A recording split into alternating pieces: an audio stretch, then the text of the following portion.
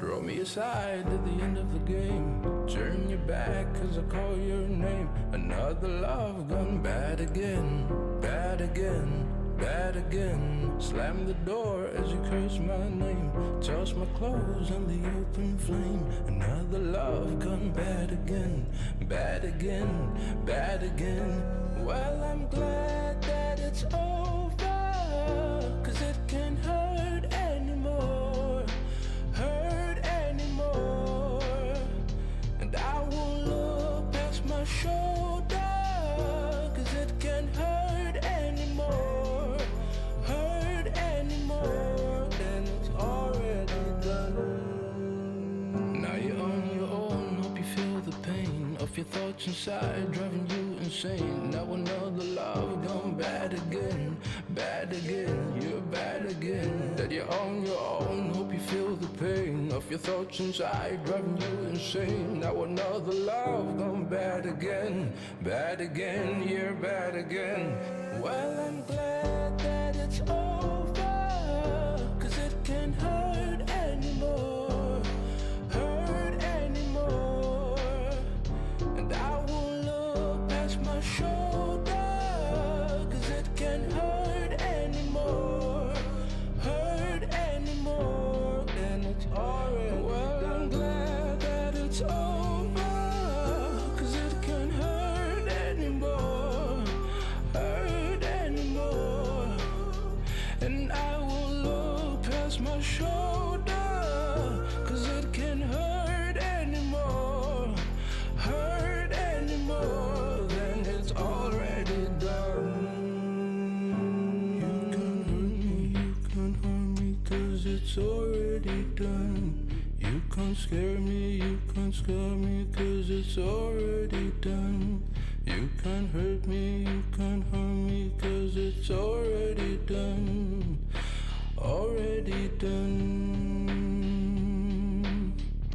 Well, I'm glad that it's over, cause it can't hurt anymore. Hurt anymore. And I won't look past my shoulder, cause it can't hurt anymore. Hurt anymore. And it's already done.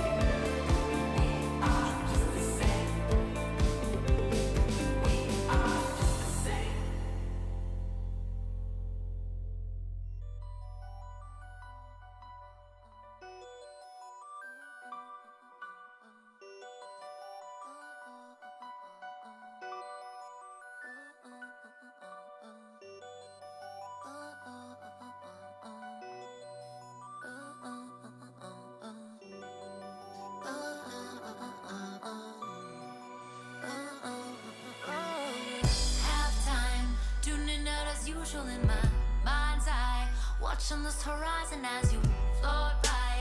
Words are scattered stars across the sky.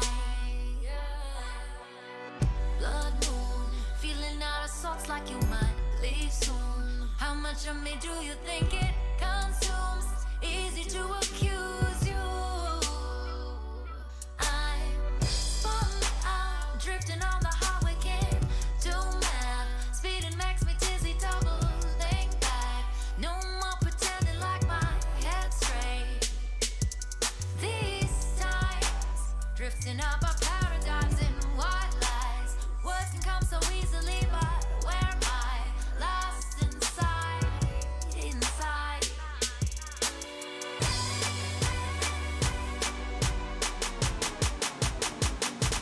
Tell me that we'll make it. Going all sideways, don't you know my ways? Scared this. It's all up to us. I know that we can make it. Going all sideways, don't you know my ways? Scared this.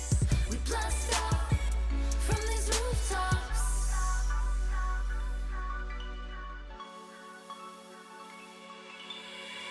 Fresh air tastes like I imagine, and you still wear all these reservations, but I don't care.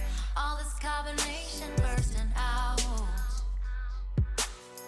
Side note, pressure wash me off, cause I might explode. Damn, you're staring me down all these safe roads. When I'ma try to drive blindfolded. Tell me that we'll make it. Going all sideways, don't you know my ways? Scared this. It's all up to us. I know that we can make it. Going all sideways, don't you know my ways? Scared this. We blast off from these rooftops, holding our breath as we go by, like a daydream soaked in red wine. Moving so slow as we get high, and baby, now it's our time. Moving so slow like I need drops, falling hard on these rooftops, falling hard on these rooftops, yeah, yeah.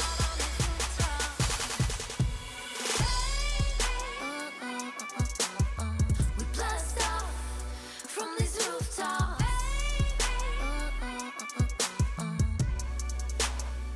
From these rooftops. We blast out from these rooftops. From these rooftops.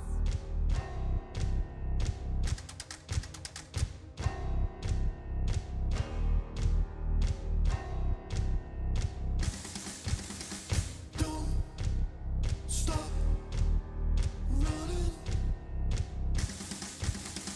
Don't stop yourself when you get to the edge. Don't stop running. Don't stop yourself when you get to the edge.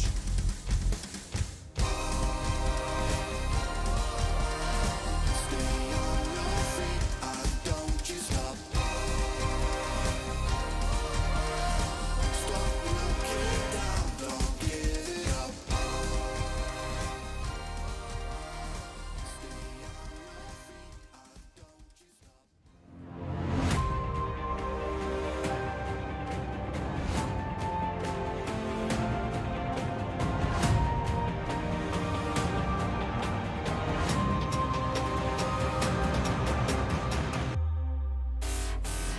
He's out to fight, they have no Ash. Only looking to try and run and gun. Sets up the mystic shot over the 1v1. That could be the game-winning play just like that. Bot lane is pressured. That's exactly what just happened. All the champion on now to the bottom lane's giving. There it is. As you have to stop, but John Dane's all gone. Harry with the culling, but it's just not enough damage. He needs to make a play right now. Oh no, no. They're all joined together. That's one, that's two. A double kill for him. A triple. Empress divide onto Johnny. Oh my god. Ladies and gentlemen, welcome. Week 5 of the LCO is upon us, and it is the final week before we can finally get into playoffs. And I could not be more excited to see exactly where things end up. We're going to have a big conversation about that throughout the day. You know, many different outcomes, many different ways that this whole bloody week can set the tone and move the leaderboard around. And, you know, it's just maths at that point. You know, maths has never been my strong point. So let's quickly look back at what we missed last week or saw last week. And, yeah, leave ourselves to get into today.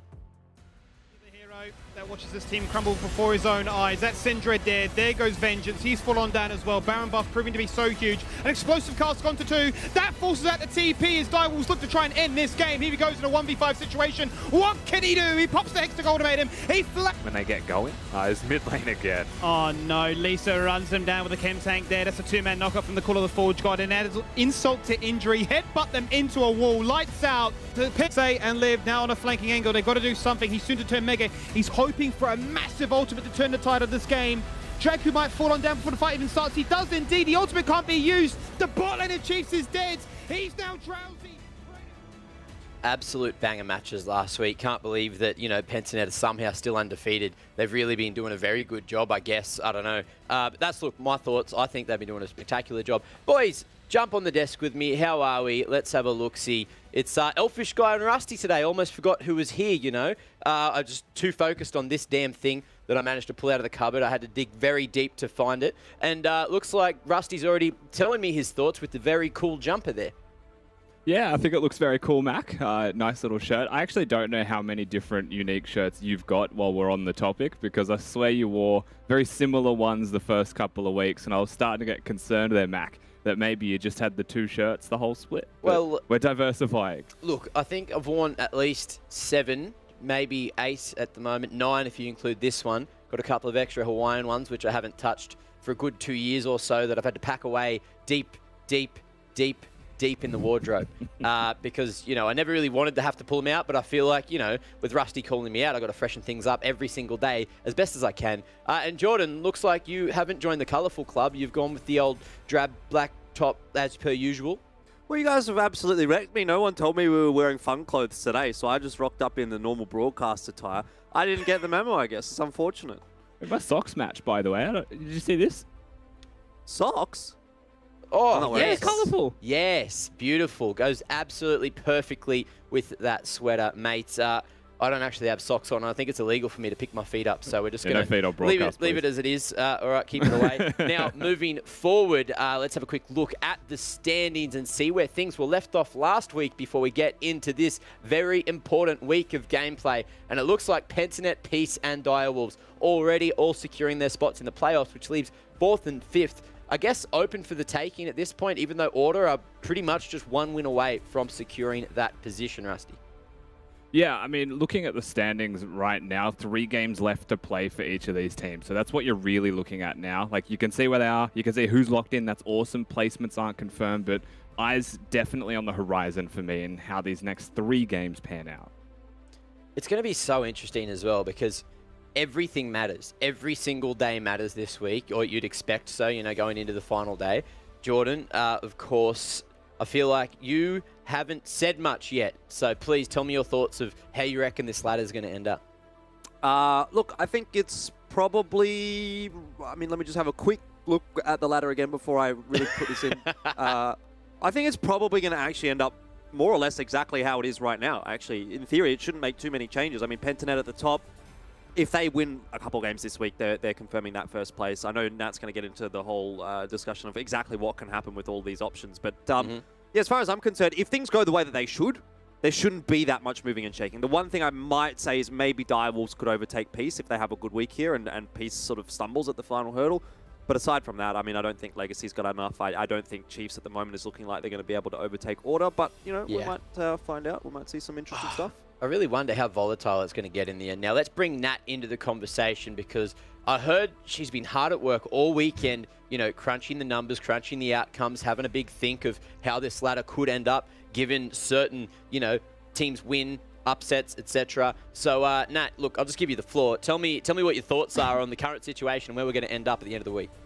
Look, it feels good, you know, putting my engineering degree to use here, doing some hard maths. But it's actually really interesting that even though we only have 3 games left, the ladder can change quite significantly. I think for the first 2 days, we're kind of looking at that 4th, 5th, 6th, and 7th position. Like those teams right now are really up in the air. I know we only want to know 4th and 5th, but there's a lot of ways this can play out. We can have Chiefs, if they lose all of their games, they can tie with Legacy, or they can tie with Gravitas, right? And because they're sitting in 5th position, that's pretty, I would say, worrying for them at the moment.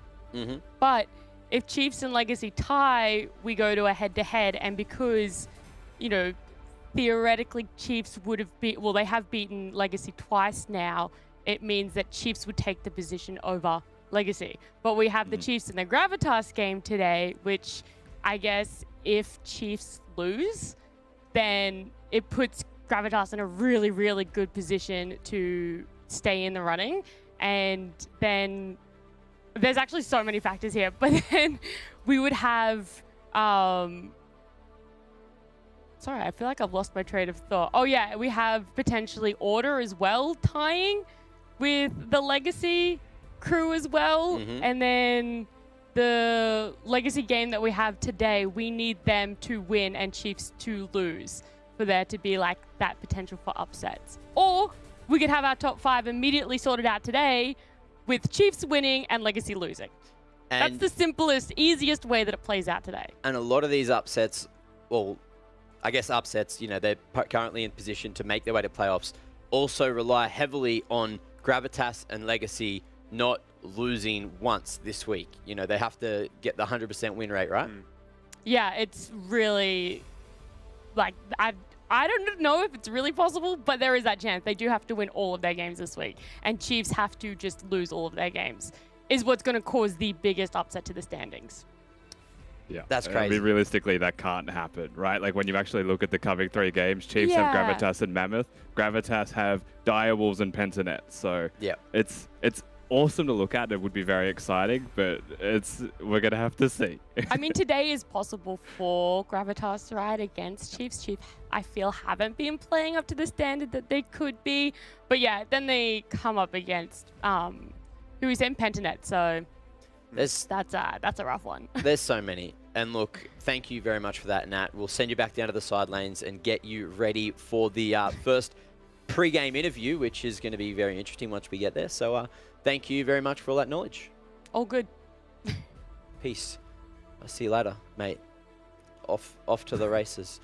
Now, let's go on to the next point. I guess we bring up, you know, we're talking about what games are happening this week. Let's have a quick look at the schedule and see where things could head, at least after today's matches, which of course are going to be Mammoth and Peace kicking things off there at 6 p.m. So that's coming up very shortly indeed. Order taking on Pentanet, you know, still potential for an upset, but at this point I feel like Pentanet is just unstoppable. So looking like that could be a 12-0 for them. Legacy and Direwolves, I feel like that's going to be our matchup of the day if Legacy play as good as we could expect them to, you know, when they played on their good days. But of course, Direwolves continuing to trend up, was just on this massive win streak at the moment. And then you got the Chiefs and Gravitas at 9 p.m. And that's going to be interesting because the Chiefs have been in a bit of a rut, it seems, and Gravitas are kind of on that upward trend as well. So, Rusty, you want to give me your thoughts on any of these matches? You know, what sticks out as your game of the day?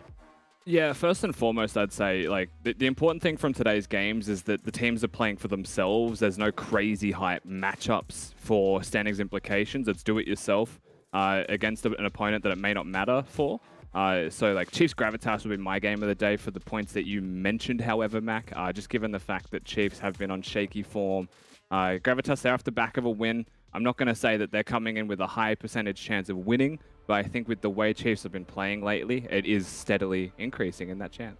Yeah. So, Jordan, any thoughts quickly before we move on to the next point? Look, I mean, I don't necessarily disagree. I'm not so sure that I think Gravitas would be the one that I would predict to win that match, so to speak. But I suppose we'll get there when we get there. Some important matches, though. Obviously, looking forward to that Order Pentanet one. In my mind, that's the most endearing or most interesting matchup, just for the sake of, okay, Pentanet now at the point where they are actually looking at the light at the end of the tunnel in terms of getting a perfect season. And obviously this is step 1 out of 3 for this week for them. On the same token, there's a fair bit on the line for Order, right? They need to get themselves a win this week to be able to secure a spot in playoffs. And what better way to do that than starting off the week with a win against Pentanet? That would be certainly the upset of the season. So I'm looking forward to that second game, I think, yeah. I think everyone would be surprised with that. Now, let's have a quick talk about the key picks this week, or today rather. We're going to be talking about the bot lane, and it looks like we got Kaiser, Zaya, Aphelios, and Jinx there. So, first off, Jordan, did I say Zaya right? No. No. Zaya. Zaya. Yeah, not Zaya. Isn't it Zaya. the same thing? No, it's different. Sounds the same. Anyway, we'll get there next time. I've got a headset on. I can't really hear what I'm saying, so let's just go with that. Anyway, well, I don't like Jordan anymore. Rusty, what's up? Tell me why they're the key picks quickly. Zaya. Kaiser and Zaya are the 2 prominent picks at the moment. Aphelios is more often banned than not, for what it's worth, but definitely is a high priority choice there. There's often key players looking at the Aphelios as well. So Gunkrab and Pradith are the 2 prolific Aphelios players. Gunkrab has, however, switched to Jinx and has a 100% win rate on the pick for the Direwolves. And as you can see now in top 4 most pick AD carries is something worth considering. And one other champion that is starting to maybe make its way into the fray, people testing their waters, because right now, with Samira gone and with the 2 AD carries at the left of your screen and Kaiser and Zaya being so prominent, people are looking for things that may be able to handle it. So we are starting to see a couple more fringe AD carries like the Jinx, maybe a Callista, start to come in there as well and be potential draft options. Because I think in general, guys, League of Legends has started to stagnate or plateau in champion choices that are available. And I think teams are really starting to push their own luck with saying, like, how far can we play different champions and push the agenda of the meta? Yeah, I actually saw a big conversation about how stale the jungle is between a bunch of junglers lately, right? You know, it feels like it's just sort of 3, maybe 4 champs that are the most viable, and if you're not picking them, you're pretty much doing yourself a disservice. So, you know, that's a conversation for another time, though. As far as ADCs go, if we don't see Kaiser picked in every single game, I'm going to be confused because, or pick banned at least, because it seems to be just the key ADC champ at the moment. So many players in this league are so damn good at that champ. You know, Prater sticks out like a sore thumb. Give that man this champion and you've pretty much thrown the game. And still, no one seems to ban away from it because apparently he's playing other things in scrims, scaring him with, you know, the potential other picks he could be picking.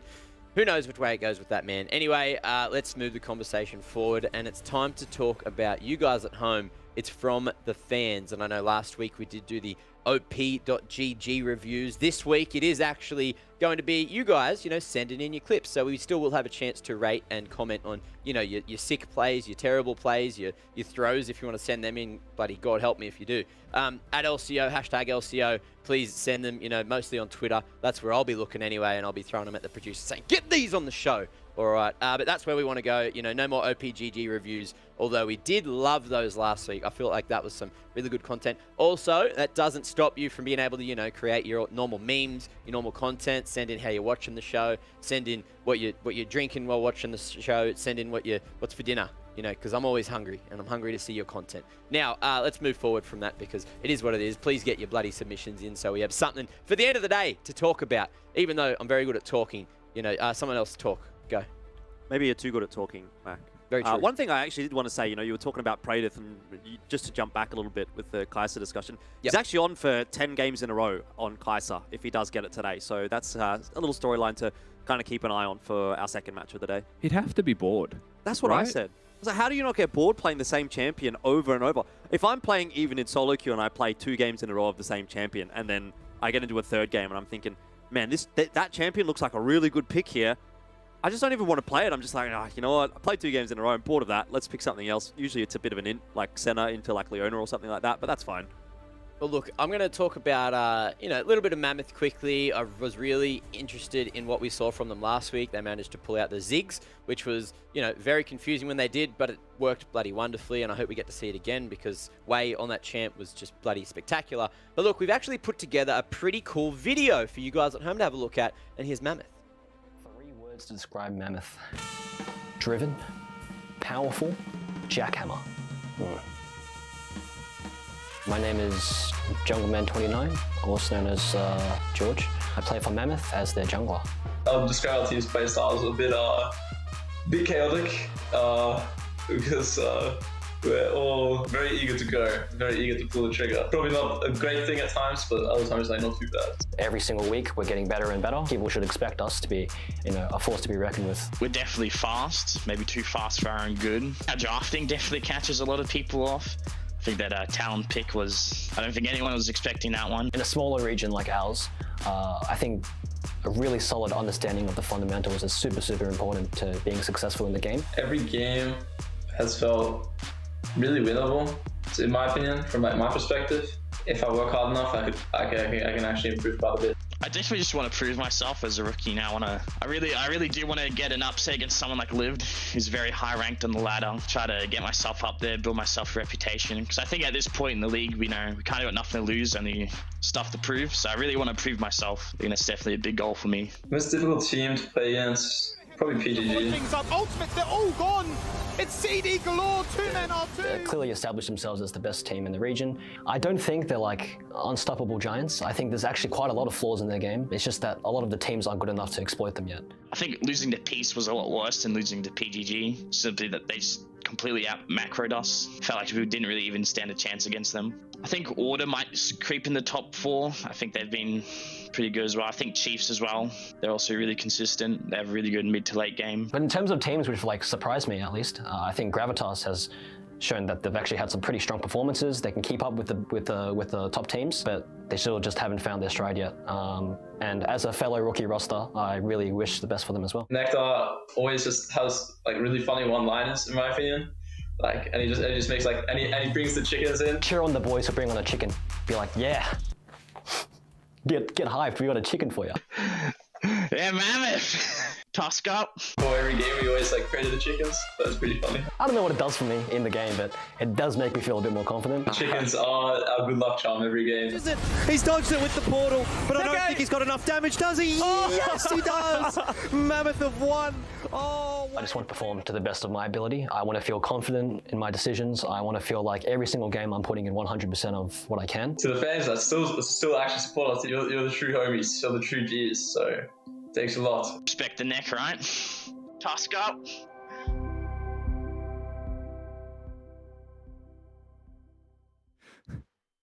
So there you go. Jungle Man, the leader of the Jackhammers, and respect the chick. Brand new memes being born, and what a great video that one was, Jordan. I don't even really know what to say about that video, Mac. It was everything that I didn't expect out of it. Where are they getting this chicken from? That's all I really want to know. Why is Jackhammer an adjective for their team? Yeah, that was something. What's happening? That was absolutely chaotic. Now, look, we got to see them in the video. We got to get to know them a little better, which I feel like was good. We really needed to get to know this Mammoth roster. And when we have a look here, Jungle Man, the Jackhammer, he is going to be leading the squad today with Wei, Shaifu, Shinky, and Respect the Chick over on the top lane. Now, any thoughts, I guess, Jordan, particularly about Nectar after that video? Is he actually a farmer? Does he just raise chooks in the backyard? And it brings to question, where's this man from? Has to be, right? I don't know about you, Mac, but I know for me living in Sydney, it's not so easy to just go out and get a chicken. So he must be somewhere where he is raising chickens. You know what I'm saying? That's all I've really taken away from that video. Is he a farmer in the server? Maybe not. I mean, he's got a lot of fans in the Twitch chat, so maybe he's farming fans. But as far as farming wins, Mammoth definitely not having the greatest of times there. So it seems like their season is over, unfortunately, Mac. They don't really have much of a chance to get into playoffs, even if they were to have the perfect week. I actually think it is statistically impossible for them to make it to playoffs, but they certainly can play spoiler for quite a few teams. And their first objective this week should actually be doing that against Peace, because Peace, I mean, they still have a chance of actually making it to second. They also still have a chance of dropping down to third. So a lot of these matches are still important for Peace, and it means that Mammoth at least have something to play for here, right? They can be that team that can ruin some hopes and dreams. And look, I did get confirmation from the producer that he does just raise his chickens in the backyard. So, it is possible. You can make a little chicken run. You can have I don't even have a backyard, space. so, he's already winning. There you go. I do have a backyard. It's currently filled with water, just like I'm assuming yours still is, Rusty. Yeah, though, if you want me to go for a swim mid-show, I mean, I can. It's not a pool, let's put it that way. But we're definitely... I will actually say it's a good moment, Max, so thank you. PSA, trying not to disconnect all night, so bear with me if I ever get laggy. It's the weather. It's flooding. There we go. Well, one's in chat to pay respects for Rusty. Not even pay respects, I guess just pray for Rusty. Make sure his net stays stable all night, similar to what we had with Nat a couple of weeks ago. Now, let's move on. Let's have a quick chat about Peace. There's 2 teams in this battle today. And look, Peace, they're doing a very good job. They've lost a couple of games now, you know, still doing a very good job. You know, Halo in mid there, a couple of cousins always helping him up, you know, really firing him up there, trying to keep him playing at his A game. You know, you got Lisa, who's back into the jungle today again, and Appy, who still, you know, I think he doubled up last week on the top champs. So I'm not going to say I'm disappointed. I think he's made it to, 11 different champs, maybe even 12 at this point. And he's doing a great job, Rusty. I think we could just keep adding numbers to it, even if it's less than that at this point. So looking forward to his 13th champion tonight. Peace overall, though, have definitely regained form. You know, they've definitely started to find themselves. And I was trying to look more at, like, what does that even mean? And then I realized, looking at the stats, they only lose to top teams. So their only losses so far are to PGG and Direwolves. And they have both of those teams coming up in their last 3 games. So if you want to talk about standings implications for a team like Peace, they actually need to find a way to get over that hurdle and take out one of the other top 3 teams to be able to stay in a top 2 position, or Direwolves may actually come and snake that from them in the last moment. I wonder if that's going to happen, though. Look, because Violet has just been such a farmer. So I guess it's farmer v farmer with Nectar in the top lane. But look, let's bring Nat into the conversation and ask her thoughts about the chicken and Nectar and, you know, Jungle Man the Jackhammer. What are your thoughts on this whole situation? I think somehow you guys were not as surprised as me by that chicken. I literally don't know where or why this chicken is just what? Who has a chicken in their bedroom? Oh, you know, content, right? You just bring whatever animals you got and you just go, here you go, tusks up. Doesn't have tusks because it's a chicken, but still works. Whatever. Anyway, who's down on the side lanes with you? Talons instead of claws, and they could be like talons up because they played. Anyway, that was really lame. But I am actually going to be joined by the man Nectar himself, as well as Appy. Thank you both so much for joining me. Nectar, I'm going to just jump straight into it. Do you have a chicken with you right now that you could potentially show us? I'd have to get out of my chair to get it. So it might take a little while. Okay, don't worry then. I thought you were saying like it's still in the room with you, and I was gonna be shocked, but okay, we're all good there. I was just very surprised. But how is the atmosphere, I guess, with yourself, the chickens, and the rest of the team over the weekend?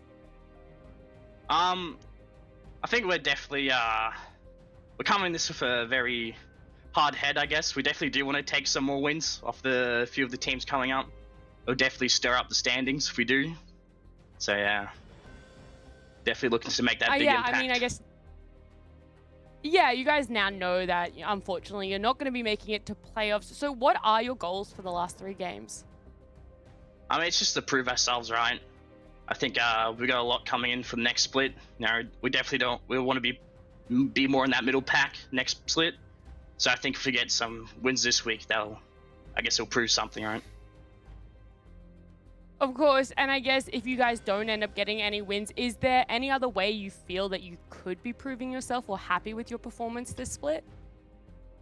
Yeah, I guess definitely trying to be up in CS and stop getting solo killed. That would definitely be a good first step to proving ourselves. But yeah, that's just something for me personally, though. I mean, baby steps, right? I'm sure you guys have a high potential to get a win this week. But Appy, completely different story over there with you guys at Peace. You know, you're actually in contention to take top seed. So how are you guys feeling coming into this week?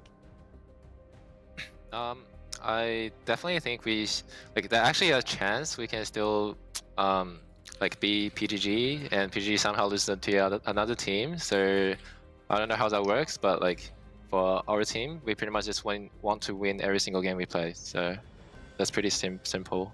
Yeah. What has the prep been like over the weekend for you guys, knowing that, you know, it does mean a lot these last 3 games? We just pretty chilling, to be honest. We don't have any stress. We didn't prepare like, I mean, we did prepare something, but like, it's just very normal, you know, like still planning to win every single game like before. So yeah, that's pretty much it. Alrighty, well, I will let you both go and get ready for the game. Thank you so much for joining me, and the best of luck. Thank you. Thank you. There you go, boys. Both quite ready there, it seems. And I really hope, you know, for Mammoth that they can shake things up and get a couple more wins on the board, even though they've had a pretty rough lead up to this point, you know. But let's bring up the predictions, see where everyone's gone, because, you know, I actually got to watch that video earlier and I was heavily leaning towards the chicken playing today. So I thought I'd, you know, jump in, put that down, go for Mammoth, see what they can do, you know. It's just another change in the roster, in my opinion. I think you're trolling, Mac. That's my opinion. Whatever. No idea what you're talking about. You can tip whatever you like back. It's not going to catch you back up to anyone at this point. Yeah, I feel like I definitely get where you're coming from, Mac. Like, I think a bit of me would absolutely love to see a Mammoth win, but just not enough to predict and put my standings on it. Might have been muted. Yeah, of course you want to try to compete with everyone. You guys are all quite close with your predictions so far.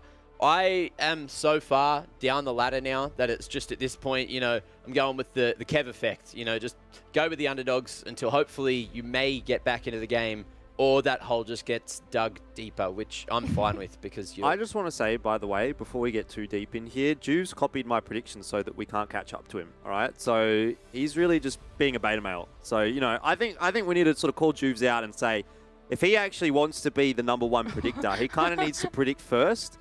Otherwise, if he just chooses the exact same stuff as the rest of us because he's already ahead, does that really count, or is he just playing the game? He's just playing the game. That's how you win. So we make him submit first, though. Like, we could do that. Yeah.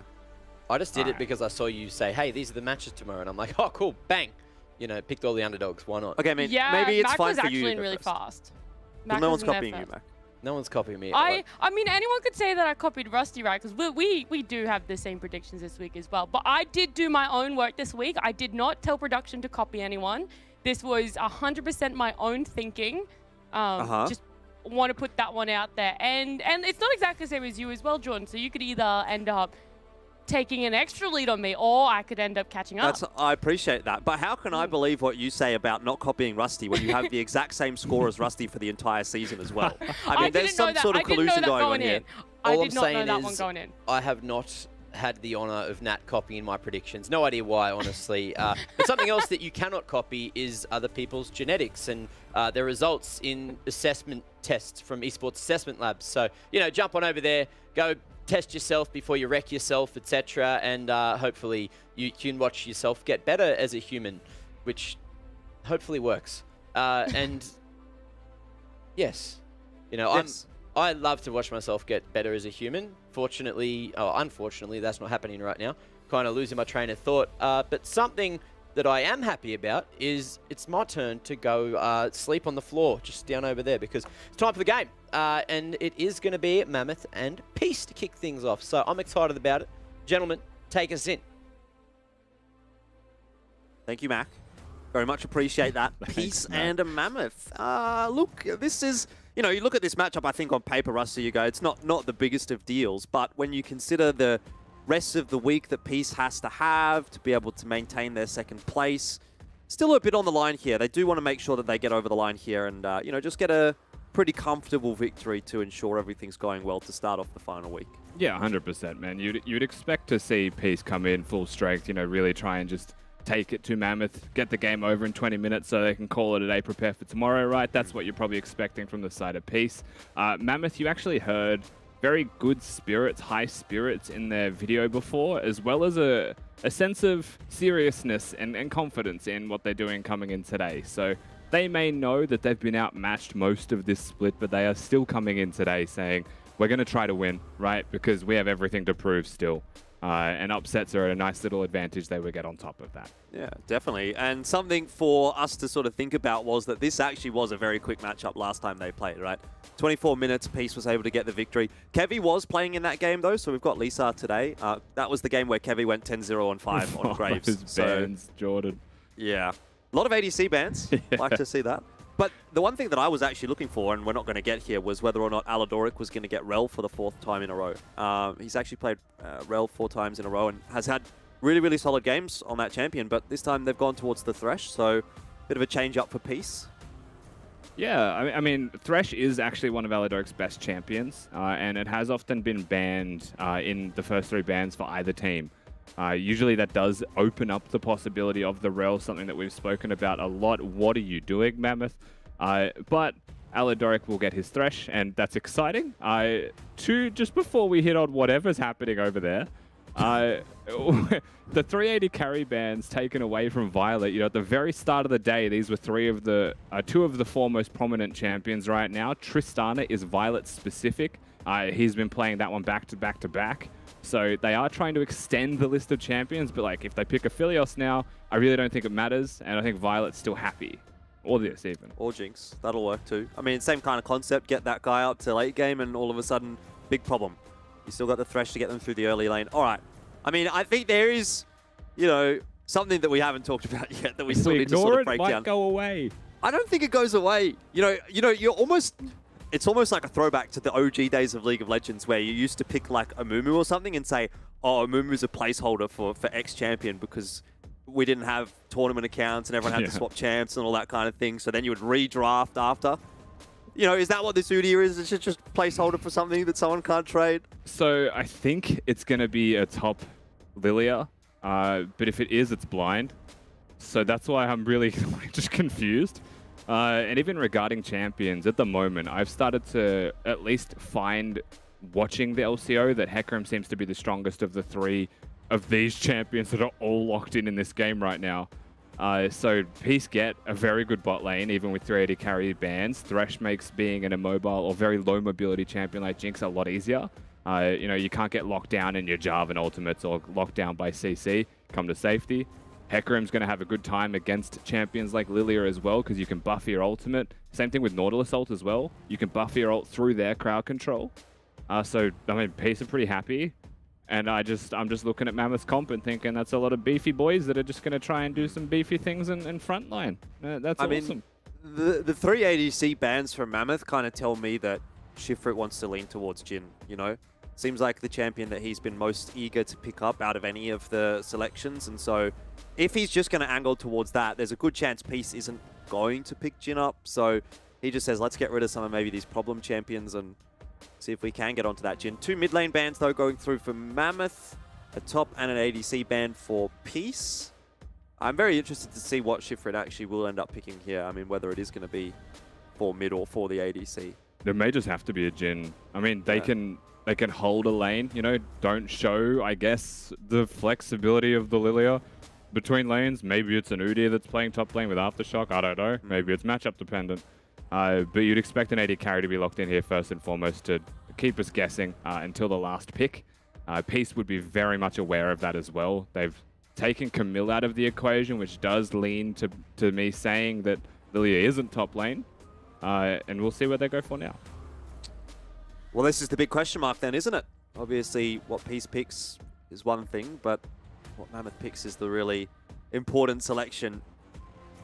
Caitlyn was the ADC selection for Mammoth, so no Jhin this time, but Nautilus Caitlyn, not the shabbiest of lanes. There's a little bit of a combo there with the Nautilus stun into the trap and everything that goes on there. All right, Shinky, what have you got for us here? Yeah, I mean, Bruiser Gnar top lane. There is a lot of potential kill threat on him, just a lot of crowd control in general. The mini Gnar may have a rough go of it, but at the same time, this works really nicely with the rest of the team comp they've gone for. The Sylas pick itself, again, we have to presume it's a soft blind pick.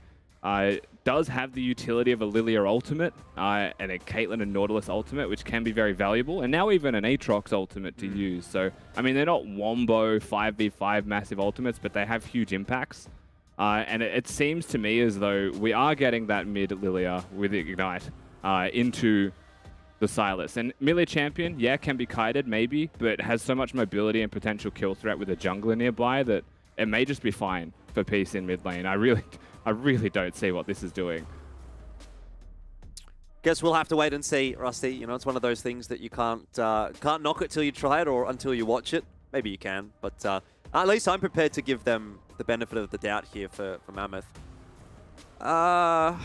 It's going to be an interesting game. I think that's kind of what you have to throw in, though, for Mammoth. I mean, we were talking about something similar, or at least to the same effect in previous weeks, where if you're one of these teams that's so far down the standings, playing standard isn't always necessarily going to get you the win anyway. So maybe you just throw a bit of a curveball in there and see if that can cause some problems anywhere. Unlikely to, especially given the strength of the draft that Peace was able to get here. I almost feel like, was it even necessarily worth it to value the Udyr and the Lilia selection so highly? Or do you just leave them until a bit later on in the draft if you're actually going to pick it? I mean, yeah, that's a good question, right? Like, I don't know if showing... Because, like, the purpose of early picks in draft is often to have a flexible champion, right? They don't even say it's a flexible champion. They just pick the Udyr and the Lilia straight up, and they go for the last pick of the Aatrox, who will be fine into the Gnar, but it's just a Bruiser matchup up there. And in that vein, you know, Bruiser's top lane, off-tank's top lane. You've got your tanks in the jungle role. So mid lane priority and side lane priority is going to be a significant factor in how these junglers perform. And then looking at that jungle role specifically may be the difference maker, because that's where the pure tanks are. Bot lane, while they are tanky champions, they're relying on hitting crowd control to be considered a tank. Nautilus is squishy if he misses crowd control. So I'm looking at Lisa, I'm looking at Jungle Man, the Jackhammer, to see what he can get done. Is that what the J stands for in JGM? Jackhammer? I mean, we could try and force that agenda. I don't mind that. Might be worth. Anyway, we are going into game. It's game 1 of the final week of LCO, and things are about to get spicy. We see a little bit going on down in the bot lane right now, but let's dive over to an interview. We've got Midlord ready again here from Peace. Midlord, how are you doing today? Hi, fine. How about you? Yeah, I'm doing great. I'm looking forward to this game, and I'm sure you are as well. Have you been happy with the performance, and has the team been happy with the performances across the course of this split so far? You've only lost to a couple of teams, so things are going well, and you're feeling comfortable coming into the final week? Yeah. Maybe we'll have a little bit of stress with against Pentanet, but others is fine. Okay. So there is a possibility, right, that you can still play for first place. There is a possibility that you can still drop down into third place as well. Has there been any discussions around that going into this week, knowing that some of these games are very important?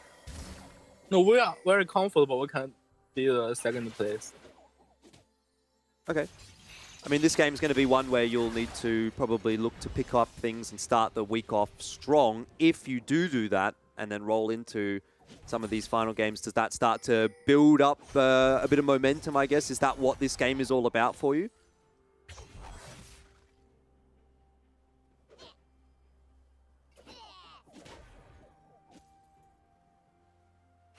Is he there? I mean, I don't know. We might have lost Midlord. Yeah, there? I think we might have lost Midlord, so we might as well just end the interview there. I don't know if you can still hear us, Midlord, but thank you very much for the interview. Maybe we'll get you back again later on in the week. But Rusty, what just happened? A lot. There was a lot of level 1 movements by Mammoth. They were grouped up as 5, so apologies for those that were looking for some action to be called in the game, but it definitely was still on your screens. They didn't find the first initial invade attempt. Instead, they go towards a follow-up invade later, towards when the red buff would be spawning. Peace clearly on the money, aware of it, the fact that it was going to happen. Backfires and Lisa goes down really quick, but Peace with a long chase. Shifred is also going to die here. Sorry about taking that one as well. They are able to punish back Peace, and the result of this is now something that you're starting to see on your screen. Because ultimately it was the Caitlyn that fell. It was the Caitlyn that fell super late into the game. Is going to miss a incredible amount of experience, is now going to miss an incredible amount of minions and gold. And I mean, it's 1 CS bot lane to a 2-0 Jinx. Yeah, and there's a bit of craziness going on in the jungle as well. Lisa might have bitten off a little more than he can chew. The Ignite is ticking. Wei has flashed forward to get that kill.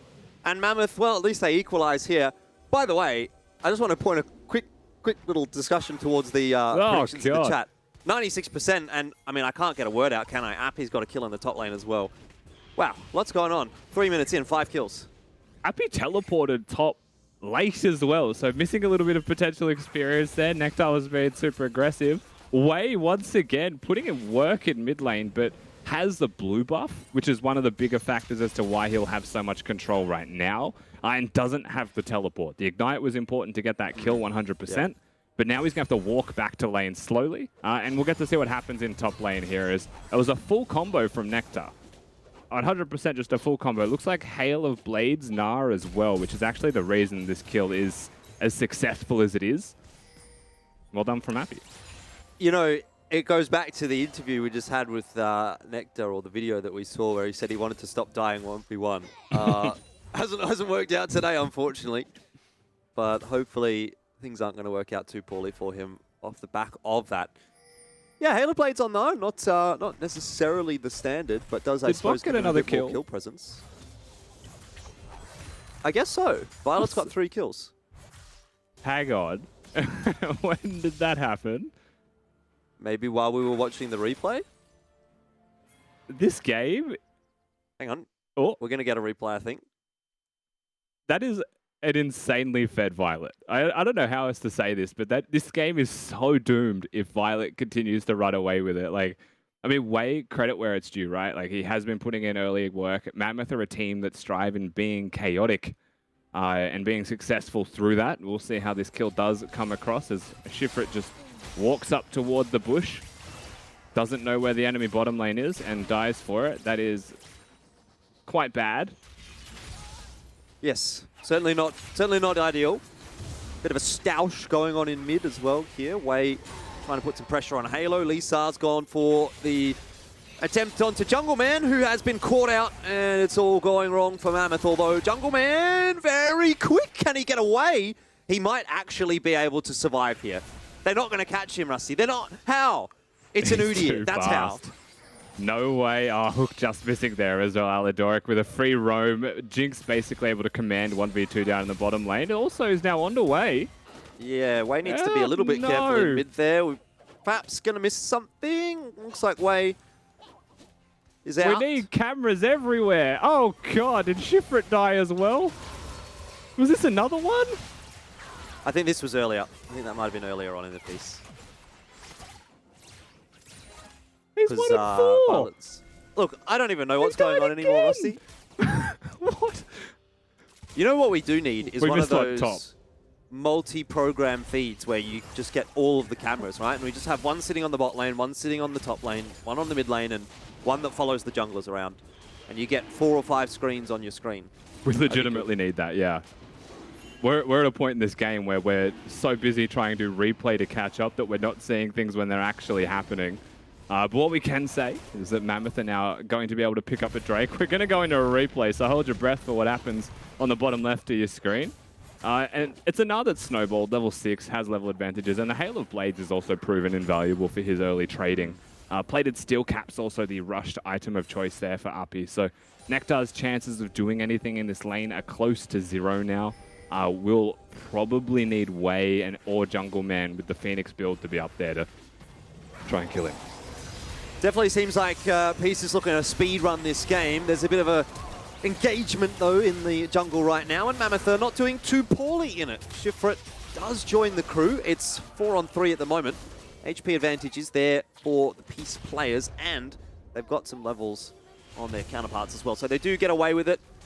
Just the one death in that whole thing. And I do want to say, 24 minutes was the time it took for Peace to dispatch of Mammoth last time. I think they're trying to go for something a little quicker this time, by the looks of things. Early prediction, how long do you think this game is going to go? 22 minutes. 22 minutes. All right, I'll go with 23. We'll say it does still beat that last time, but there's just, like, Appy's so fed, Violet's so fed.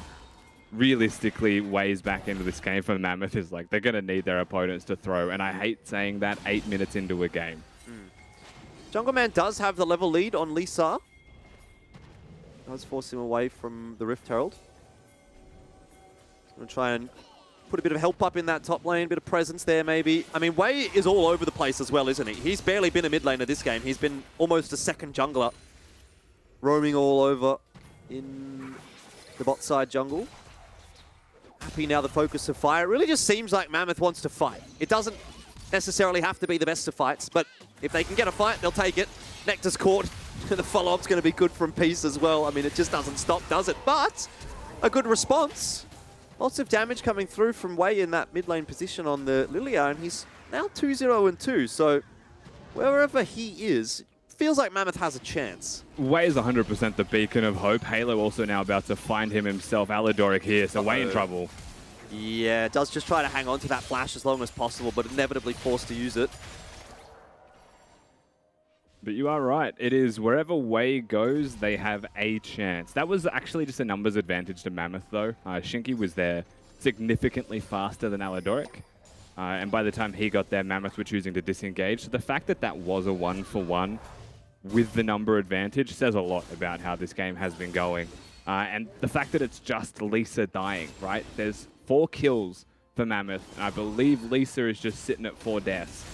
So if they're going to continue to only get kills on the single person, it means they're missing out on shutdown goal, and they're missing out on basic comeback mechanics to get into this game. Yeah, Lisa a little bit behind, but has hit level 6 now, and so starts to get some of that utility online with Onslaught of Shadows. Bit more survivability as well. Ekrim can be one of those champions where you do get behind early, things start to become a bit difficult. Ooh, Lullaby in mid. It'll be followed up by a stun from Jungle Man, and a lot of damage as well. Halo just gets booked on the other part of the map, up near Rift Herald. Nectar suffers his 4th death as well. It's all happening at the moment, Rusty. I really feel like we should just stop seeing people die. Like, I understand that the way that Mammoth wants to operate is chaotic. Like, it definitely has been where they've been the most successful, is trying to bring their opponents into their game. But they've just been so comprehensively bested at it that they need to stop. You cannot be a 0-4 top laner and get solo killed as many times as you have. You can't actually stay top if that's the case. Like, you're at a point now where you're better off just working with your jungler and protecting him a little bit. Just sacrifice a couple waves, maybe don't walk into the river without priority. I think the river's pretty deadly, but Nectar went and did that anyway. Just slow down. Wei does need to be a little bit careful in mid with Lisa hanging around. Dragon's going to be up in 40 seconds. Looks like Mammoth is trying to get some control in the river before that objective spawns. Shinky even perhaps looking for a couple of deep wards here. Will be backed up by Jungle Man. Not too bad of a play here from Mammoth. You like to see it. I don't know if I like to see this, but could be interesting. Could work out, actually. Lilting Lullaby. That actually came through from Halo. And now something's going to happen. I don't know if it's going to be good. I don't know if it's going to be bad. Wei missed his orb, and that means there's not enough damage. Now a teleport coming through from Appy, and that'll be problematic indeed for Mammoth. Big Snipe from downtown doesn't really do too much damage. Shifrit looking for ways to get involved in the fight, but just too far away. And in the end, a bit of an overcommitment again from Mammoth. I mean, you can see they're still trying to force these fights, but forcing one too many. But they're forcing fights with teleport disadvantage because they're doing solo queue bush camps. They are legitimately just like expecting Lisa to walk in by himself, but because it's a competitive game, there's people missing off the map. Alidoric is walking with Lisa, and suddenly it's easy to match. A ward goes down, a teleport comes in because they have that in advantage. Nectar was pushing top lane, might have got a plate up there, or 2 plates up there, but end of the day, they're still losing these trades. They've digressed so far to solo queue play styles that it is coming back to genuinely hurt them. Jungle Man looks to try and get something done, but the Chompers go down, and unfortunately when you're an Udyr, Chompers are your worst enemy. 4-0-2 for Violet as well. Has been pretty supreme so far this game. Kraken Slayer already completed, and you can see Shifrit not even halfway done with his first item. Ooh. Ghost comes through from Jungle Man. They're looking to catch Halo. They know there's not a whole lot going on the top side of the map, and this should well work out for them. Halo should die. Has been put to sleep now by Wei. And again, it's always the mid lane for Mammoth where things seem to be happening. I think if they just played around mid a bit more. I mean, maybe it's too little too late because Appy's going crazy in the top lane. Nectar will survive for now. Not enough damage from Appy, and now has to turn around. I mean, I'm trying to just take a breath right now, Rusty. I'm really trying.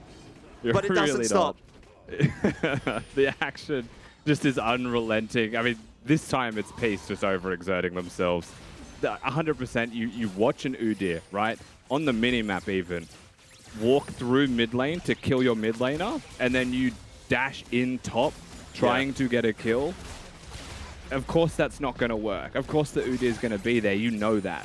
So I think we've realistically hit that point where Peace have just, they've accepted reality. The fate of this game is that it is going to be a solo queue game, and they are going to play like it because Peace are just far enough ahead at this point that Violet will carry no matter what they do. Look, correct me if I'm wrong, but I'm not really that up to date with who's at the top of the solo queue standings right now. But I thought there was like 4 out of 5 of the Peace players up the top. And I'll hold that thought because Mammoth is going for a dive potentially in top lane. They are scared off by Halo's teleport. Appy looking to chase them down, and in fact it seems like Peace is not scared at all. Lisa comes through with the onslaught of shadows, and that's more than enough to lock down a couple of the Mammoth members. Way too easy in the end. And a good counterplay really from Peace. It seems like that's all that it takes. Violet is the same level as Mammoth's mid laner. Higher now. Even higher now. That's unreal. And Shinky's caught here also. Too many people here. Elfish, so he's just going to fall. Turret's also going to follow. And Mammoth have once again stepped too far into the unknown against the teleport advantage, and they are punished for it accordingly. The Peace once again will get further and further ahead. They may even give a couple of shutdowns for charity once more at this point. There's just no stopping them. Yeah, it's a very scary looking Jinx at the moment as well. 2.9k gold after that passage of play. Still yet to buy. So probably 2 items finished now already for Violet. It's just straightforward. This whole team fight, you know, the problem is where they were, not how they play it out as well. Like, it was so easy to respond. When you make a play in a competitive game, even in solo queue really, like, you have to take into account where everything is. The variables that you can't control if you don't have vision. And choosing to make those plays knowing that Peace are missing, or even seeing them nearby, adds risk. And they're so far behind, they can't really afford to have that much risk. You need to have calculated amounts. But teleport advantage, Appy having flash, they just thought maybe they could sneak the kill in. They had no chance. Well, the Runads is completed now for Violet. So he's finished off 2 items, and 4 out of 5 of the players on Mammoth at the time that second item was finished for Violet hadn't even completed their first. And now Shifrit looks like he might be caught. Appy going to try and chase him down. Super Mega Death Rocket flashed away from. But how much does that really make you feel happy? Because Shinky says goodbye pretty quick smart afterwards. And in the top lane, there's a bit going on there as well. Jungle Man being chased by a couple. Yeah. I mean, yeah. You'll take it, I suppose, but I'm not sure it's enough. Run, Jungle Man. The Ignite should be enough. It is. Yeah, unfortunately, there was a turret still alive over there. He might have been away if there was no turret. Hecarim is a fast champion, but Chemtank was down. Ghost was down. But meanwhile, look at the damage. Violet just doesn't quite get that final auto through onto Shifrit. Now actually caught by the dredge line. Shinky might have done enough here. Unfortunately for him, though, there is a big Gnar standing in the way. And Violet survives. 7-0-2. You know, I was thinking about it before this game started. We'll see the replay on the screen as Halo goes down and the trade comes across. Once again, Lisa's just here in time. I was thinking maybe this is the game where... Because there was a tweet from Praetus after his 17-0 performance at Violet saying, try and top that. I think this is the game where he's going to try and top that. Yep, definitely looks like it. Not shying away from any fights. Doesn't manage to quite secure that kill. Appy snakes it away. Guess it's really up to Peace, isn't it? If they decide to end the game quickly, then maybe Violet won't get the opportunity to do so. But if they drag it out, this is anything but a game where Violet's going to have a few kills. So he's just going to be able to farm up. They just pick it on Halo. I think they've found a wound. They've thought this is working. There's an injury. Mid laner is the only person that we can kill. So they are just hunting Halo down. It's just going to annoy him to no end. Even if they kill him at this point, you've seen the trades on the other sides of the map happening relentlessly by piece. But oh damn, they're going to give it another crack and just keep trying to kill Halo.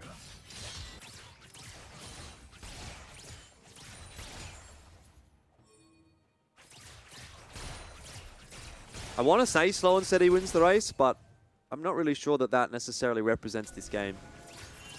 You could say Fast and Loose loses the game. That's one way to look at it, I think, because that's definitely the way Mammoth have been representing it. I mean, I almost think Peace has been kind of in that ball game as well, except they're just winning it. Fast and Loose feels like the way they've been playing too, in some aspects. Yeah, I mean, you can just harken back to what happens level 1, though. Like, we were in a coach interview, so it was hard to talk through it all. Jungle Man caught, so we'll hold that. Could be another kill here for Violet. Maybe number 8, maybe not. Lisa wants to get into the mix, but there is the passive uptime for Violet, and he's going to be able to chase Shinky down. Does connect the W. That's the slow. That's all that's really required. It feels like Super Mega Death Rocket missed. I can't believe it. Shinky pops the thumbs up on the way out. Just pressed S. He just stopped moving and everything missed around him. This Nautilus, massive Titanic champion size, just sneaks by it all. Appy caught. Oh, can he survive the 2v1? Lilting Lullaby does put him to sleep, but Appy is still pretty tanky, even though he's in Baby Nar form.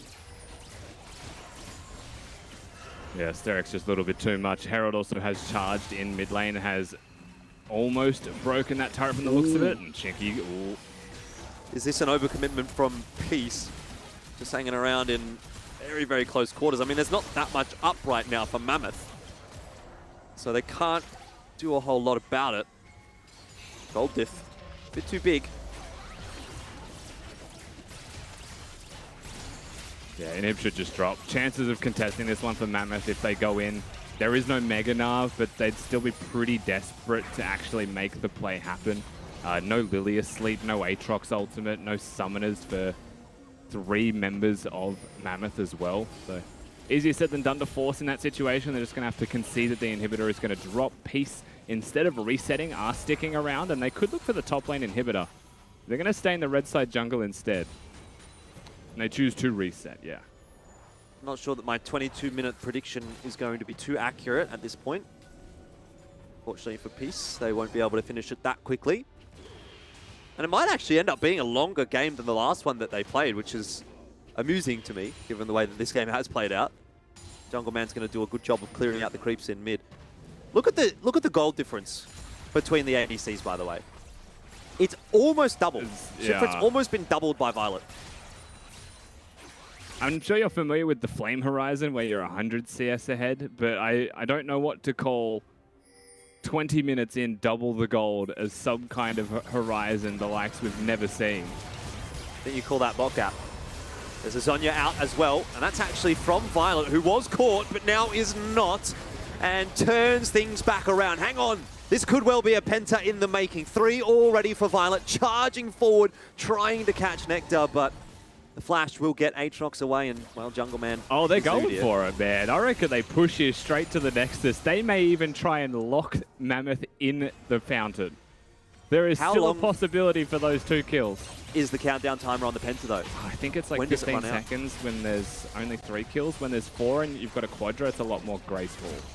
Oh, he might not get the opportunity to get it. Violet putting as much damage as he can in, but they're all standing inside the fountain. That is the Nexus going down as well. It seems like the rest of Peace doesn't quite care as much about the Penta. This is some good stat padding opportunities, though, for Peace. Violet continues. Maybe this is actually the real opportunity. Look at the Runaan's damage. Oh my god, it's coming through. Oh, but Violet just can't quite get it. They need to dive the fountain. Surely you do it here. Surely you do it for Violet. Appy, come on, man. He wanted it so bad. but he's not going to get it still. It is the 23-minute finish, Rusty. 23 minutes and 5 seconds. You were on the money. You said 23 minutes, and it was indeed actually faster than the last game, believe it or not. Yeah, you know, you just had to take into account the fountain camping, Jordan. That's where you just went a little bit wrong there in terms of timing. But at the end of the day, what can we say about a game like that? I'm excited to hear what Mac will say about a game like that, because that was just literally from level 1 was basically impossible. The second that kill came across to Shifrit in bot lane, it was like 2-0 Jinx, 28 CS to 1 CS. GG. We call it the Triple E. Sorry, I forgot to turn my mic on. Exciting, energetic, and bloody entertaining. That was everything we wanted, even though it was such a short match. I did say 32 minutes. I don't know if you guys heard me or not. And I got the 3 and the 2 right. They were just, the wrong direction, unfortunately for me. But it was a very long one. All things considered, I felt like it could have gone even shorter. It just came down to the fact that, Peace just wanted those kills. And they just really wanted to take those team fights. Props to Mammoth for getting first blood. I feel like that's something that Peace isn't really used to there. And Mammoth, look, they played the Lilia mid, so I'm at least happy we got to see another bit of experimental gameplay coming out from them. Very messy game, though, all over the place. Even Peace kind of got dragged down to Mammoth's level at some points, though they were so far ahead that it didn't really seem to matter. Again, a really standout performance from Violet, which we've come to expect. He seems to, even in the messiest of games, come through with really, really safe games. He died maybe once. Did he even die? I can't remember. There was so much going on in that game. But either way, yeah, I mean, Peace just far and away the better team. And it's a great start to the week for Peace, right? When you consider this wasn't exactly the matchup that we thought was going to be too difficult for them. This one really felt a bit more like a formality than anything else. But it's going to be the matchup tomorrow. It's going to be the matchup on Friday that we are keeping our eyes on for Peace, because obviously they're looking to hold on to second place. They're also potentially looking to even chase down Pentanet if they can somehow beat Pentanet. And then Pentanet loses another game. I mean, it's obviously unlikely, but these are the things that can happen. So it's a good start for Peace, and you got to keep that hype train rolling, I suppose. Look, it was really something, wasn't it? And I just heard from the back lines, producer Phil coming in with the goods, a kill every 40 seconds on average. So that was just one of those high kill games with a whole lot of action. And I really feel for the observers. They kept trying to do the right thing, and they're just missing a kill in the top lane, kill in the bot lane, kill in the mid lane. You bloody name it. They probably missed one of the ones happening and then got the other one, because we still love our observers down in the production room. And look, even when Udyr is allowed to come across into these lineups as well, look, in the hands of Mammoth, it was doing some work in the early game, but unfortunately, it just didn't go well for them. As you guys mentioned, while the game was going, it did feel very solo queue-esque, just trying to catch Peace off guard. But then, Jordan, you also mentioned it as well, Peace had maybe 4 of the 5 top solo queue players in our region. So yeah, is that you don't correct, really want by the way? to fight fire with fire. I'm pretty sure I saw the same graphic you would have, where I did see, like Peace, Peace, Peace, Peace right on the top 4. But look, let's bring Nat in as well. She can bring a bit more peace to us, because she does have someone from Peace down on the sidelines there. I'm going to be speaking to the man himself, Violet. After such an insane performance, congratulations on that win, Violet. Walk me through the game a little bit from your point of view. Yeah, our draft went exactly as planned. Like, they banned out my AD carries, which is, in my opinion, is a waste, because I can play pretty much like most AD carries in the meta right now, besides a select few, so it doesn't really matter if they ban AD carries out. And yeah, draft just went exactly how we expected. Once we started Lilia and Udyr pick, we were a bit surprised, but we knew it doesn't matter in the long run. If we play our own game, the game is just free, so. Well, look, I mean, that's a warning for all the teams, Don't worry about banning any champs for me, because whatever's left over, I'll still play. But we did see in the early game, it felt very different to the slow and methodical games we saw from you guys last week. Why was, there so much more action for this game and such a different playstyle? I think we knew they're gonna level 1 invade, actually, which is why we stacked in that bush, but unfortunately, our jungler got like 1 shot and they ended up getting first blood. And then a lot of the early fights were very like chaotic. I was like, the game was pretty much won when I got like the kill on Kate. Like, the moment I got a kill on Kate, I knew the game was won, because I'm just gonna carry this game anyways. But my team just wanted to fight, everyone on the team loves fighting, so they just fought. Is that a reason why we saw the game potentially go a little bit longer than it should have? Yeah, for sure. Obviously, the game should have been a lot cleaner after like I got so many kills early game, but everyone on my team is really bloodthirsty, so they just went for the kills. Well, the last question I have to ask then off the back of that one is, do you think this performance shows that you are the best bot laner in OS and that you are better than Praedyth and potentially going to beat them tomorrow? I mean, I just don't think anyone in this region is good at lane. Like all the players that left like Raze, Vital last year, like I would like feel pressure when I lane against them. But all the bot lanes right now, they're just chilling. Is there any sort of special prep work you're going to do coming into your matchup tomorrow? Or are you really of that stance that, you know, there's just no real competition? I mean, I think we obviously like prep like just as much as any other week. We focus on like teamwork, stuff like that, communication. But like individually, I don't think there's anyone that really comes close to me. Well, I'll let you go and enjoy the rest of your night and get hyped for tomorrow's game. But congratulations again on the win. Thank you very much. Man's just always full of confidence, isn't he? He just knows that he's won before he's in the bloody server and can play whatever. I did notice that, you know, he did get target banned into the draft, and even so, he's just like, you know, I play more than those 3 champs, so no real worries in his regard. Anyway, Nat, look, any thoughts from your camp before we do move forward here? Not overly. I mean, it was really interesting to see such, I guess, an eventful game when last week felt so like very, oh, okay, we'll do this and then we'll back off a little bit and then we'll push a little bit further and then back off. This game just felt from Peace, no holding back. They're like, let's get as many kills as possible. Let's capitalize on this.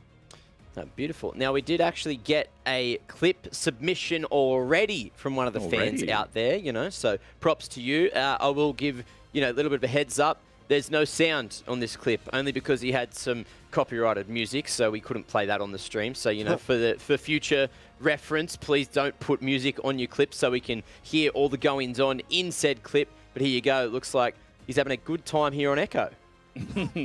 Yeah, for the looks of it, he's just outplaying the Kane pretty comprehensively. The ultimate was used very early there, so if this is a long play, it does make me wonder how this goes. And I think it's just an escape. He's not even trying to kill him. He's literally just trolling him. I think that's what this is. He's literally trolling him. Look at the emotes, Rusty. I mean, if that's not trolling, I don't know. I love it. Does he go down? An old clip. He does. Oh, he does. But you know what? He pissed him off, and it's about the enemies he made on the way. That's it. Kite City. Good job, D-Rizzle, mate. And look, we've got a second game to get to, so let's not keep you too much longer. Time to get to a break and talk about match 2. Coming up just after this, we have Order and Pentanet. Game of the day, maybe. Upset, who knows? I guess we'll find out after the break.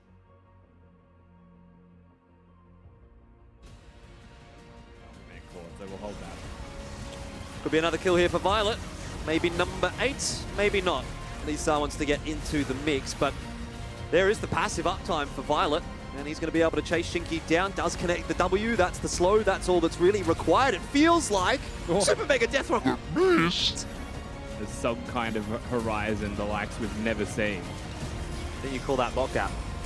There's a Zhonya out as well, and that's actually from Violet, who was caught, but now is not, and turns things back around. Hang on. This could well be a Penta in the making. 3 already for Violet.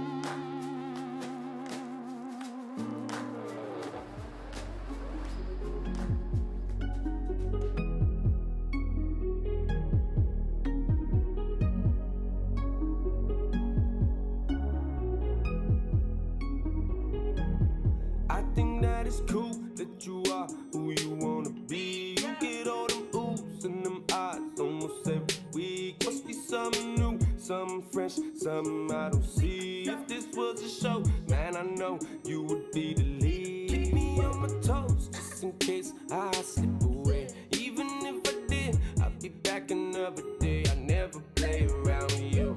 If I was on your team, I'd never lose. If I was in your dreams, you'd never snooze. Cause I love the way that you do what you do, what you do. I love the way that you do what you do. I love the way that you do what you do, what you do. I love the way that you do what you do. I love the way you wake up in the morning. We can take a shower, take a couple hours.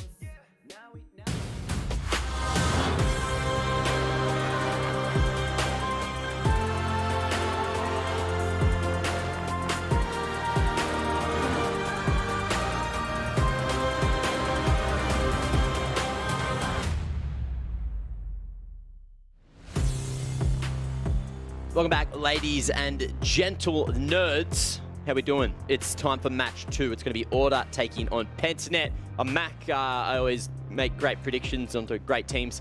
And I'm joined by Elfboy and Rust Dog. So, you know, the deadly duo. The A-team, some say. That's what I Boy say. and Dog. Wow. I don't hate it. Keep it real. I don't hate Keep it real, brother. Complete. I hate that. I hate that a lot more, actually. Nicknames are dead. Nah, we didn't do one. Just call me Rusty, you know, just keep it as expected, as planned. Pretty please, Mac. Yeah, no worries, mate. We'll talk about it. And something else we need to talk about is Order, because, you know, they are thinking that they are the top dogs. We saw a lot of banter between both Order and Pentanet recently on Twitter, you know, in the last couple of weeks. So I guess this is the game where Order can back it up. So want to give me your thoughts on this one, Jordan? Well, is it the game where Order can back it up? I'm not so sure. It was a very, very quick victory for Pentanet last time they played against Order. It took only 24 minutes, and they had something like a 13k gold lead at that point. So one of those situations where Pentanet, they sort of just bot gap their way to victory. Praedyth was on Kai'Sa, again, as it seems to be the main storyline for this season, and just basically wrecked Order, and that's sometimes just how it is. So, look, if Order's going to win today, they're going to have to come in peak performance, and maybe even better than peak performance, because Pentanet hasn't lost to anyone at all so far this season, and I dare say they're not quite likely to want to in the final week of competition either. You know, they've got a chance to go completely undefeated, and why wouldn't you if you can? It's something that you could really put, you know, on the name tag of Pentanet, you know, especially going towards Split 2. But look, we still have to talk Order quickly. You know, we're going to have a quick look at their run to the finals and who they have to come up against here. So this is exactly how it's going to go. So they got that loss against Direwolves. Now today they've got Pentanet, and following that, Legacy and Peace. So this is probably one of the most deadly home stretches, knowing they've got to get at least one win on the board. And Legacy's one of those big upset teams as well. So today, rough start going up against the undefeated Pentanet. You know, Rusty, you want to give me your thoughts quickly on this hell of a run? Yeah, so the most important thing here, they did lose to Direwolves last week. So they are 1-1 in terms of their head-to-head against each other. So taking that into account, we're looking at the remaining games for Order, they can actually tie with Direwolves, and there's only one game of separation between them, right? 7 wins to 6 wins. So it is the hardest run home, I think, of any team in the league, having to go against PGG and Peace. And Legacy are such a wild card team that you could really just hard lose to them in the first 5 minutes of the game. So this is almost just an absolute tragedy that Order have to go up against this as their run home, when they're staring down a possible 3rd place finish. And to just reiterate that a little bit further, finishing top 3 gives you an extra chance in the playoffs. Like, you want to be top 3, you get a second opportunity. So the fact that this is what they have to go through to get to that spot, really tough. Look, there's a little X factor here as well. Last time Order played Legacy, they did lose against Legacy as well. So if they lose against Legacy again, but then beat Peace and Legacy get a couple of wins on the board, if they end up tying in that 5th spot, then Legacy win the head-to-head. So you want to go down this rabbit hole, Mac? I'm just going a little bit down the rabbit hole. I'm not that hungry for rabbit at the moment. I've already had some turkey burrito earlier. It was very good, actually. Thanks for asking, Jordan. Now, let's have a quick look at Pentanet before we get into this game. And, Jordan, you want to take us into the depths that are Pentanet? No idea who that mid laner is either. You want to tell me about him? Never heard of him, actually. Must be a new player for this Pentanet roster or something, I guess. Mac, you've been on every show, so I suppose you'd be the one to know. But yeah, I mean, again, I don't know why you always give me the Pentanet one. You always seem to throw it to me because I just come in and say, what really more is there to say about Pentanet? Like, that hasn't been said throughout this season. They are very true, easily the best team. They are undefeated so far. They've looked pretty comfortable against almost every single team as well. I think the one exception was that one game against Legacy. Everything else has looked pretty clean for Pentanet. So I think the only way that they actually lose this this season, and that includes finals as far as I'm concerned, is if they get inside their own heads or something, right? Because no one is as good as Pentanet right now. So the only way that they actually do drop it is if, for some reason, they mental boom and lose the game for themselves. Otherwise, who else is matching them at this point? Let's be real. Like, who's even close? No one. Yeah, that's the reality of it, you know, especially when they went up against Peace. It was still a bit of a whitewash. What I'm excited to see, you know, Parbu's had quite a large range of junglers or champs that he's played. And he recently, you've seen on Twitter, he's picked up the Nidalee as well. So I'd be excited to see if he pulls that one out, you know, going up against Order, maybe throw a spanner in the mix. But look, I guess we can find out once we do get towards champ select. Nat, look, you're down on the sidelines. You know, you've had a little bit of a chin wag. You know, you've prepped the players for this pre-game. Are you ready? And who do you have for us? I'm ready. Hopefully they're ready. But I'm going to be joined by BioPanther and Maximize. Thank you both so much for joining me. BioPanther, I'm going to ask you first, how was your weekend and what sort of prep did you guys do coming into this week, the final week of the regular season?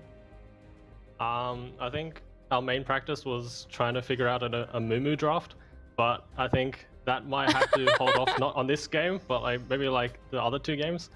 But I think that we've kind of just stuck to what we're really good at and just prepped like we always do. And I think that Order don't really have a lot of like draft opportunities against us, and I feel like we'll have like a huge edge against them for sure.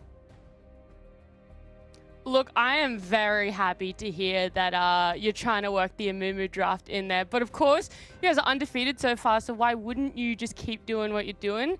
Maximize, though, over at Order, how are you guys going? How are you feeling? This game is quite important for you over at Order in terms of making playoffs and also potentially seeding. Yeah, well, I think that obviously this game is important in terms of that if we win, we're guaranteed playoffs. Same thing, if Legacy loses tonight, then we are also guaranteed playoffs. I think more so than anything, it's about showing, like, because we know from like practice and stuff that we can like show that we're really good on stage against like the better teams, and we haven't done that so far in the first round robin. So I think today more than anything, it's about taking a win off Pentanet and showing everyone that like we actually are one of the top teams.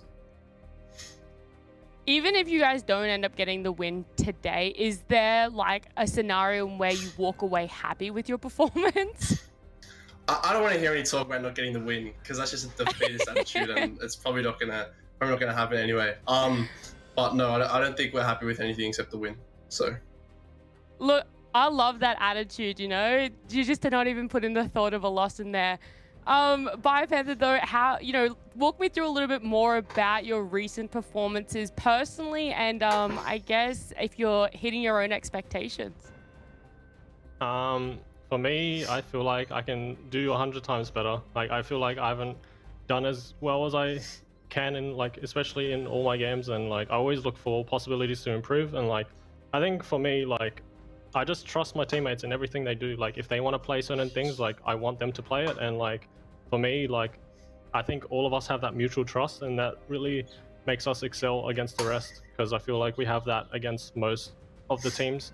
And I think that just, it's the same with most like of the other teams. Like, they just draft weird. I just know that like this team relies on their jungle top to carry, and the rest of the team is practically useless. Like, I'm pretty sure the jungler only plays like 3 champs, and then, like, if he picks the 4th champ, he has no other champ. Top lane has to pick Camille Aatrox or Nah. Like, I don't know. Like, I don't know. It's just, it just feels really like predictable, and like I already know, like coming into the game, I feel like heavily confident, like in most of every game. Yeah. Well, Maximize, I'm going to give you 2 questions here. One, anything that you want to say to back to Biopanther there, but also, I guess a similar question of how do you think your recent performances have been in terms of your own expectations? Firstly to Biopanther, I mean, there's not really too much I can say to him in terms of trash talk, because I think he's like the one top laner I've played against that like has played well against me. So I kind of respect him for that.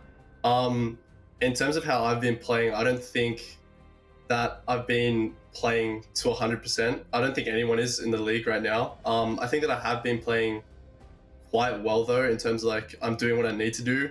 It's more of just me being able to take that from an individual level to being able to help my team more. So I think as the split progresses, you see me 100% being in like MVP form. So yeah. Wow, I'm looking forward to that one then. My last question is a little bit more about how do you expect this top lane to go in this game, including even a potential numerical value on the KDs for the lane? Okay, numerical values for the lane is going to be 0-0-0 at 15 minutes. Both top lanes are going to have 150 CS, be 0-0-0. We're going to have done absolutely nothing, and then it's just going to be down to teamfight battle. That's my take on it. I honestly think that's going to be the case. Or we might have a quick skirmish topside, and there might be a little bit like, but I think it's heavily sided to us. But that's just my opinion. It's like 0-0-1 if we're getting super spicy. And there it is. All right, I absolutely love talking to both of you. I will let you go and get ready for the game. Good luck and thank you again. Thank you so much. Thank you. Look, as much fun as that interview was, the thing that still sticks out to me is that Pentanet are openly working on the Moo draft to play this week. And Rusty, we need to know, are you still going to live up to your word? I mean, I have no reason not to, right? I have already spoken about this. I've got real estate right there. We can get it. I will have a Moo if it is picked 100%. And Nat said she'd pay for it, so why would I say no? Look, I'm working with designers now. We're getting it designed. It's going on that body. It's happening. Love it, absolutely love it. You know, clip it and chip it. Make sure it's not forgotten, because I feel like Rusty might just be, oh no, there's a flood here. Sorry guys, didn't see that game. Very sort easily of disappeared. He could disappear. You know, he's in the middle of nowhere at the moment, and we could never see the man again. But anyway, let's bring up the predictions, see where we've all leaned for this matchup. And of course, you're all probably going to be wrong. I think I'm the only one that's going to be right. You know, shout outs to me, 20 incorrect predictions. I'm pretty proud of that, honestly. You know, as my first split in you know, being talent for League of Legends, it shows that I really know how to pick the underdogs. You're going for more incorrect predictions than correct predictions this season, Matt, because it seems like it's going to happen. At this point, it's like, why the hell not? You know, like there's no coming back. So just dig that hole, boy. I do have to tell you, Mac, it's not golf. We're not going for the lowest score. That's all right. That's all right. Look, I'm happy with that. Like, I don't care. I feel like this is just like a bit of a measuring contest of sorts when it comes down to it. And I don't need to win that. What you are know, we I've got Mac? shirt size. Shirt Yeah, size? like, and Rusty's actually winning today because he's got the long arms on. Actually, Nat could be winning too. You got a long sleeve thing? Was it a jacket? Yeah, jumper? I got a cardigan. I think I've got the bigger shirt. Well, there you go. Yours looks stretchy as well, whereas Rusty looks like it'd get sort of caught up as well. Are we just so turning maybe this into a Nat fashion wins. show, or? Yeah, well, I don't know. You haven't put your arms up. You barely moved, Jordan. I know you're probably stuck in your little space there. There is not that much room, by the way. If I like move anywhere, I'm running into a wall. So I'll probably be better off just sitting still. I'd pay for that. I'd actually give you half your day rate if you just ran into the wall on broadcast. But look, Really? that's a Do you know conversation how much for my another day time. rate is, Matt? Because it's pretty expensive, mate. I'm Yeah, just well, saying. you might if you run as hard as I want you to, you'll need it for the hospital bills, mate. Now, let's move on. You know, speaking of good genetics and running into walls and hopefully charging your way through a couple of walls like I've done in my time, you can go to Esports Assessment Labs, and I'm sure that there's some test there where you can also digitally run through a wall, you know, figure out if you've got the reflexes to actually put the hole through, you know. There's a maze? Yeah, I do have reflexes. It was just a stream delay. That's all, by the way. I just wanted to point that out. Okay. Yeah, I actually of dodged course. Mac in real time. I guess Look, we'll, do it again, Mac. Ready? We'll see. Look, I did, I'm going to leak that there was footage of Jordan shadowboxing, which has not been released, and I'm sure it will someday, in a great I can't believe video. that didn't get released, by the way. That's rubbish. know. Like, how have you made me do that and not release it? That's what I want to know. That's at ESL. How is that still not released? I think we'll get it ready for finals, is what Phil probably didn't say to me, but I hope that's what he was going to say. Now, I think we're getting close towards champs, like not quite there just yet. So they were talking about this top lane battle or lack thereof. So you think we're looking at like big, heavy tanks picks up in that top lane today, Rusty? I think you'll have a tank versus a bruiser. Biopanther does like his tanks. You actually brought up earlier as well Nidalee as a potential pick, so I wouldn't be surprised to start seeing some junglers like that running around. One big enabling factor is that you have a tank on your team top lane, so you can start playing carries in the jungle. So yeah, I wouldn't be surprised to just see a 0-0-1 hectic top lane matchup where really it's just about jungle gapping. And for me, I'd actually look towards mid-Mac as probably the point of difference in this game. Okay. That'll be interesting as well because, we've seen Chaz do it. I shouldn't have said his name, but look, he's going to be so angry about that. He does an okay job sometimes. I'll give him that. And look, let's see if he does an okay job. It is time for the champ select. We don't have to wait for the answers any longer. Order and Pentanet coming at you right now.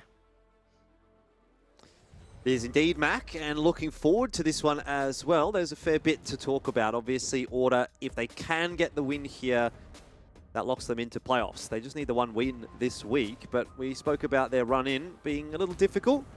Would make it quite a bit easier if they got the upset today against Pentanet, although, look, if I had to be honest, obviously my prediction speaks for itself, and I don't think there's much of a chance for Order today. It's not meant to be an easy game for them, right? Going up against the undefeated team that have actively said out loud to all of the viewers of the LCO that they're trying to stay undefeated to prove a point, right? So look at the bans that we've had so far here, Elfish. We've had the Lilia specifically banned away from Vengeance. A lot of the time internationally, we're now just seeing these champions picked more than we are seeing them banned. But here in the LCO, we like getting rid of them. And when you've got Parbu on the enemy team, I don't blame them right now. Parbu's pretty much, asserted himself as the best jungler in the league by a fair margin.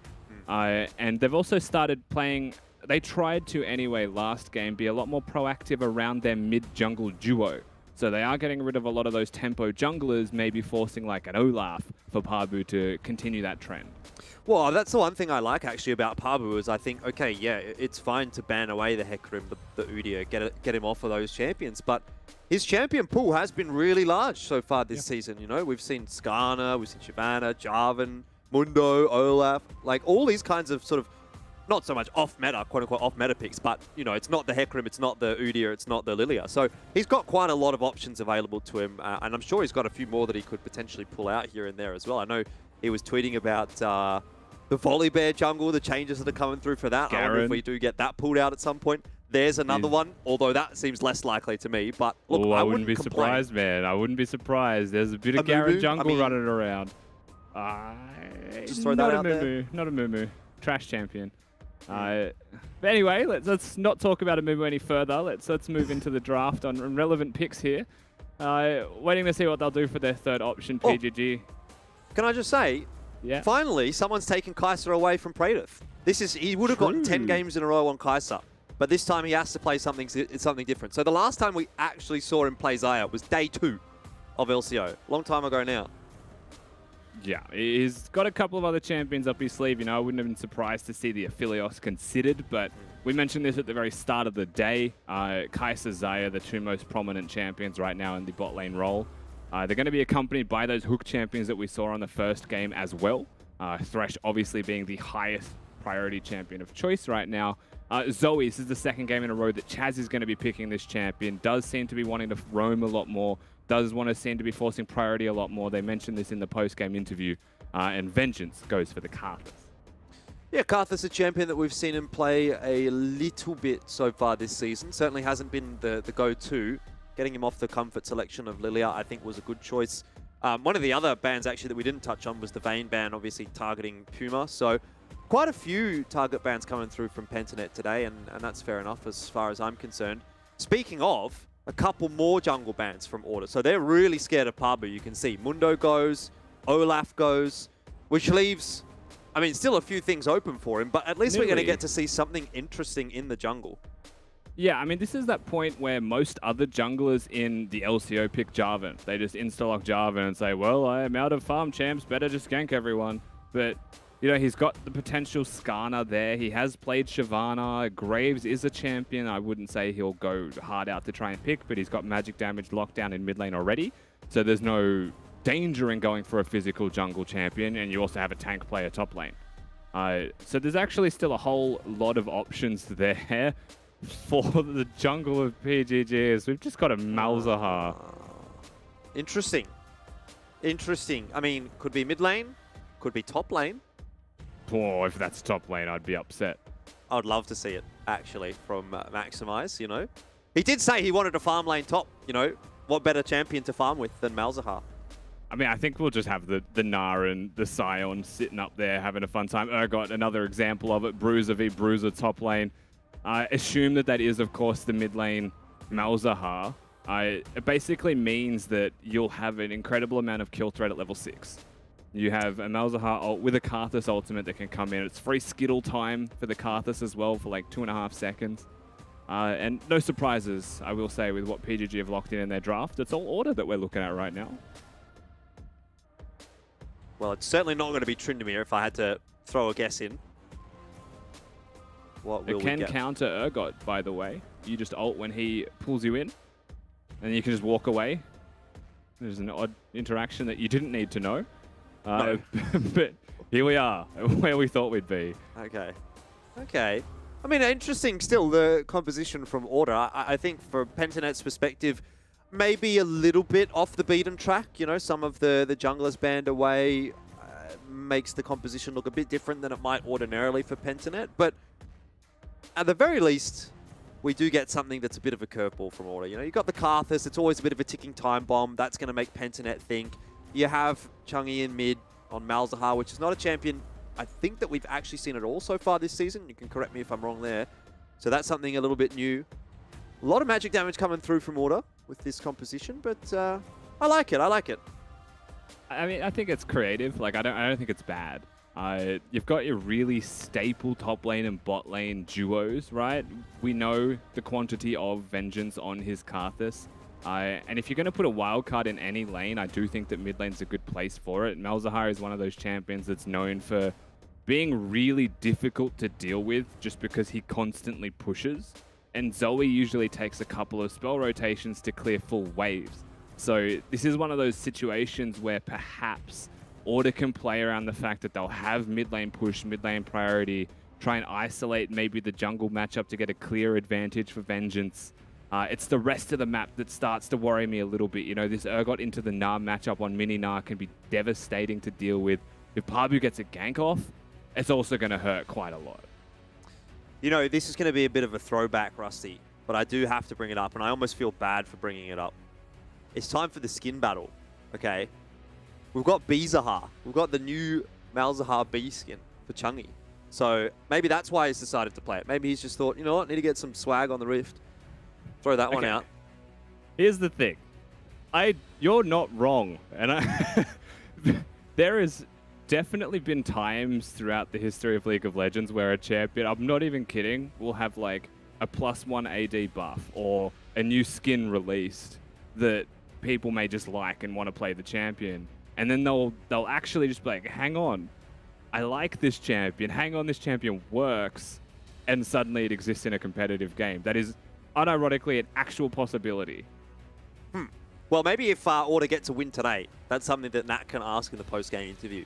Although I'm sure there'll be quite a few more relevant questions if Order does actually get the win, because they are going up against the undefeated team Pentanet.gg today. 11-0, looking to make that 12-0. And for Order, what's on the line is a potential playoffs spot if they can find the victory today. Obviously, a few more opportunities for them. They've given themselves that much leeway. This is two games in a row that we've seen this as well, Jordan. Aside from the fact that we are looking at the B Malzahar skin, which is, you know, maybe we were correct after all. So good speculation there on maybe bringing back that point. But It was the Nautilus. It was the exact same side of the map. It was Mammoth doing it in game number 1. It was an aggressive, bold move straight down there. And, you know, perhaps one of the biggest things that you're looking at when you make that type of play is lane priority. You're looking to see where is the AD carrying the support of Pentanet.gg. Are they leashing? Are they sitting in lane? Because if they are sitting in lane to try and force priority, it's a free kill suddenly, or at least summoner spells. And if they're not, you know that they're most likely going to be leashing because of where they're starting or standing. And then you just reset yourself and go do your thing. Exactly what Order is going to do. Doing their thing by leashing. In fact, it's not going to be a leash down in the bot lane for Praedyth and Decoy, so they'll look to get some early prio down there. Very interesting mid matchup. I'm sure we'll be talking about that one quite a lot. Beats and Puma will wander their way down. Already you can see Praedyth just getting a creep advantage, so we're looking to hit that level 2 first. Yeah, no real way to pull back those feathers, so level 1 is just going to be even trading. You would expect Puma to step up when there's a small amount of minions remaining. Nice little hook there. Yeah, I mean, Nautilus level 1 is actually one of the more threatening champions that you can have in the bot lane, just because he's got those 2 forms of CC with the hook and then the passive. Obviously not in this instance when you're getting it onto Decoy. You're I'd have to support imagine main, has right? bone plating. Yes. What would you say is your preferred side of this matchup? If you were the Thresh or the Nautilus, what would you prefer? I would say 10 out of 10 times I prefer to be the Thresh, but I'm not sure if that's just biased because I don't like playing Nautilus. Okay, well, my answer is the exact same, and the reason for that is if Nautilus hooks you, you can actually buffer your Flay to push him towards your team, so your Aftershock procs, or away so that he can't auto-attack. So I think there's actually very few situations where I would rather be the Nautilus, unless it was like a full 80 carry champion gap where it was just like a free lane. I mean, I think there's a lot of instances like that where Thresh just gives you so many options, and that's probably part of the reason why he is one of the top picks just in general, but specifically for the bot lane.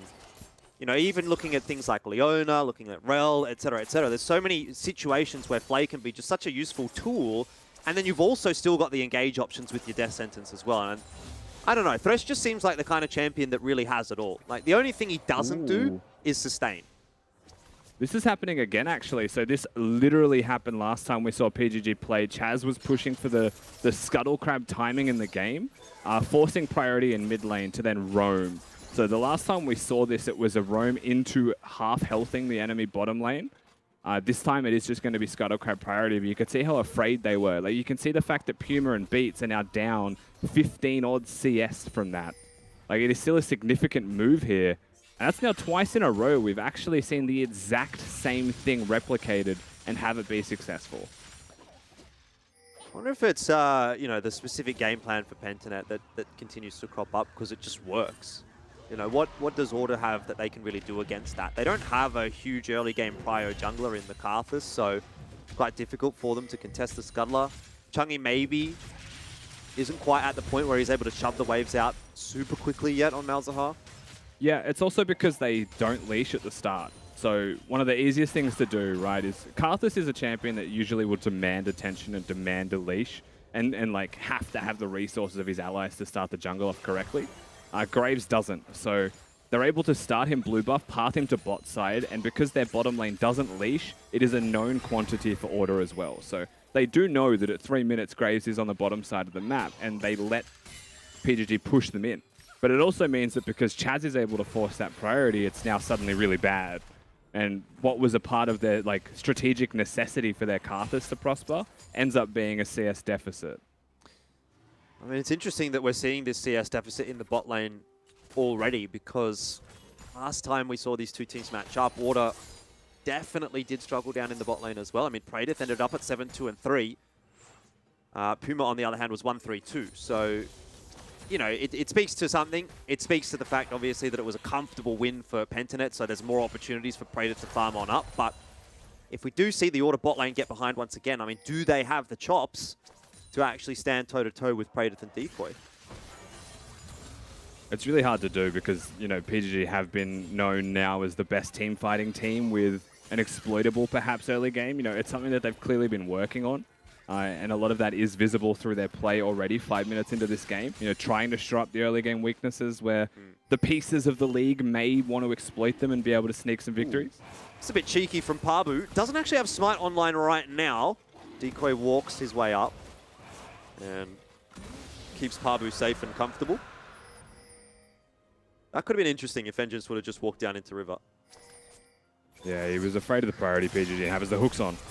Well, speaking of priority, Beats feels like they've got something. Praedyth can't stand on the Lantern, just gets out in the nick of time. Ignite tick isn't enough. Good flash from Praedyth, and Vengeance, as he overcommitted now, he's actually on fire. Decoy might do it himself. First blood for the support. Can you believe it? Beats wants to keep going forward. There's roams from everywhere right now. Teleports as well. Why is this fight still happening? I don't really know, but it's working out for Pentanet. They do get the 2 for 1. And the Malzahar's gone to sleep. Won't result in anything, but what a chaotic start. It makes you wonder what would have happened if Pabu didn't fail flash over that wall as well. It's something that we'll be able to explore perhaps in the replay, but at the end of the day, you know, Chaz is able to walk down, get himself a kill. Chungy teleports, but only gets the assist. It's still going quite nicely in the way of Pentanet.gg. And that first blood being guaranteed and locked down there by Decoy means that the support is in a fantastic position gold-wise overall for his lane. I think the one takeaway potentially for Order is that Puma at least got the kill. So that perhaps relieves a little bit of that pressure down in the bot lane. You feed a little bit more gold back over to the AD carry.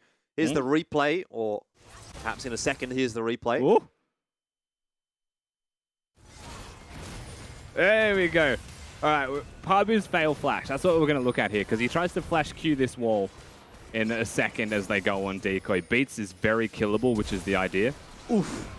Why'd you have to do it to him, Rusty? No, the reason that that's important, though, is because he gets the hook afterwards. So Beats does die on the disengage, but he actually hooks Decoy back in. So that could have just been a clean 1-for-0 trade and out. Maybe. Or, if Pabu successfully goes in there, that could have been a clean collapse from Chaz to actually route the side of Order without the Nautilus to protect them. Well, I suppose we will never know. Also, I like roasting Pabu. He sort of needs it, you know. Seen some of his tweets. Got a bit of an ego on him, doesn't he? It's a healthy one. All ego. pro players have an ego, surely. I think so. I think you need to, you know. It's at that point where, like, if you're going to be the best, you kind of have to think that you're the best as well. At least have that killer mindset, right? You don't ever come into a day expecting to lose, so a little bit of an ego there, definitely a requirement. Ooh, Beats might have stepped up a little bit too much, but the death sentence does not connect. That's one of those heart-stopping moments where you know if that hook connects, you're probably in trouble, especially considering he doesn't have flash. Absolutely. Of course, Chaz just trying to abuse the balloon game that he gets off those minions to try and keep the Malzahar down. Verdant Barrier also being the item of choice here by Chaz. It hasn't been nerfed on this patch. The next patch, I believe it gets gutted for a component item. Basically means that the Malzahar can't kill him. It probably... Oh, hang on. Oh, yeah, hang on indeed. Beats looks for another engage. Vengeance is here as well, but Death Sentence onto the Karthus, and it most certainly will be. BioPanther getting involved down in the bot lane as well. Grabs himself a freebie, and Requiem comes through, but it's just too little and too late to make a difference. So, once again, or to try to make something happen, but Pentanet respond nicely. Praedyth playing with fire there as well was actually a hair's breadth away from getting hit by a Karthus Skittle after the ultimate. May have actually been a trade back kill. Maximize, as you can see, is going to get a couple of plates up there in top lane. Also has himself a pretty nice CS advantage overall. So you'll be pretty happy if you're this Nah. It is not the 0-0 at 15-minute matchup that they predicted anymore, as BioPanther does get himself active around on the map. But it was Order that choose to make the play, and it was PGG responding to that play with confidence that allows them to come out on top, because they know what's happening, right? They can choose their battle. Love a good turbo chem tank on my Zoe as well. Great pick up, Chaz. I suppose we will be looking towards that top lane to be the difference maker for Order, because it's sliding in the wrong direction on the bot side of the map. Chaz happy to farm, so is Chungy.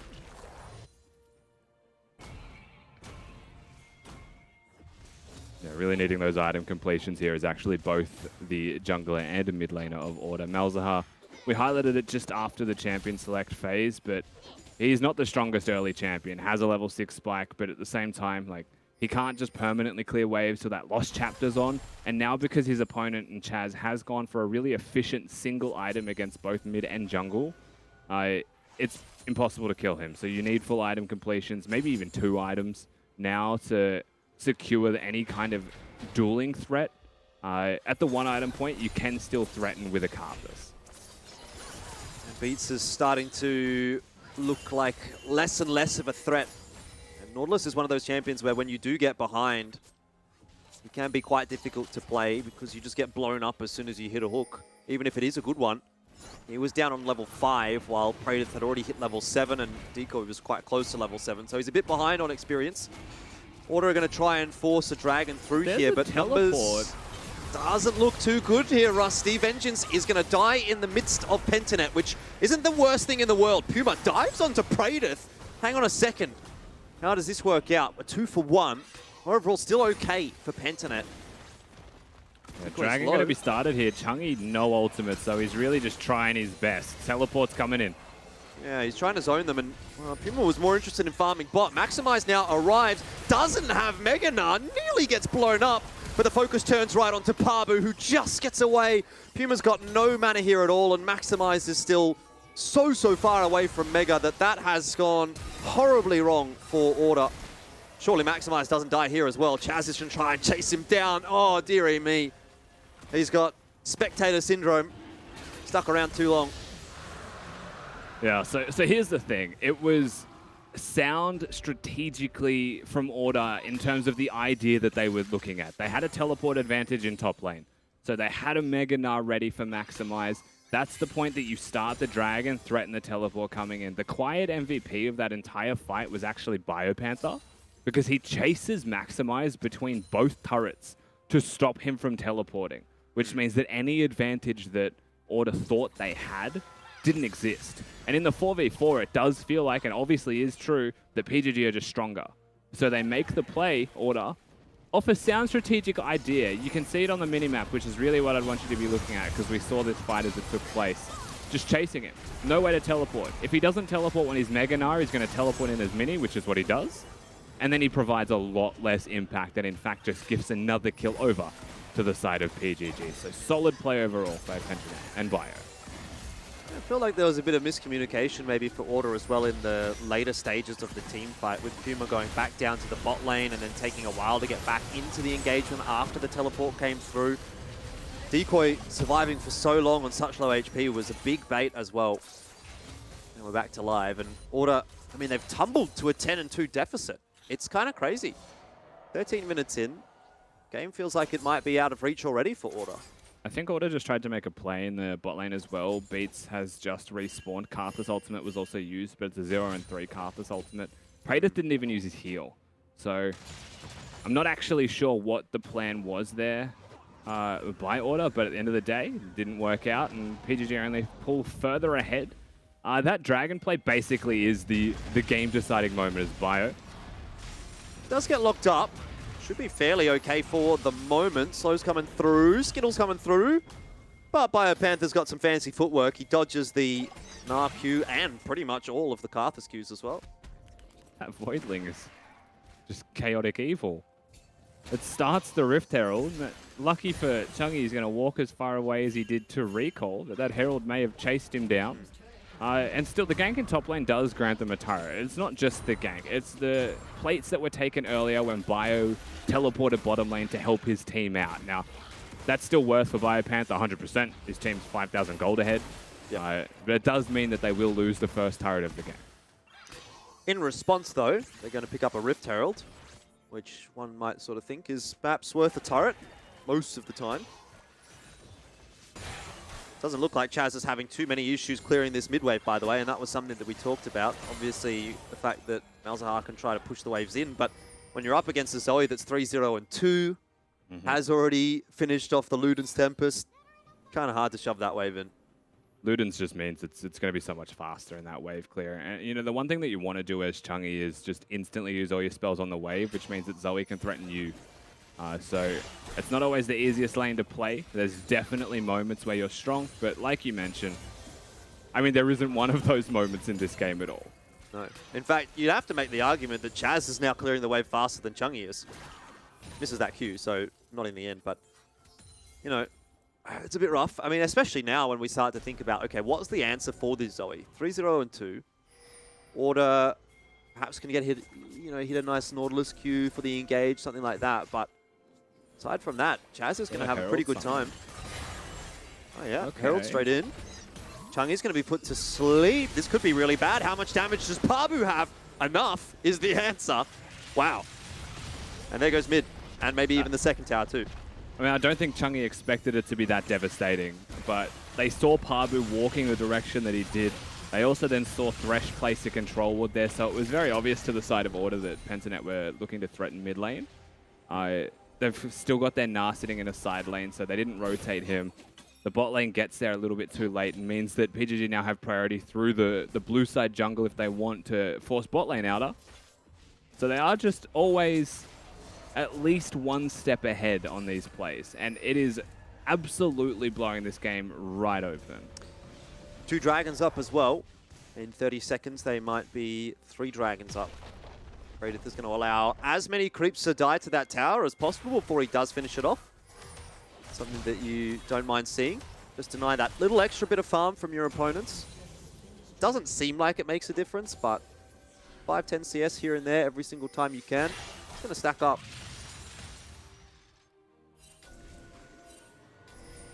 Order have actually said they're going to fight for this.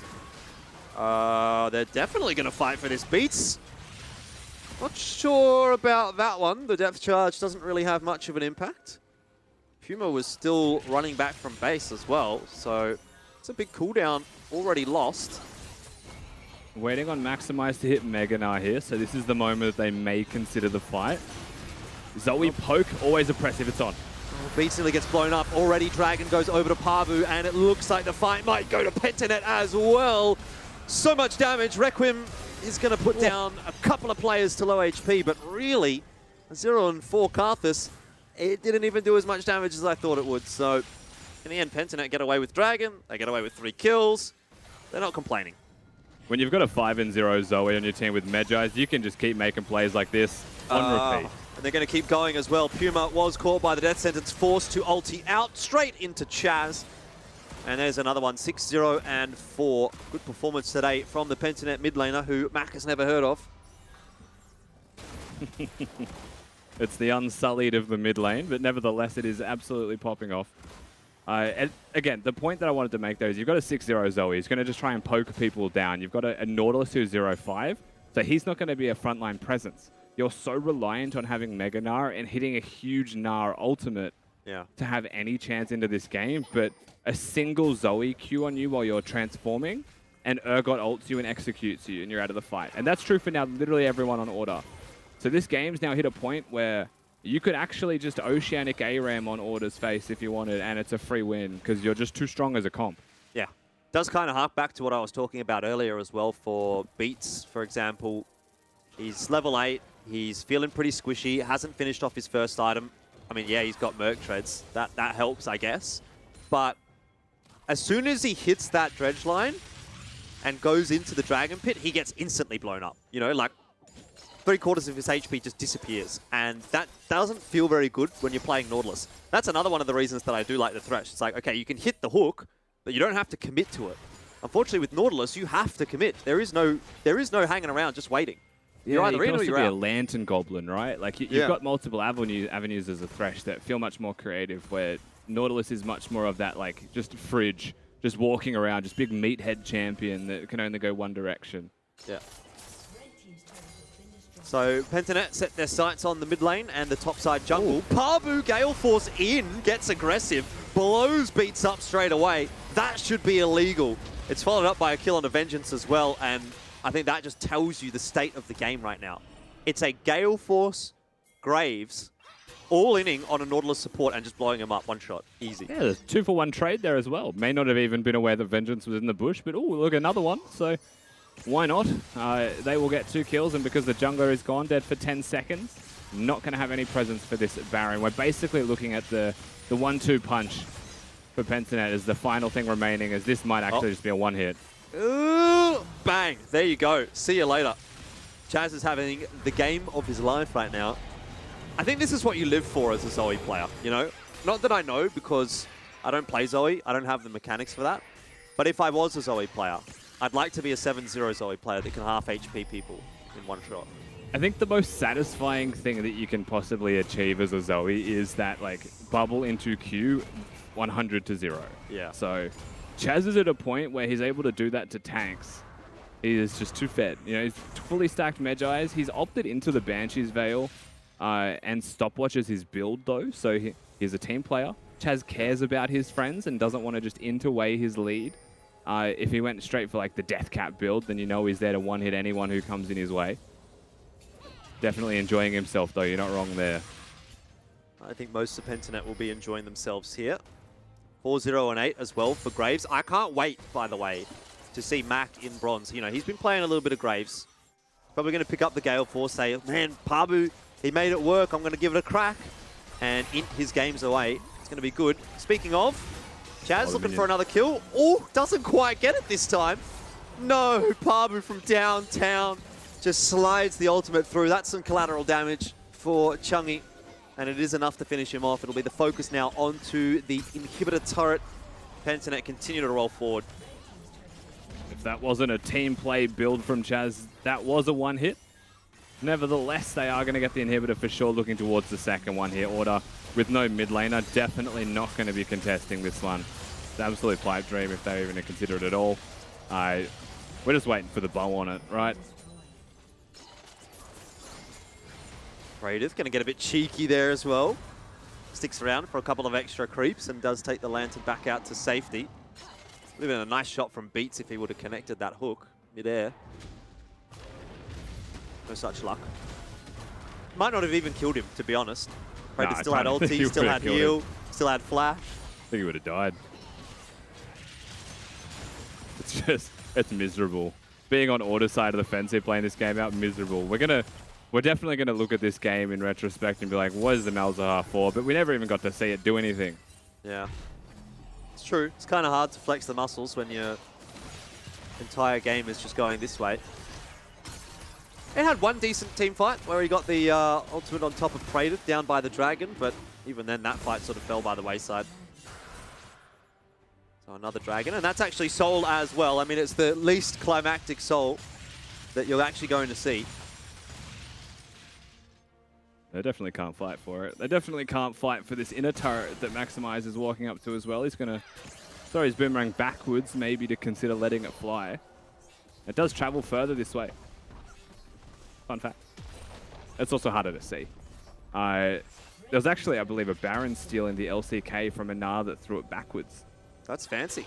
Yeah. The only thing with that is you can't pick it back up, so you don't get the reset. Oh, yeah. So it's a one-way boomerang for sure. It doesn't actually return. It's a one and done. One and done. Ooh, there's a sleep onto Chungi. Maximize is going to try and block. The missile didn't go quite far enough anyway, but it's enough to force that pressure off of the tower. And Pentanet will commit to it. Praetor, he's got the ulti. He's not too scared. Maximize low on HP. He got a decent Gnar ultimate, but at this point, it's just gold and experience diff. That was the best the fight could have worked out for Order, and it's still going well the way of Pentanet. Pabu kind of ints his life under 2 Nexus towers. Cops the Malzahar ultimate, but reality is, it doesn't matter, Rusty. Game's done. Yeah, Pabu just says, screw it, let's go for the play, see how we can go. Chaz now just going to consistently one-hit anyone who gets nearby. Game is absolutely done and dusted. They're going to try and dive the fountain. Panther's a bit more interested in the Nexus tower. Someone has to be fair. Someone's got to be that guy that actually finishes the game while everyone else gets to have some fun. But feels like very much the same finish as we got last time. Pentanet, a comfortable victory over Order, only suffering 3 deaths that game as well. They had a nearly perfect game earlier on, I think last week against the Chiefs, where they only died once. This time, only 3 deaths. So they're just continuing to flex their muscles on the rest of the competition, and they're kind of making it look easy. Yeah, they are. I mean, what can you say for Order, right? They're a resilient team. They do like their comeback victories. They've done it before, but they've never done it against a team like Pentanet.gg, who are just out and out the best team right now. We've had 2 games back-to-back as well, where it's just been fountain diving levels of difference. So it'll be exciting to get into our third game and maybe we see something different. But at the end of the day, that was all class from PGG. They got the leads, they played well, they tracked their opponents, and they ran away with the game. Yeah, Mac, let's get you back in here. I know you've been picking up the Graves. What did you think about that one? I heard you saying shield bow only. I'm sure that didn't go through to stream, but you're not convinced by the Gale Force? Was it like the right at the end from Pabu under tower? I'm sure it's a great item, but I just know that at lower elo, you know, you have that little bit of life steal, you got that extra bit of sustain, people run at you, you win those engagements, it's okay. Do you remember to use your actives, Mac? Is that the problem here? Sometimes I forget, all right? And look, that's okay because we can't all be perfect, Rusty. And that's why you just go for the passives instead. Anyway, great game, by the way. You know, PGG playing that one beautifully. Order. They tried a few things that didn't go to plan, but of course that's mostly just because PGG are generally mechanical gods, all very gifted with what they're doing, rotations on point. You know, that fight was all over the place, but still came out in PGG's favor. It was good to watch, but again, another stomp. Every game today has felt like a stomp. I hope we don't see that trend continue because I'd like to get past that 30-minute mark, see a bit more of an enduro sort of game, Rusty. Yeah, I wouldn't mind a longer game for sure. Now, third game of the day is something that we'll get into in a minute that I've no doubt could have the potential to deliver that one for us, but maybe not based off those teams. And you can see through the rest of this game as well. 12 minutes in it's over. We're just really waiting for the final nail in the coffin to be drawn here and for Order to say, this is our point to fight, because this was it. You know, Maximize teleporting in, unable to get anything done. Teleporting in Mini-Na, like we highlighted in the game as well, because Biopanther's tracked him, and Pabu's tracking Vengeance constantly. These ganks are being countered. There was just no way in. Yeah, it seemed like it was just hard. You know, Pentanet is so good that it is just so bloody hard to even, you know, outplay them, because it feels like at this point it's unachievable. Like, the only team you think could maybe do it at this point is Peace. So we will get to see that rematch, you know, coming up eventually. I think that's on the last day this week, actually, which is going to be, you know, hopefully a stunner, or it could be another blitz by PGG, because they certainly seem to find the upper hand and then force the point every time. Like, yeah, they've started on the back foot a few times in a couple of games, you know, giving up first blood, maybe a kill here or there, but then they know exactly what they have to do to win. And they're so good at doing those things and not making mistakes that a lot of other teams seem to be doing in the LCO at the moment. And that's why they're undefeated, because they know what they have to do. They're very good at winning, and you can't fault them. You really can't fault them at this point. And there's still 2 more games for them before they get into playoffs. I dare say at this point there is no one else that can really go head-to-head with them, unless Peace they win do have their that next game 2 against games, Peace, and yeah, PGG lose their next 2 games. But I don't see a world where that one's happening, Jordan. No, definitely not. Was that a good reminder, by the way, of who Chaz was? Because, you know, we were questioning that at the start of that one, but seemed like he really just put his name up in lights there, Max. So are you... Yeah. The memories rolling through? It did spark. It sparked something, you know, the match. I think it was a little bit slow coming into today. Still, I hope he allows me to say his name. Anyway, I heard Nat's actually got him down on the side lane. So, hey, Chaz, how you doing, man? Hey, Nat, what's up? I'll pass on your highs, but I am going to be joined by Chaz after such an insane stellar performance. I've got to say, you just absolutely showed up today without a doubt. I do want to know, though, Biopanther said before going into this game that you guys had already known what they were going to draft, that it wasn't really going to be that interesting. But tell me from your point of view, was it interesting at all, or how were you guys feeling coming out of it? It was definitely interesting. I don't know, like, it was interesting, but like not in a good way. Not in a good way interesting. It was a bit freaky. I don't know what was going on. Like, they picked the Malzahar, and I was like, okay, they're gonna do some like crazy 5th pick top. Like, it's gonna be Camille, it's gonna be like freaking Aatrox or something that's gonna spam gank mid, and it's like, nah. And I'm like, oh. So I'm versing Malzahar, Karthus, Azoe, and then they pick Nah. So like, there's 0% chance I'm ever dying, and I'm gonna have full mid priority the entire game. And we have like an amazing bot matchup and like a better jungle matchup. So like, how do you guys expect to win the game here exactly? Like, I don't know. Like, they drafted 2 losing lanes and a losing jungle matchup, and then the comp doesn't like even fit together. Like it was just 5 random champions. Like I think that Malzahar's a pick that maybe beats Zoe. I think that's what he's thinking, because like if I bubble him, he can put his little like voidlings down and it blocks my Qs. Like I realized that interaction mid game. I was like, oh, I think that's why he's actually picked it, but it was terrible. Like don't pick Malzahar into Zoe. It doesn't make sense. Like I don't know. That shit wasn't the play for sure. Like it was interesting. I'll give it to them that. Like it was interesting. We'll leave it there. Well, I guess that's word to the viewers. Don't pick that draft. But walk me through the rest of the game for you guys, because you know it felt that like most of the games we see you guys play, you just kind of kept snowballing and didn't really give Order a chance to kind of catch up.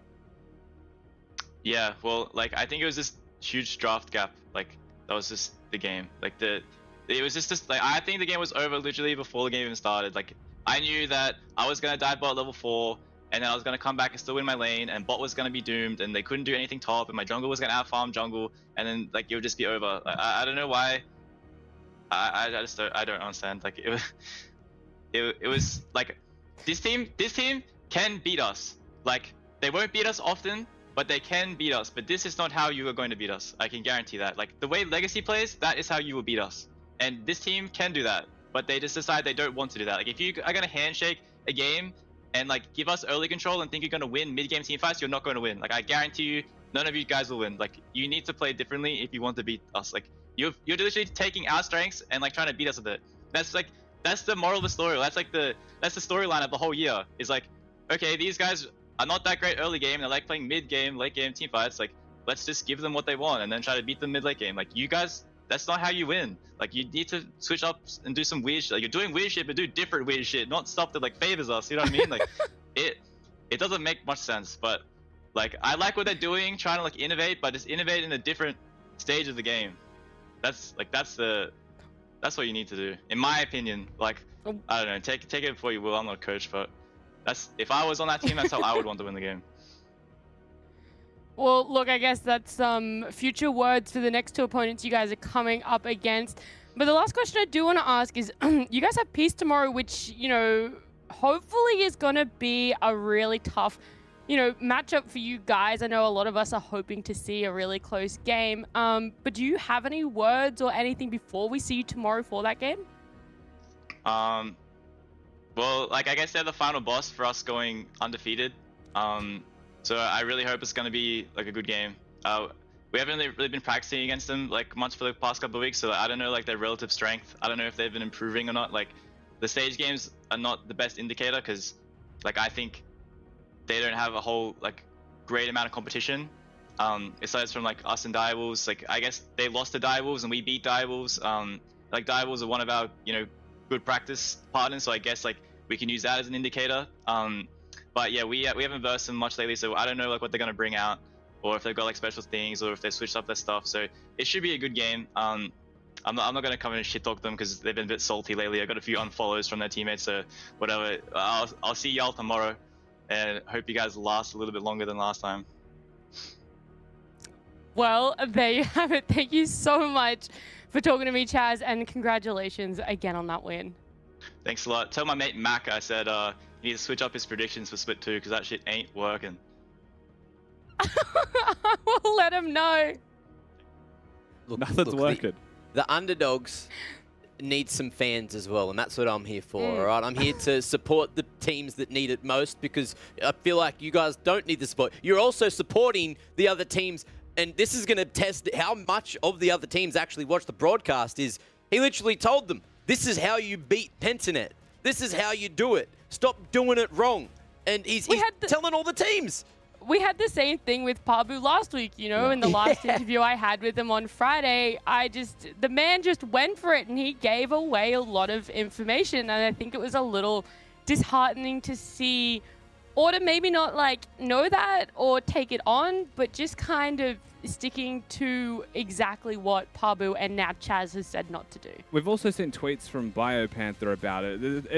It's getting to this point where PGG have literally just said, please beat us. so there's competition. Like, they've all individually at different moments said, can you please, for the love of God, do this? And then no team that plays against them has actively done it. And it's not a joke. Like, they're legitimate suggestions that will work. Legacy have proven that it works. Be more like Legacy, and you might surprise yourself. Yeah, just be a little bit crazy. Look, Jordan, I know you wanted to jump in there, but we are going to go to a quick break. So I'll let you quickly, catch your words. It seems like you didn't want to chat now anyway. But look, Game 3 coming up shortly, and that is going to be a banger. Legacy and Direwolves going head-to-head. And this game matters the most out of today. Legacy need to win. Let's see if that one happens after the break. The Vengeance is going to die in the midst of Pentanet, which isn't the worst thing in the world. Puma dives onto Praedyth.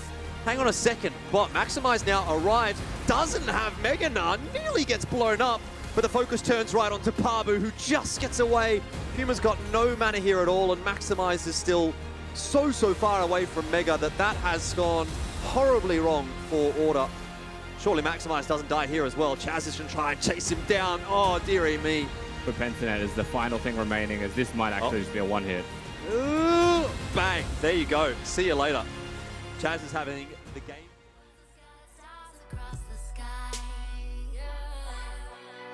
Blood moon, feeling out of sorts like you might leave soon. How much of me do you think it consumes? Easy to accuse you. I'm spun out, drifting on the highway, can't do math. Speeding makes me dizzy, doubling back. No more pretending like my head's straight. These times, drifting up our paradigms in white lies. Words can come so easily, but where am I? Lost inside.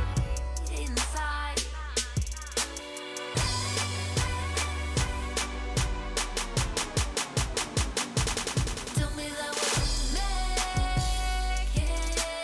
Going all sideways, don't you know my ways? Scared this.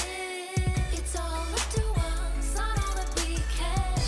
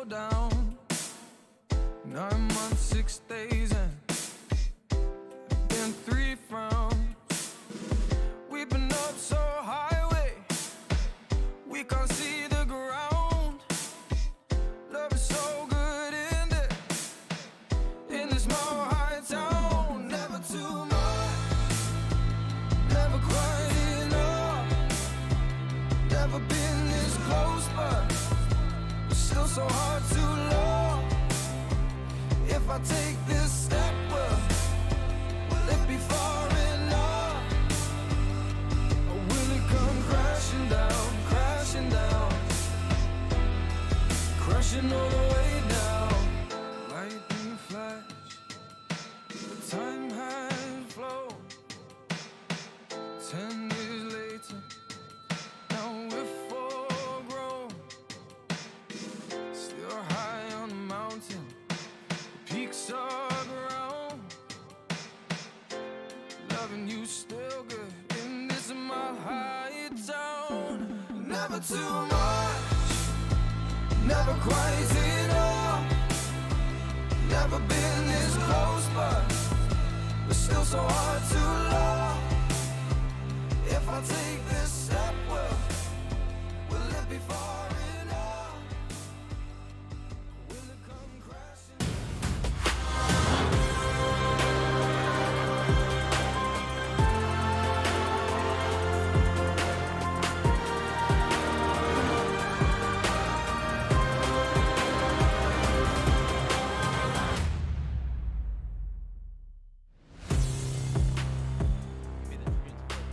Give me the tunes. Oh, yes. Pump it up. Pump it up. Wait. Oh, no.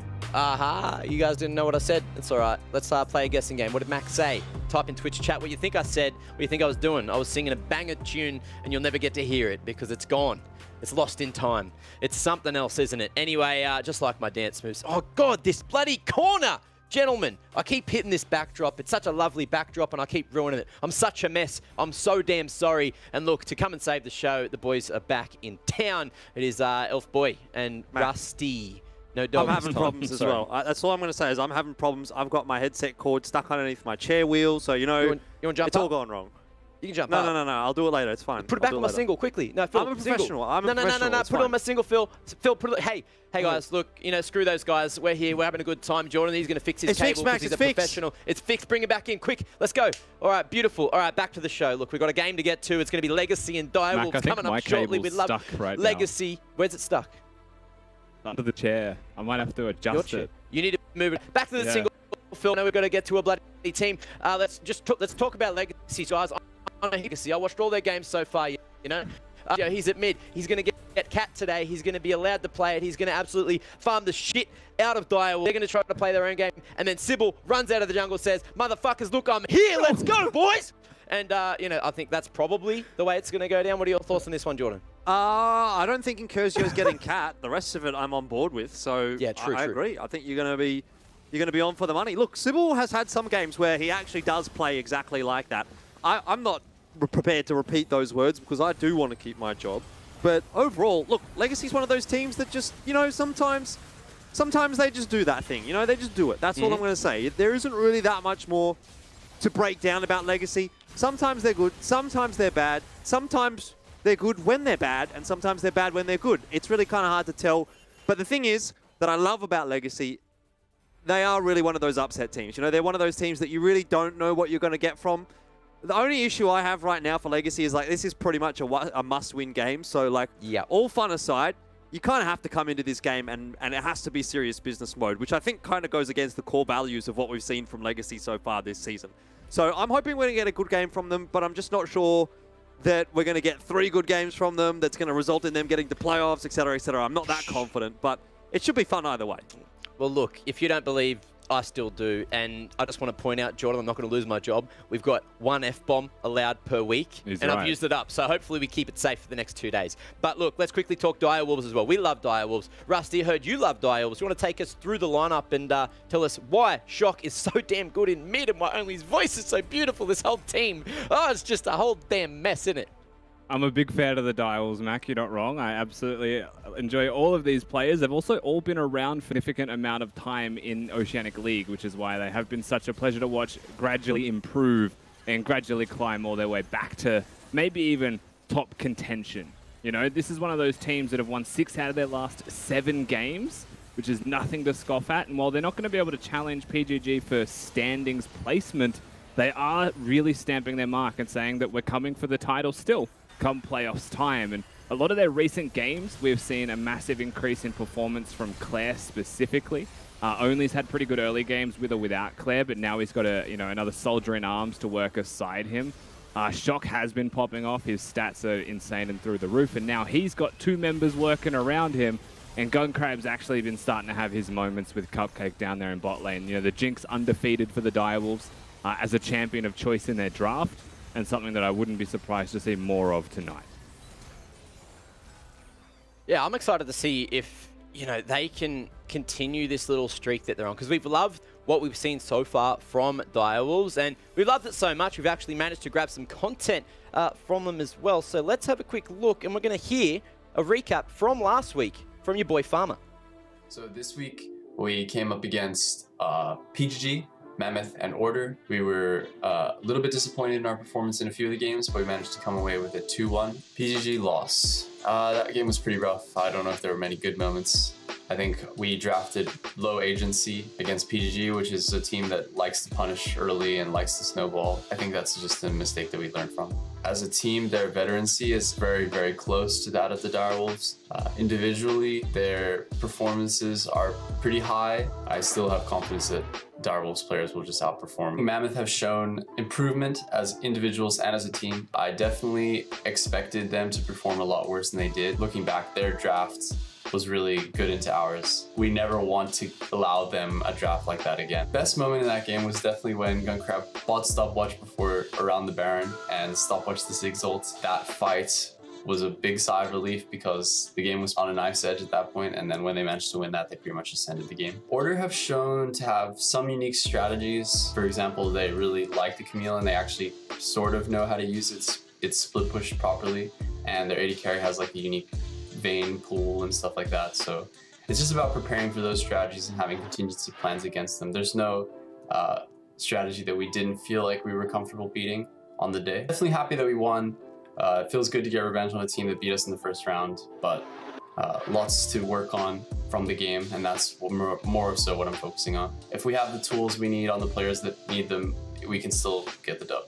We're really looking forward to this coming week and the playoffs to just show what we've got. The team has been locked in, really super focused for this last week and the playoffs. I've been saying it from the start, but our growth will always be the most of any team, and I'm really, really looking forward to show that. I'm looking forward to playing against Legacy, to be honest. I just want to see what they bring. I think that they're one of the more exciting teams. It seems like it's going to be fun.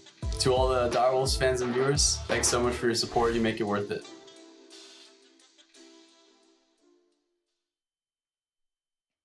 Lovely little insight and a nice little recap to how Direwolves played last week, the positives, the negatives, and what they're expecting from the week to come. So thanks, Farmer, for that one. And now, look, I'm going to ask you guys, what are your thoughts on this matchup? I think it will be a good game. Did you just blue screen? Nah,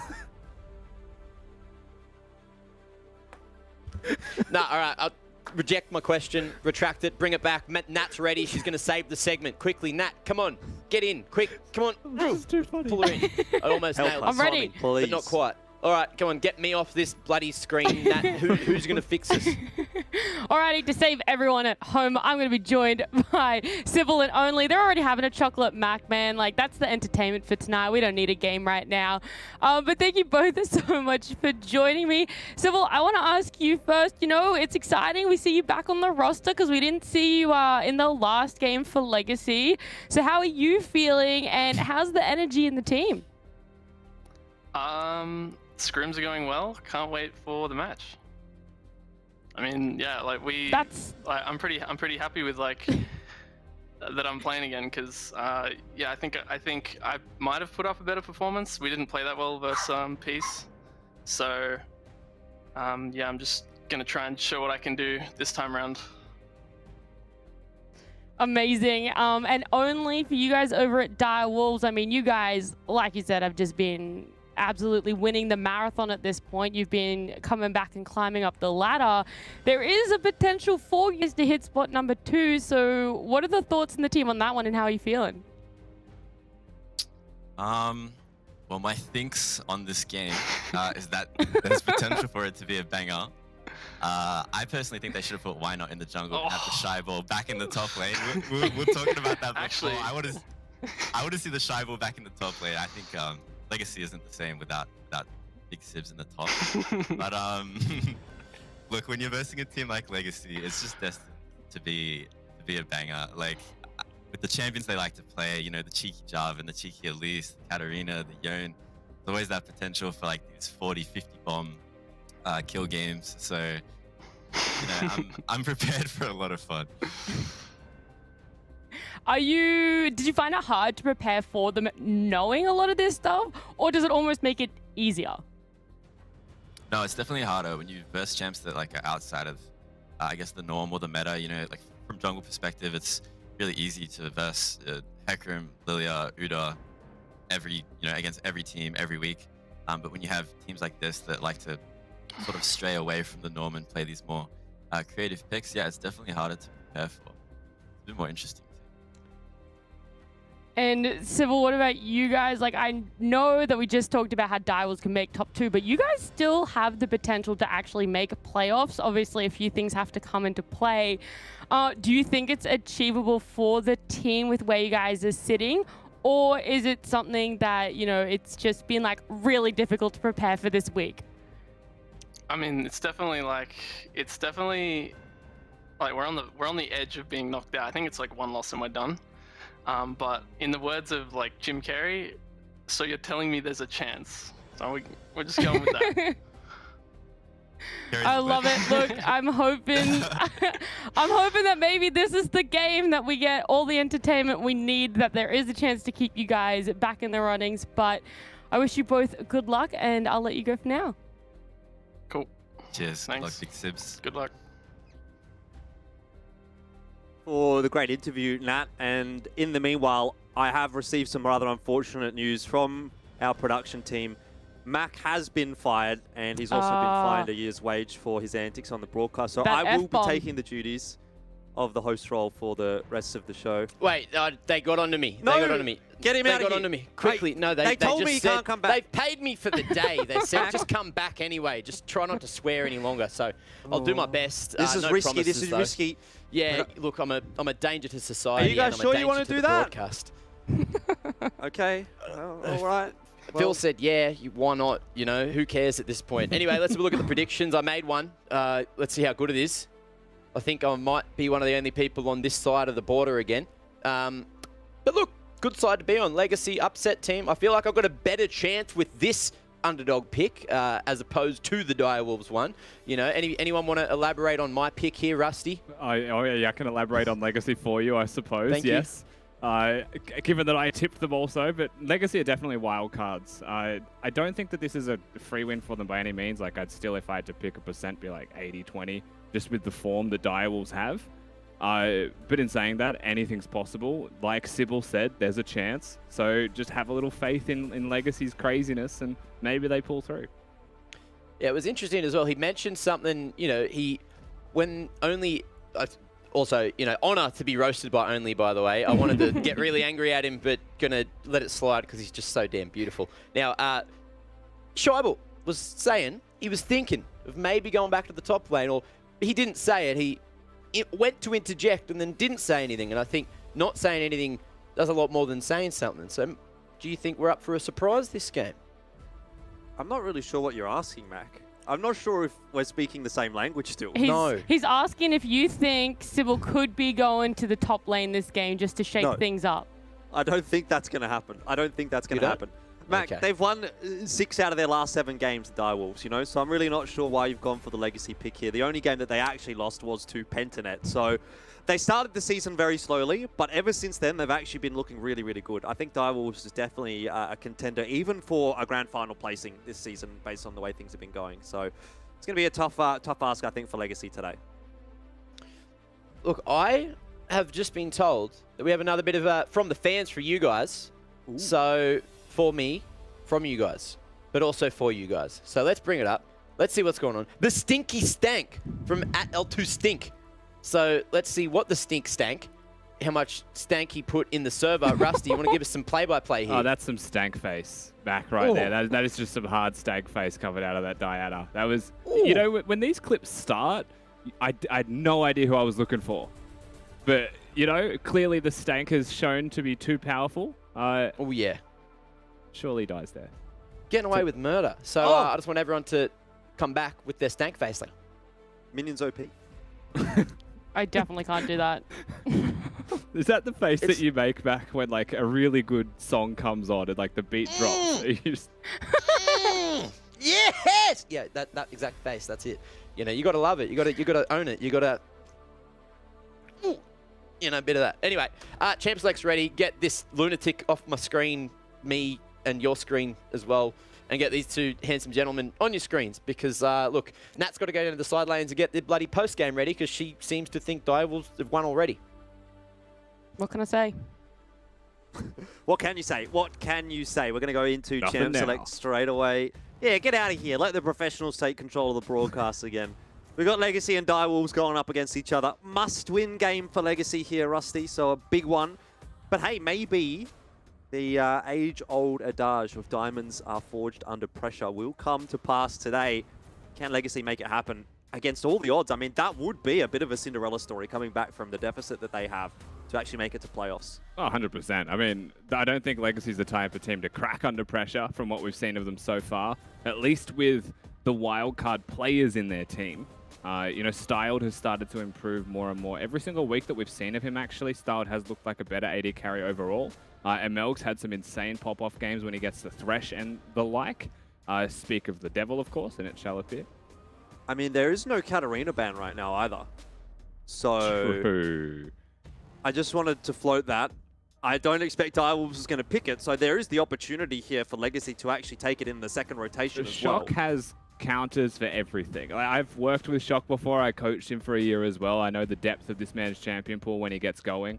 I would not be surprised for Shock to just be very confident in one of his matchups, and he will be the type of team to say, let's try it. Now, we've already seen this, Jordan. We know that it's a risk. PGG were pushed by Legacy because the Katarina went through and it had an insane game. So this isn't a free choice by Direwolves at all. This is a risky decision. I mean, there's no guarantee that Legacy's going to pick it, but Incursio has been asking for it for, you know, the better part of 2 weeks now, 3 weeks. Let's see. I mean, if it's going to happen, this is the pick that it's going to happen on, right? They've got to come for it as well. Like, yeah, if it doesn't get picked, Direwolves can just ban it next. They've got frontline, they've got crowd control, they've got lanterns to disengage for the Katarina as well for mobility. Like, you know, it would be insane to not see it. I understand the priority that they're about to put forward towards AD carries, because if they get banned away, it could be more significant. I get it, but I think you're right. Now that there's 2 more bans available, depending on how confident Direwolves are, you know, if these are just 2 free bans, of course you just get rid of it and maybe the Silas with it. I guess the thought process maybe for Legacy as well is that maybe if they're not going to ban it in the first rotation, they're not going to ban it in the second rotation either. You know, we can gamble that, and we could potentially still get it later on in the piece. I mean, there's still a lot open, obviously, for Incursio as well. I think we do get hung up a little bit sometimes on the Katarina pick when he has shown an aptitude on any number of champions, and to be honest, he's been one of the bright parts, I think, of this Legacy roster in terms of almost always getting a lead in mid. Whether that's converted into a win or not is a completely different story, but individually he does well. Yeah, the problem with Legacy has always been the shutdown soldiers that they're of the squad there. Just, you know, you just wait, you sit patiently, and eventually they'll give you their shutdowns and let you back into the game. Has been actually a game plan against Legacy, so while they can get those leads, they definitely have had trouble converting. I do think that your comfortable champions like your Katarina, you know, there's less limit testing, more actually knowing your limits. It could have helped with being able to close out through team fight wins. But at the end of the day, we already spoke about this. It's not a massive surprise that Direwolves will choose to ban it in their 4-5. And that Legacy are also going to match that with some mid lane bans. You know, the Lucian that we saw banned is against Shock. The Orianna absolutely is, and you could still afford another mid lane ban there now, away from him specifically, because he deserves it. Speaking of mid lane bans, you've got the Silas, you've got the Katarina, you've got the Yone taken away from Incursio. So those have probably been the big three as far as I'm concerned for him this season. Victor Zoe, I think free pick here for Shock. Depends on if he wants to have counter. Incursion being on blue side means that you can save mid for 5th pick and just counter pick him. And you don't actually maybe know where he's going to go right now with champions. But yeah, Victor, Zoe, definitely the two options that we highlight here. There's the Zoe.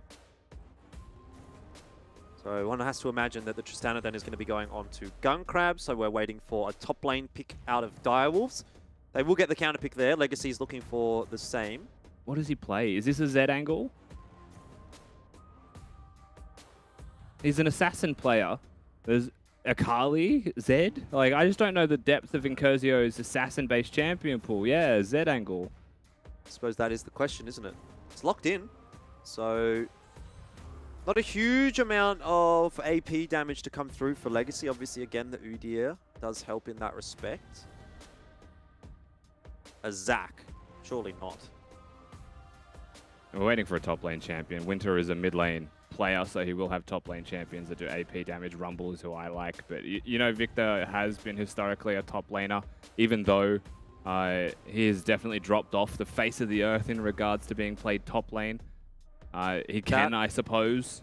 Is a Victor and a Zed locked in on the same team, so interesting. Yep. I mean, we know with Legacy, as weird as that comp is, we know where they're going and what they're doing, right? So there's nothing outstanding or weird for us knowing them. But if you're a new viewer to the LCO, you're like, what on earth is all of that? Yeah, you get the Camille coming through for Direwolves though, so that doesn't seem like too bad of a choice. You know, just be able to farm up, get to the late game, be a big problem for Legacy. No one really going to have the ability to match the Camille. Yeah, I don't know, man. I'm looking at Direwolves comp right now. They do have mixed damage in their top 3 champions, but it is double magic damage mid lane, so you could consider like your Merc Tread Zed and Udyr and just be impossibly strong early. Shock currently hovering that teleport into the Zed who has Ignite may actually open him up to risk of dying and may actually be reliant on getting some really friendly bubble drops on barriers and the like from minions that he kills. Bot lane, I think, is a point of strength for Direwolves. Their level 1-2 is... Sorry, their level 2 specifically, I should say, is exceptionally powerful. And they can work with the Lillian nicely. But there's clear conditions here where Legacy can get leads and can get very far ahead in this game. However, their composition to me is actually kind of trash to the point where if it doesn't get ahead, it just dies. You know what else is interesting is Styled has taken Exhaust on Xayah, so maybe that sort of leads into what you were talking about with the strength of this bot lane for Direwolves. Tristana wants to jump on top, and as soon as you do jump in with the Tristana, the Exhaust is in your face, so a bit more of a safer selection for the Xayah, at least in terms of summoners. Do go into this game with a fair bit on the line, though, for Legacy Esports in particular. I mean, there's a storyline around Direwolves potentially making a run for 2nd place, which arguably they have made their life difficult in doing so by the start that they had in week 1 and in week 2. Particularly the loss to Order certainly hurt them there, but they've been really, really good since then. And all of a sudden you think, okay, if they can go clean through the rest of this week, they might actually be able to pull something off that would be pretty special, get into that 2nd place position. If they get a win here, they more or less are going to lock in 3rd, so that's fine. But, you know, I think right now for Direwolves, they start to look for bigger and better things because that's just the nature of competition. And if it is possible, then why not go for it? They have a pretty clean final week as well. You know, you look at it, Legacy today, obviously Gravitas and then Chiefs, and those are all winnable games for Direwolves. And when you look at what Peace has to go up against, it's a much harder run having, I think, Pentanet in there. So I don't know, maybe there's a chance here for Direwolves if they start the week off nicely. I think you'd say it's Peace's slot to lose, really, from looking at the remaining matches here for Direwolves and for Peace. Legacy, on the other hand, every single game is a must-win if they want to make playoffs at all. This is no exception. Crazy comp or not, they have to win this game or they're out. I hope to see a good game through here from Legacy. It's always a question mark over them when we do get into the server, but someone that might have all the answers for us, Rusty, is going to be Farmer from Direwolves, who we've got ready for and interviews. So I guess that sort of leads into the first question then, Farmer. I mean, what is the preparation like going into Legacy, and what are your thoughts on them as a team? Because they seem like a pretty difficult prospect to sort of peg down, if I got to be honest. Yeah, so I think we definitely kind of drew the short straw when we got red side, because generally blue side you get a lot more player-specific bans, but on red side you have to ban OPs. However, we think we crafted the best way to avoid most of their cheeses and one-trick type champs. So I think in terms of prep, we were pretty confident that we got what we wanted, but yeah, they're definitely a bit of a challenge. I mean, I guess on that discussion, Oh, you go. Sure. Finish your sorry. point. I just choked on my water. Oh, okay. Look, we had a bit of a discussion during that champ select about the Katarina being left open. Was that something that you were sort of almost hoping got picked? Because Rusty was saying it seems like Shock has a counter pick for everything these days. So, you know, was there something around that, or was that just because, as you say, you're on the red side, you've got to ban the OPs and you can't quite target ban as much? Yeah, well, because they're blue side, they would have had to blind Katarina, and although Katarina, especially Incurzio on Katarina, he definitely can take over games. If you're blinding it, it's a bit harder. I think the game they played it, they were red side, and he got to counter pick. So we were pretty confident that we had answers if they did blind it, whereas I think the other bans we were a bit more concerned about for him specifically. So yeah, it was fine for us to leave it up, and as you can see, they didn't take it. So pretty sure we hit the nail on the head there.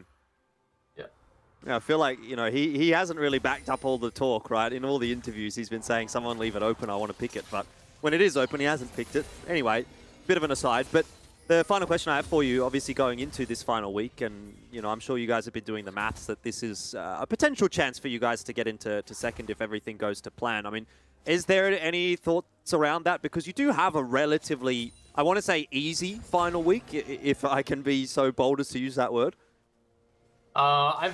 I think I've made the mistake in the past of saying any team is easy. I personally just like to focus on getting every individual win as it comes. I don't think obviously we'd like second, we'd like first, but that's out of reach. I think that it just comes down to getting as many wins as we can. And I mean, at the end of the day, like, even if we came into playoffs 6th place or whatever, like, all that matters is that we're at our peak performance when it counts. So I think, yeah, it's just every game at a time. Indeed, and well, every game has been getting better and better, at least as far as I've been concerned for Direwolf. So wish you the best of luck with the rest of the season. Thanks for the interview.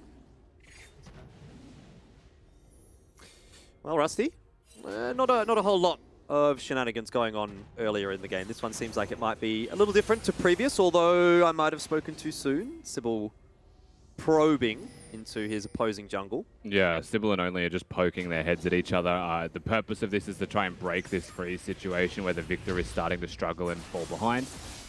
Claire is obviously playing with them. As long as he has the hook shot available, they can't do anything. And as we start looking at top lane, bot lane has died. And we still don't know what's happening because top's fighting. Yeah, top's fighting as well. There was a kill traded back in bot, just for everyone that's wondering. There was 3. Yeah, now a second one as well. Let's see if we get anything out of this top lane. It's bad news either way for Winterer because he's been chunked down. He's already used the TP to get back to lane to try and just get some kind of control back. And it might even end up being the worst case scenario now with Sybil going low, forced to flash away. Claire gets the kill. And Winterer clearing away underneath the turret. That's gone pretty poorly for Legacy and top, but pretty well in bot. You know, when we had the interview with both junglers and Sybil wanted to reply at the idea of being a top laner, I don't think this is what they had in mind.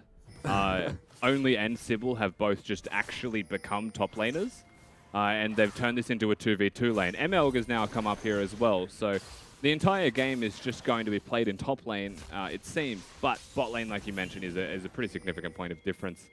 We complimented Styled and MLG for what they've been able to do in the past. This seems like another example of it. Being able to get the 2v2 kill and the 2-for-1 trade in the end is a huge bonus to Legacy, and once again proving how strong they're becoming week on week.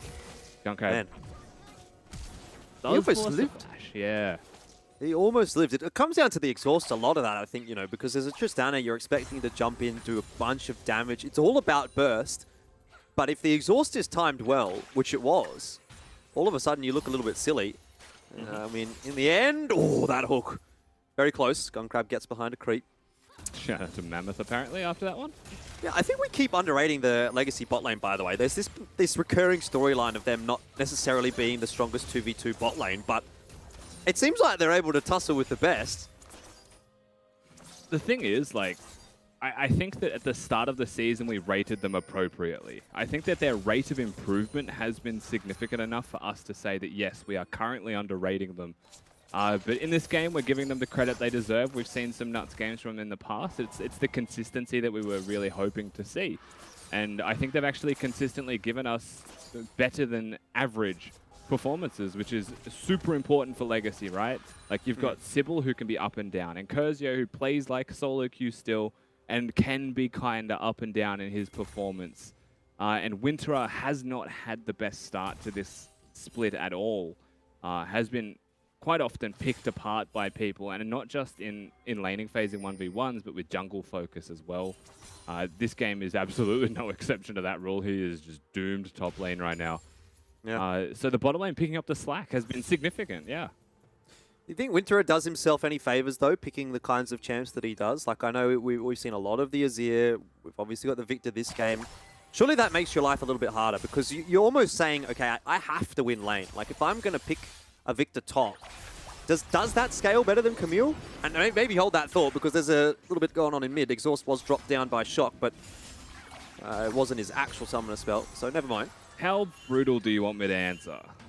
I mean, I'm ready for Savage Rusty. Like, you know, I feel like it hasn't come out this week. I keep hearing about Savage Rusty when I'm not casting. I haven't felt like I've gotten it when I have been casting. So I'm ready to hear it, but maybe in a little bit, because, again, something going on down in the bot lane. Styled is level 6 and is forced to ulti. So normally when you're up level 6 before your opposing bot lane, you want to be using that to try and get a kill. In this instance, he's using it to escape.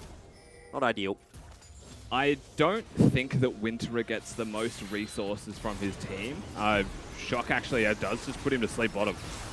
Yeah, and this time Style doesn't have too many escape tools. Flash is just about to come up. Does get away by the skin of his teeth. Well, it's good news for Legacy. Yeah, I mean, it was still a good roam from Shock. Flash was available. There is no globals to lock him down. That Observer Pen actually had me very paranoid suddenly. But it's still going to be plates down in the bottom lane. So a victory for Direwolves overall, and a nice roam on a really good timing there from Shock. Something we haven't seen a lot of in this game is mid lane. You know, when you look at the Zoe Zed matchup, most Zed matchups really, they hit a turning point at level 6. The reason the Zoe Zed matchup is so significant is because at 6, Zed gets a damage dealing ult, Zoe does not. She gets a mobility ult or a slight enhancing. But because there's the unsealed spellbook there for the Zoe as well, it can mean that if you don't get lucky with your bubbles, that we didn't get to see, of course, which ones he got on the ground, you can actually switch your summoner spell at 6 minutes to something that is useful, and that's just around that level 6 point anyway, which does make things a bit more difficult for a Zed to function. On top of this being the patch just before the Seeker's Arm Guard got nerfed, seems like Shock has been in a pretty comfortable position overall and has been doing a lot of good things for Direwolves. Speaking of Shock, he's doing a bit of wandering around in the jungle, having a bit of a peek bot side. Dragon has come up, and seems like that's now the focus point for this matchup. Sybil to lead the charge and start things off. Emelg does a good job of clearing out the vision here as well. Not a bad setup here for Legacy. They do have teleport coming up before Claire, but it won't be reliable for this fight. Still a ways to go. So it might just be Legacy to get the freebie here, and Direwolves are pinging the Rift Herald. So it seems they want to trade objectives in this instance. Okay, so here's my take. There is a player in the LPL, his name is Xiaohu. He is someone who has switched from mid lane to top lane, right? He's done it at the same time as Claire and Winterer. Xiaohu is such an absolute just freak show, mechanically insane player that he is able to play mid lane champions when he first transitioned. But he has since switched to top lane champions because you're playing top lane. Claire started the season playing things like Karma. He's not Xiaohu, so he's not just going to play Orianna top lane and win. He's playing Karma, he's trying to play, you know, soft mid lane champions and transition to the role. And he got better as the split went on. He's now playing Nara and having carry performances. Winterer isn't Xiaohu. Winterer isn't even Claire in terms of skill level from what we've seen of them before. and he's still playing mid lane champions 5 weeks into the tournament. To me, that is just unacceptable and shows that he is not willing to adapt to the role, and I dislike it. It's interesting to me because I look across the nodes that I've taken this season, and the 3 games that I thought Winterer did pretty well in, he was playing Gnar, and Renekton. You know, Azir twice hasn't been impressive. So far, this Victor doesn't look like it's having that much of an impact, although hasn't struggled maybe as much as I thought it would after the start that he's had.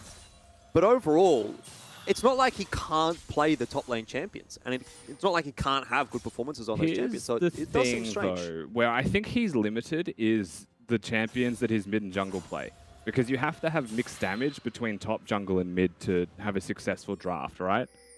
He constantly has AD mid laners, because that's just what Incursio does, and he's constantly had tanks really in the jungle role. If there's a Lilia, then you'll find that he probably those are the Gnar and Renekton games. So he hasn't had the best run of it when it comes to his allies and the things that they play enabling him. Doesn't get the most resources. But there's other champions, man, that I think could still be performing better. Yeah, definitely. There's a sleep straight onto Sybil, which is going to force him to take a bit of a U-turn. Drifting away. Cursio's walking down as well. This might be the first proper team fight that we'll get to see, and it hasn't started well for Legacy. Good combo from Cupcake. It's also forcing a teleport through from Claire. Winterer should be joining us as well. And it is going to be a 5-on-5. Sleep goes down, it hits 3. Great work. The start, a 1-for-1. But it's looking like it might fall by the wayside for Legacy here. Low HP players. Direwolves still have a bit on offer. Yeah, they're stuck. If this wave gets pushed in, Gunkrab's going to try his best. This could be devastating for the side of Legacy. They know that it's not a great position. And with that hook missing, it seems like maybe they've bought enough space, however, to disengage. If they got caught on a turret, that could have been a GG level sacrifice of players. So they play very well to get out. Look, either way, this still works out for Direwolves. They're getting 2 plates out of this minimum. Claire wants to force a little bit more through. Shock as well. Nothing really connecting, but there are the 2 plates. Maybe they even get 3 here. Gunkrab, obviously, on Tristana, very good at pushing towers down. Creepwave has died. 1-for-1, but tower plates favoring Direwolves out of that small skirmish. So overall, you have to say it's probably a win for the Direwolves. Yeah, I mean, it definitely is. Top lane is still significantly gapped right now, so they're in a comfortable position when they reset here, Direwolves. Shock teleporting back to mid. We already mentioned his item build. He's pretty much impossible to kill from a Zed ult. However, Zed was the recipient of that kill. So Incursio has got his Eclipse, he has got his item spike, and will be starting to hit a point where he does a lot of damage, just maybe not to Claire. Rift Herald goes down in mid. This will be a bunch of gold for Shock as well. 2.5 plates, thank you very much. Bit of an acceleration in the mid lane. We've seen how dangerous Zoe can get when she starts to get items and starts to get ahead against a team that doesn't have too many engage tools. I mean, you think of it outside of the Thresh hook. How do you get on top of Zoe? Udyr's not going to have a good time. He's going to have a sleep bubble right in his face. So it could get rough. It does just seem to dissipate here, though. Clearly, Direwolves with a lot more priority right now, with bottom lane and mid lane being pushed in constantly, just makes life so much easier for them to continue to try and play the game out their way. Control their vision, actually set their macro up, make plays. Dragon, very difficult to contest right now if you're Legacy as a result of all of this. And with no Herald to trade for, this does just seem like a situation where if you want to actually go for the Dragon, you'll be going into the belly of the beast. Sometimes you have to face your fears, Rusty, and that's what Sybil is doing. Cupcake uses his cooldown, so does Only. Very nice Lantern from Amelg. Gets Sybil out.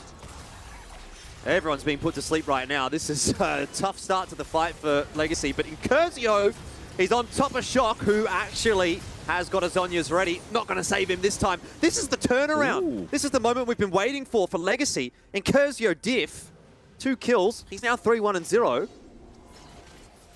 That's big, yeah. I mean, it's not just the 1 kill. We said he was going to do significant damage. It proves to be true.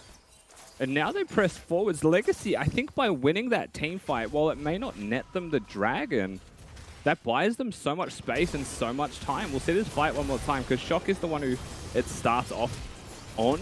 And of course, the mobility of Incursio means that he's able to leave a residual shadow where he was. And that does mean that the stopwatch isn't going to do enough to save him, unfortunately. Alistar, of course, going to try and protect his team. Nice play by Legacy to actually kick that one off on their foot. Perfect timing for a fight as well for Legacy, actually, because Incursio had just finished off his Eclipse before the start of that fight. Comes in with a big power spike, and now gets an even bigger one now. After, picking up that double kill, starts to really push forward. And, I mean, look, like you said, it doesn't actually result in a dragon. It doesn't really feel like it's hurt Direwolves all that much, but it kind of keeps Legacy in the fight. Yeah, for sure. I mean, you can see it here, right? The reset comes out even after dying. They'll just go straight back towards the dragon. They had all of the vision set up earlier, so it's still a free objective. Just a bit of injection of gold. And again, the wild card aspect of Legacy, once again proving that they're able to get things going their way occasionally and sporadically, I think would be the key word more than anything else. But still, Direwolves, they're in control. They'll most likely stay in control. But we are at a point, Jordan, where we may just see Zed be a dominating force in a side lane. It's going to have to be something special for Legacy, definitely, because Direwolves, as you say, they are in control. They've just picked up 2 turrets. So even though some of the fights are still a bit back and forth, the macro game, the overall holistic game is still favoring Direwolves. It's still trending in their direction. Gold lead, not too big. I suppose having a lot of kills onto Incursio is what you would want to see. He's a bit of a carry player, 3-1 and 0. Start to compound those items, and he'll be a threat, that's for sure. This will be a Rift Herald for Legacy as well. Speaking of the side lane, you got Incursio up on top, drawing 3 players in his direction. Oh, that's the ult as well. This might have been an over-commitment from Incursio. Let's see how much damage has he got. Claire does just manage to survive, buying time for the reinforcements. I think Claire is definitely done. Incursio probably is as well, but he's gotten out. Surely not. He doesn't get away with this. The Q misses. Well, it hits a creep, but Shock is able to portal forward and get the auto through. So, in the end, Incursio doesn't quite manage to get out, but could have been worse for Legacy. I could see a world where both Sybil and Incursio go down there. This is interesting. Only has been caught, does have flash, but been hit by the box, forced to use the lullaby. It'll come out. Oh, that could actually hurt. This could be a kill. Or not quite enough. Not quite, not quite. Doesn't have full component items. Did, of course, go prioritizing the Zonias. Still, at the end of the day, they get the flash, they get the ultimate out of only. ML is starting to hit those hooks. He's been pretty good on the Thresh this season. Style has dove in on top. Oh, he dodges the Pulverize with the ultimate. That might be enough to actually at least keep Style alive, although he has lost his support now. Ooh. Good trade at the very least. The Feathers come back and Style does go down in a blaze of glory. I mean, again, it's a trade. It may not be favorable to Legacy this time, but they're actively trading. There's been a couple of moments here where they're starting to maybe just on a micro level keep up with Direwolves. An angry ground pound from Cupcake is something that he'll be a little bit ashamed of in that top lane trade. Maybe that's why Incursio is able to trade back as successfully as he did. There wasn't the perfect mechanics from Direwolves, but Shock comes in and you can trust in Shock's safe hands. He will be able to secure that kill. And then it's just stepping a little bit too far forward. But that's because, MLK is there. He's waiting to see if Lilia goes for the play because he's confident in the counter. It is a bit of a concern seeing Shock at 3-1 for Legacy, remembering that this is a must-win game for them if they want to make that playoffs run happen. Shock has been a consistent shining point for Direwolves this season. Claire continues to do good work in the top lane, takes that tower down now as well, so all the outer turrets have been destroyed by Direwolves. Might see a mid tower go down now with that Rift Herald, and I wonder if Legacy can force the issue down in bot now that there's a bit of focus on mid. Gunkrab and Cupcake are kind of stuck there dealing with the Rift Herald. Rotation coming through, could be a 4v2 down in bot. Yeah, they have to leave for sure. I mean, at the moment, Sybil's playing to protect Incursio, and Only's playing to try and keep Shock alive. The difference right now between these mid laners is without the fully completed Zonia's Hourglass, you actually cannot step up to a minion wave safely as the Zoe and expect fake Curzio, the absolute monster on Zed, to actually not take you down. It's dangerous, so now only is a resource that Shock has to keep hold of. And we've also seen the damage assessment between the Camille and the Zed before when they fought, right? And what we saw is that it is possible for Incursio to kill the Camille if things play out well. And even now, looking at item completions, it's a Tiamat and a Giant's Belt. It isn't the plated steel caps or anything for Claire, so he's not built fully equipped to deal with a Zed. Yeah, I mean, around the rest of the team composition for Direwolves, though, things are going to get a bit more difficult for Incursio. You have the Zhonya's completed on the jungle and the mid laner. You've got the shield bow down in bot as well for Gunkrab, so his one-shot potential starting to be diminished by the items picked by Direwolves. ML does cop a fair chunk of damage here, and it's at a fairly inopportune time because Dragon's going to be coming up shortly. Looking at summoner spells right now, Only and Claire are the only two on the side of Dials who don't have their flashes available. Legacy don't have ML styled or Sybil, and they're also lacking the teleport from their split pusher in Winterer, so very difficult to actually find a way to contest this one right now. The Victor's overdoing Gromp, I believe, and Zed is playing towards the strong side of the map where his resources and allies are. We're probably looking at I would say the next Dragon maybe as a point of contest. Or the Baron, I think now starts to become a really serious issue. In terms of how quickly it gets done, though, it isn't exceptional for either team. It'll be done quick, but not fast enough that two people will sneak it at 23 minutes and you'll never get there in time. No, certainly not. See what the next couple of item completions are going to be here. Shock is coming up on a bit of gold, but has just finished off his first two, so he'll be looking for another component. And you sort of like the way that things are starting to shape up now, I think, at least for Direwolves, obviously having finished off those pretty key items. Here's a sleep.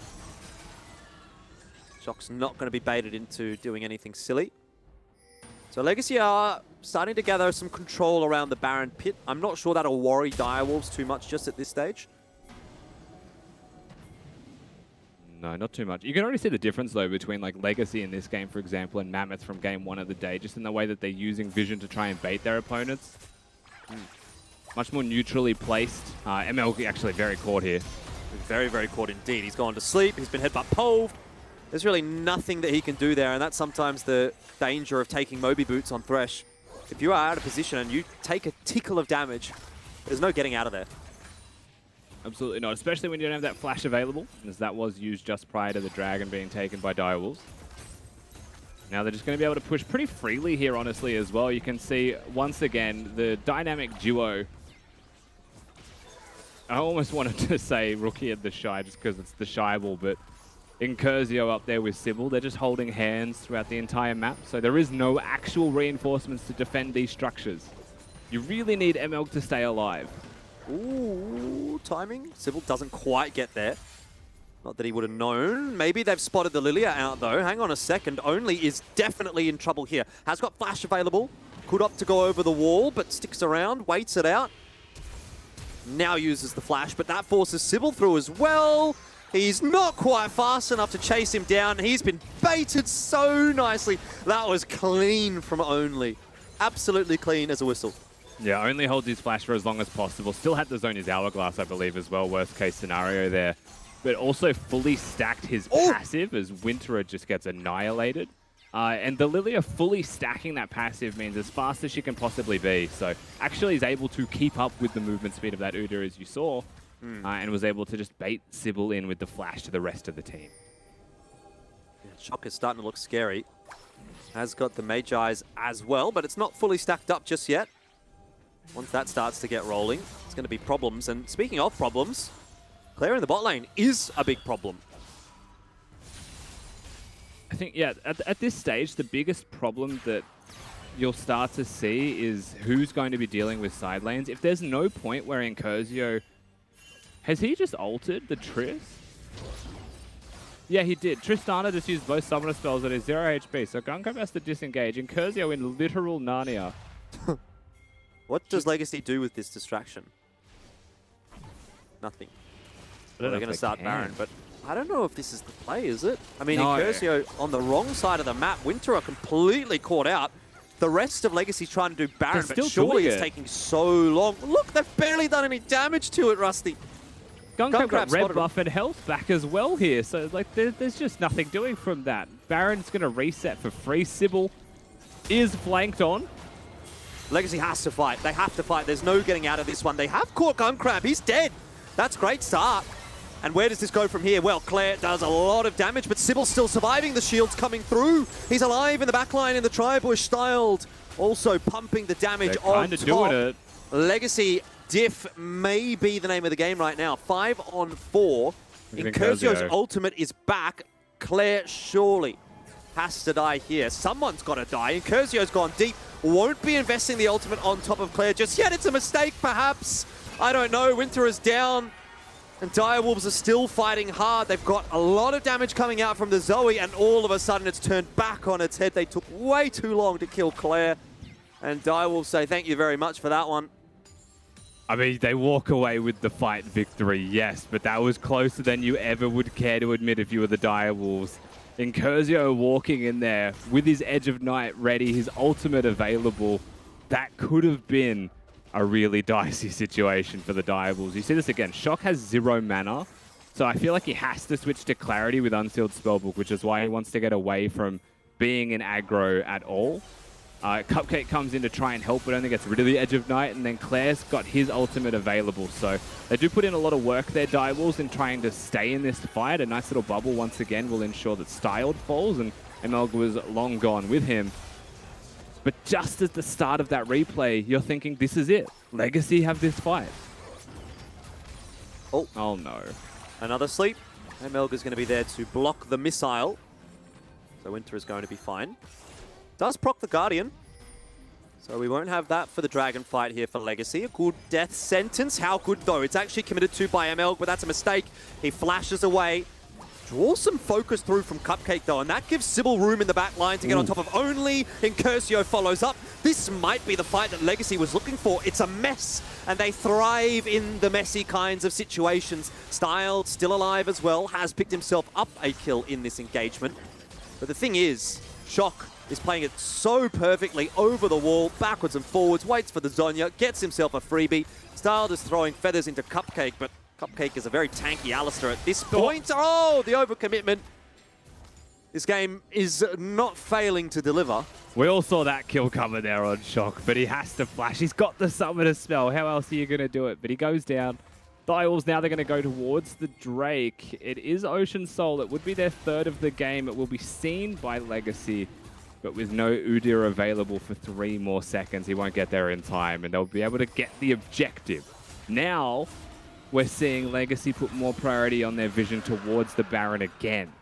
But still, these fights, they're really close every time. I feel like if Shock isn't going as insane as he currently is, you know, timing his spells, hitting literally almost every bubble, this game could be going the other way. Definitely could. Battle of the mid lane right now, it feels like. I do have the thought in the back of my mind, what happens if Winter just gets to 3 or 4 items and starts booming people as well? Because Victor can do that. If he gets to that point, my concern still is lane assignments, because I think Dire will still have a really strong 1-4 lane assignment for a win condition. And if it's the Zed dealing with it, then while Victor is strong, Zed's not going to be providing any use, has Ignite to the teleport advantage that a Camille would have. So, Gunkrab. Yeah, diving in there is Incursio. This time not committing to it. Incursio is just an absolute weapon, isn't he? It just doesn't have an off switch. The Deathmark is quite a short cooldown ultimate. You know, he's back to 40 seconds already. It's sitting around 55 seconds at the moment for Incursio. So he can almost use it on cooldown if he does feel like there's an opportunity, and he won't likely get punished for it because the ultimate will come up for the next fight anyway. Bit cheeky here from Legacy. Oh, they just saw the Triss jump into the lane. And Sybil is going to dive right on top. Well, Gunkrab does have flash available, but it's not going to be enough help here. You're right. Information. Knowledge is power, and Legacy use that to success. That's just really disrespectful from Gunkrab. Now they're going to actually kick off this Baron. The game is on. Do they teleport into help and 4v5? Or do they split push bot lane, take the inhibitor, and threaten the rest of the game? Teleports in. Oh! ML just gets blown up, and Curzio decides now is the time to make a difference. Jumps on top of Shock, uses Death Mark. It's not going to be enough damage. Now Baron doing so much work for Direwolves. Legacy was stuck in the pit, and Direwolves, they might even have won this fight without Claire, but he is here to help on out, and in the end, that's not going to go too well for Legacy at all. They lost Inhibitor Turret, they lost the fight around Baron, and all the options are open for Direwolves here. Yeah, you're absolutely right. No gun crab, no problem seems to be the name of the game here for Direwolves. They'll happily take the 4v5. And Curzio using that ultimate, knowing that there's a Zhonya's available for the Zoe, perhaps just wants to get rid of the Zhonya's. Maybe chunk him out before the fight starts, but at the end of the day, this inhibitor just barely remains as Sybil's able to defend that one barely, but it is still Direwolves coming out on top. It is still a 25 Magi stack Zoe. Shock having a fantastic game. And it is still Legacy who make the play. They want to go to the Baron, but Shock does not miss those bubbles. And Legacy gets stuck in the pit. Yeah, look at that combo from Cupcake as well. Knocks 3 up with the headbutt pole. You know, you talk about it being a mini Malphite ult. I'd argue it's almost better than the Malphite ult sometimes on a shorter cooldown. Either way, everything went wrong for Legacy in that one. I mean, just getting trapped in the pit, taking all that damage from Baron, and obviously, as you say, all of the follow-up from Shock and from Only, and Claire even teleports as well. I would have liked to have seen how that might have panned out had Claire just stayed in the bot lane, because chances are he gets the inhib and Direwolves wins the fight. You know, it's like having your cake and eating it. Bit greedy. Yeah, most definitely.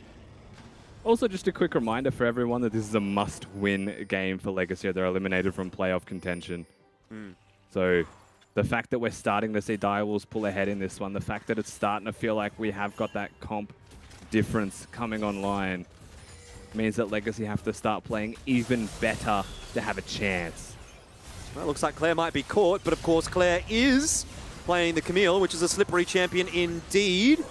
Actually gets the ultimate cancelled by Incurzio, returning back to his shadow. And now it's on for the races for Direwolves. Gunkrab jumps over the wall, decides now is my time as the AD carry. Now is my time as the Tristana to get some resets. Looks for more onto Sybil, but won't have the damage there. Still, the fight's going nicely for Direwolves, and Cupcake continues to get into the mix with a headbutt pulved on point every single time. That's an ace, and Direwolves can now start to look at ending the game. Yeah, I really think that this could just be a potential end at the minimum right now. It'll be multiple inhibitors. The death timers are so long, however, you know, Claire even coming down to this bottom lane to take the inhibitor makes you wonder if that time was worth it when he could be pushing with the rest of his squad. 3 minions, but a whole wave to follow means that this surely is just it. And Direwolves will remove Legacy. Yeah, Claire's going to tank that turret up, but it's not going to matter. There's no one to defend it. Legacy are done. They're out of playoffs contention as Direwolves picks up the victory today. 8-4 will be the scoreline that they move to. And it's one step closer to a second place in the regular season for Direwolves. Obviously, a lot more work to do in that respect, and it does depend on how some of the matches of peace go throughout the rest of the week. But overall, good solid performance from Direwolves. A few interesting moments from Legacy overall, but in the end, a win's a win, and Direwolves have knocked them out of contention. So that's what they set out to do today. Absolutely. I mean, it's a shame that Legacy are out of playoff contention at all. I just want to really reiterate the fact that they're such an entertaining team to watch. They are very fun to be able to work with, watch them play League of Legends. So to know that they're out of the race, I don't know if I'm more excited for the crazy stuff that they'll do as a result of that, or a little bit sad because, you know, you want to see them take wins off those big dog teams, and they've given it to all of them. Indeed, indeed. Let's get Mac back into the conversation here as well. 3 from 3 today, Mac. Your predictions gone pretty well. Yeah, super good so far with the predictions. Everything going A-OK, just as I planned. And I think now that pretty much equalizes my losses with my wins. So we're on the way. We're on the way into the negative, similar to my win rate in League of Legends. But that's okay. It can match. And, you know, sometimes you just got to coordinate things. Speaking of coordination, look, Legacy looked very good in that early game. Unfortunately, they just forced the fact over towards the Baron. Unfortunately, got way too much damage. And then from that point, on the, 26-minute fight, Direwolves seemed to have the upper hand and knew exactly what they had to do to win. Yeah, I mean, that really was it, right? You've got an outstanding Zoe performance from Shock. The second he got a lead was basically that turning point. Claire, once again, playing these top lane champions. I believe this is a fairly new one for him as well, again, comp-wise, but still showing that he's got the capabilities to play them all. And Legacy, while they challenge them at moments, they don't hesitate or shy away from opportunities to fight. They just didn't have enough gas in the tank to do more than the initial play or the initial pick. And, they make a single mistake or lapse in judgment and they're just pounced upon with no hesitation. I liked it from Cupcake really across the board as well. You talk about pouncing upon, even just there. Flash headbutt pole. There was quite a few instances where he hit multi-man knockups. And Alice is one of those champions where it's pretty easy to have some impact, but it's also a little bit more difficult to have a lot of impact. And when he was able to get through in these kinds of fights, multiple multi-man knockups, here's probably another one, or does get right on top of the ADC. So, I mean, I don't think we talk enough about supports. I'm a bit of a support bias myself, so I just want to give a shout out to Cupcake for a pretty well-played game on Alistair. I thought he did a really good job. Man, I'd love to see how much damage Shock did just with those snipes. The man was hitting every single bubble he threw. It was so nasty. Like, we expected probably Chaz to do the similar thing in that mid lane earlier. The difference was this game sort of had a bit more space for the Zoe to bounce around and be in the sort of middle of the fight, or like, I guess, the sides of the fight, throw those bubbles out. So he was just absolutely popping off as well. What's the that little peekaboo thing Zoe does? Love that. The portal? He was utilizing that. Yeah, the portal. That was, he did a couple of sneaky things there with some snipes that almost went absolutely perfectly. Like 95% of the opponent's HP, and then it's just straight away Legacy, whoop, damn, see you later, just running straight out of those fights. But look, we do have Nat down on the side lanes to have a quick chat with one of the Dire Wolves players, one of the champions who have now knocked Legacy out of the running for playoffs. So Nat, who do you have? That's right. I'm going to be joined by Shock himself, the absolute insane Zoe player. Congratulations, Shock, on that win. I mean, it takes you guys one step closer to potentially being seed number 2, and I guess now knocking Legacy out of ever reaching playoffs. So how do you guys feel? Yeah, I mean, everyone's really happy at the moment just because we've been winning a lot. But we still have a lot of work to do. And I think this game actually showed that we didn't play that well this game. There's lots of stuff for us to work on still. What sort of stuff do you think you guys were lacking in that game? Well, for one, I noticed my jungler took a few too many of my blue buffs, so I'm not sure where this independence came from, but I think I'm going to have to tighten his leash because that's not allowed. But yeah, so I'll make sure to get him to work on that. That's it. Only's, ego's getting too big, getting boosted by max compliments all the time. You're like, none of that. Walk me through the draft and how you guys are feeling coming out of it as well. So I guess in the draft, we knew that they mainly played through their jungle and mid. They play kind of crazy and they coin flip a lot of plays. So obviously pretty much every other team we targeting Incursi as champs because he just doesn't play that many of them. To be honest, I think the Zed caught me off guard quite a lot. Zed's a really good matchup into Zoe, and, well, to be honest, I didn't even know he played it, but I definitely would have banned that next time. It's pretty annoying in the lane phase, so I think they actually did well in the draft. Look, that's potentially a small little victory for Legacy, but were you guys worried at all during that game, especially with, the Zed coming out? Nah, I did just say they did well in the draft, but I forgot they had Victor top versus Camille, so that's pretty int. I think the game was kind of won when they had that, yeah. All right. With the Baron play as well, we saw Legacy in the Baron pit, and you guys only had 4. Claire was down bottom. Tell me, what was the thoughts behind actually engaging there, and who made the call to initiate? Well, we were saying before the fight that if they start a Baron, it's quite good for us because we have Zoe, so it's just free pot shots and Magi stacks. So when Gunkrab got caught top, I knew it was time to get some kills, and so yeah, I just started poking them, and then when they got low, Cupcake pulled the trigger.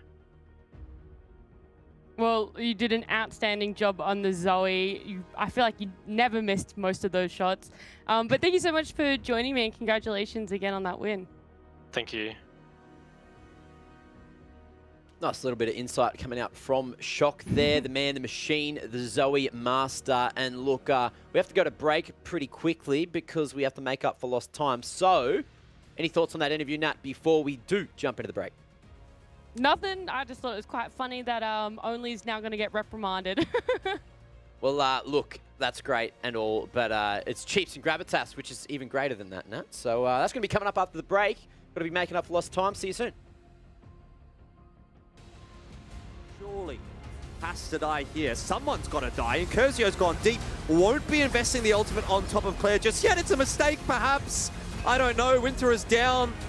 And Direwolves are still fighting hard. They've got a lot of damage coming out from the Zoe, and all of a sudden it's turned back on its head. They took way too long to kill Claire. Guncrab jumps over the wall, decides now is my time as the AD carry. Now is my time as the Tristana to get some resets. Looks for more on the Sybil, but won't have the damage there. Still, the fight's going nicely for Direwolves, and Cupcake continues to get into the mix with a headbutt pulse on point every single time.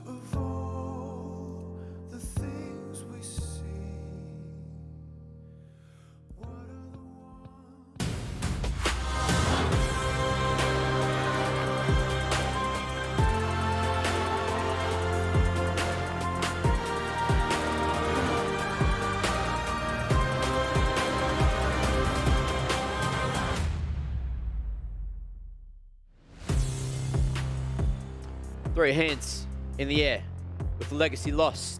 That means we have another qualifier, another qualifier, another qualifier. Order have joined the ranks. If I go a bit of the higher, we top could three. like join arms together. Sorry, I'll put them back up. No, quick. Right, now you go up. You go up. I'll go down.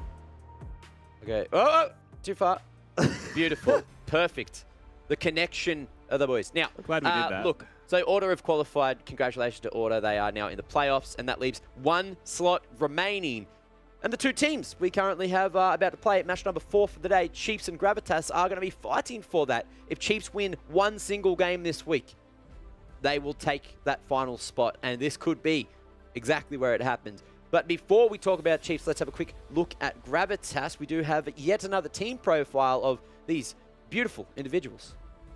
I could describe Gravitas in 3 words. It would probably be exciting, chaotic, and unexpected. I'm a Zeus and I play for Gravitas, and I play in the jungle position. So I think what's unique about our team is the ability that our players have in terms of their unique champ pools. So basically in jungle, I play way more unique abstract junglers compared to any other current jungler. And same with mid lane. Mid lane doesn't play the meta picks or the traditional meta picks. They play more of like the Ahri, Lissandra. Very unique champions. It's a confusing way of versing us because they don't know what to expect. And I think that's probably one of our strongest points of the team. Yeah. Since we're like a new team, we're trying to experiment and trying to find a way to kind of fit a way for us all to play together. Right now, I wouldn't say we have a specific playstyle, but the playstyle that I'd like to play towards is kind of the way that Pentanet plays, which is like a very slow-paced, scale, late-game team-fighted oriented game. Personally, I love to play comps like that, and I hope our team plays like that as well. So my name's Nathan Basher. My in-game name is Koze, and I play for Gravitas as a mid laner. To an outsider, it might seem like, oh, it's just a game, like you don't need to really do anything. However, there's definitely a lot of dedication and hours that need to be put in. You'd be expected to, do scrims, VOD reviews, draft prep, so yeah. We're really trying hard to, prepare for Split 2 so that we can show that we've worked hard. We came Split 1, we had a rough start, we're new people, and we just want to improve for Split 2. Very much focused on, scaling usually. Our comps are good for scaling, or, team fighting while also having side pressure and deep boards for teleports, so yeah. Who feeds the most? Depends on the week or the day. Probably Suffer has a bad day, it'll be Suffer. Yeah, sometimes Piglet can run it down. I think everyone, even myself, we can all run it down. It just depends on how we feel on the day, so yeah. Probably Suffer or Jaden. I don't know, I just have the memory of him going 0 and 6 on Nah, I think. One thing I do want to achieve in the LCO is to kind of prove myself, because this is my first split playing jungle. I was a top lane before, so show up to LCO, kind of prove myself and let people know that I have some potential in me. I think over the few years, that would be something that I would like to work towards, yeah. It's more of a long-term goal to really present myself in Split 2 and show people what I'm more capable of. We're looking kind of rough, where some games we do really well, but then we kind of fall off at the end. But I think if we work hard, and I'm motivated to work hard, I think we can push through, and I definitely think we can be like a medium to top tier team for sure.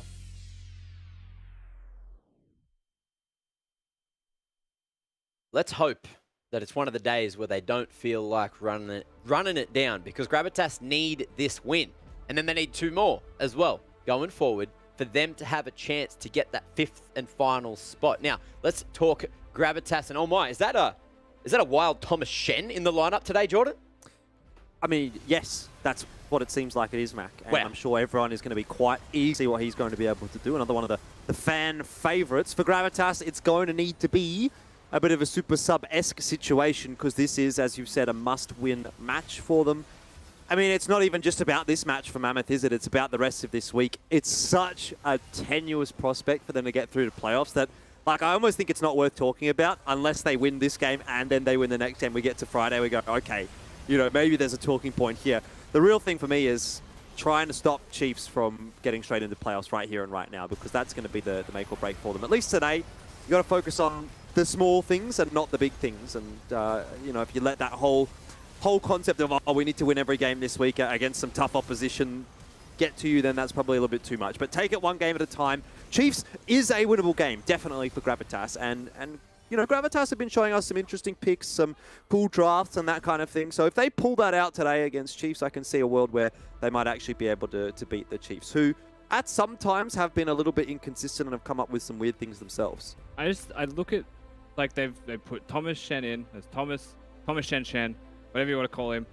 The person he's replaced was the star of the show last game that we saw from Gravitas in their win, was Piglet. So it is odd to me that, like, for whatever reason they've done it, I don't really know that, like, that's the player that has been gone, because Piglet and Isaiah were huge in bot lane together. So I'm just a little bit sad to see those two be broken up for this game. Well, you don't suppose that he could be the secret weapon? I guess we'll find out anyway. Let's talk Chiefs quickly before we go too deep down the rabbit hole there of what Gravitas may or may not be bringing to the table. Speaking of bringing it to the table, Chiefs, they really need to do that today. Make sure they can secure that 5th spot. And Rusty, tell me, why Dragku looks so good and his arms are so massive? It's just about the angles, first of all, with the camera and how you actually are able to prop your chest up and out. Okay. The lower the angle is, the creepier it gets as you get older, I will say.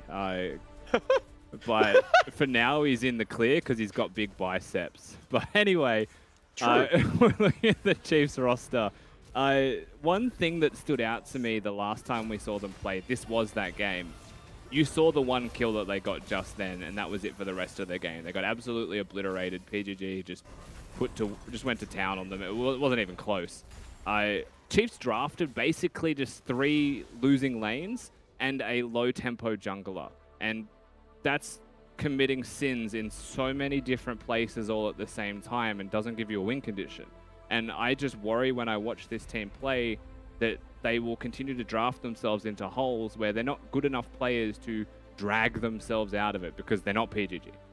Well, let's see if Chiefs are one of those teams that draft themselves into the holes again, or at least maybe we can get Nat to ask them if they're going to play their own game or try to counter their opponents today, or maybe not, maybe that's leaking strats, which, Pentanet really loved to do earlier. Anyway, Nat, take us down to the side lanes. Who do you have for us?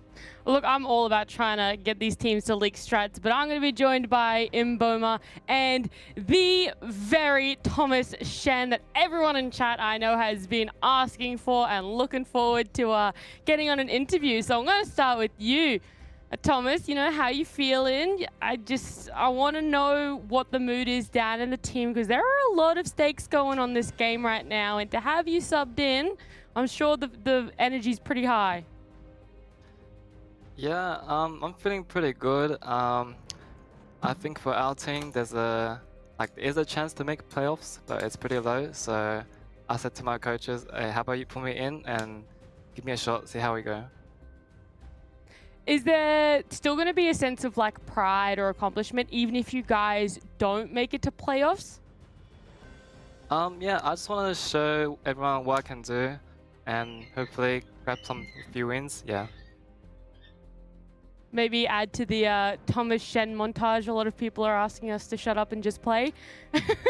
But Imboma, how are you guys over at Chiefs? It's still a very similar side of the story for you guys. You have to win today or at least another game this week. Yeah, I mean, we're pretty confident. We're actually just kind of recovering a little bit from last week. I think we had a lot of productive practice from last week, and we got a lot of help from a lot of people to sort of look at some of the problems that we had and how to fix them, because I think our players are pretty individually good enough to do better than we're doing in the standings, we think. So I was pretty happy considering how badly last week went at how we bounced back from it, and everyone on the team is they have a good mindset going into potentially playoffs, but obviously we have to win 1 or 2 games to secure it. What sort of prep have you guys been doing then? You say you're getting input from some other people, but how are the scrims going and how's the prep work?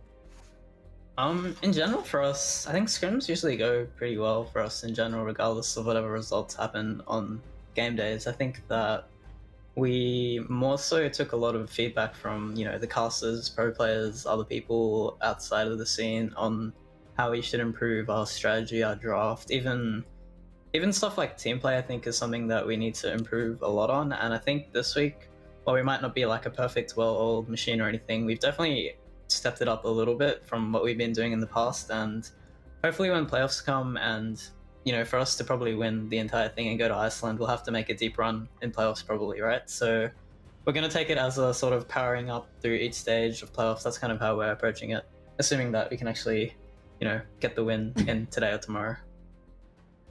Well, look, I am looking forward to seeing what you guys are going to bring to the table today.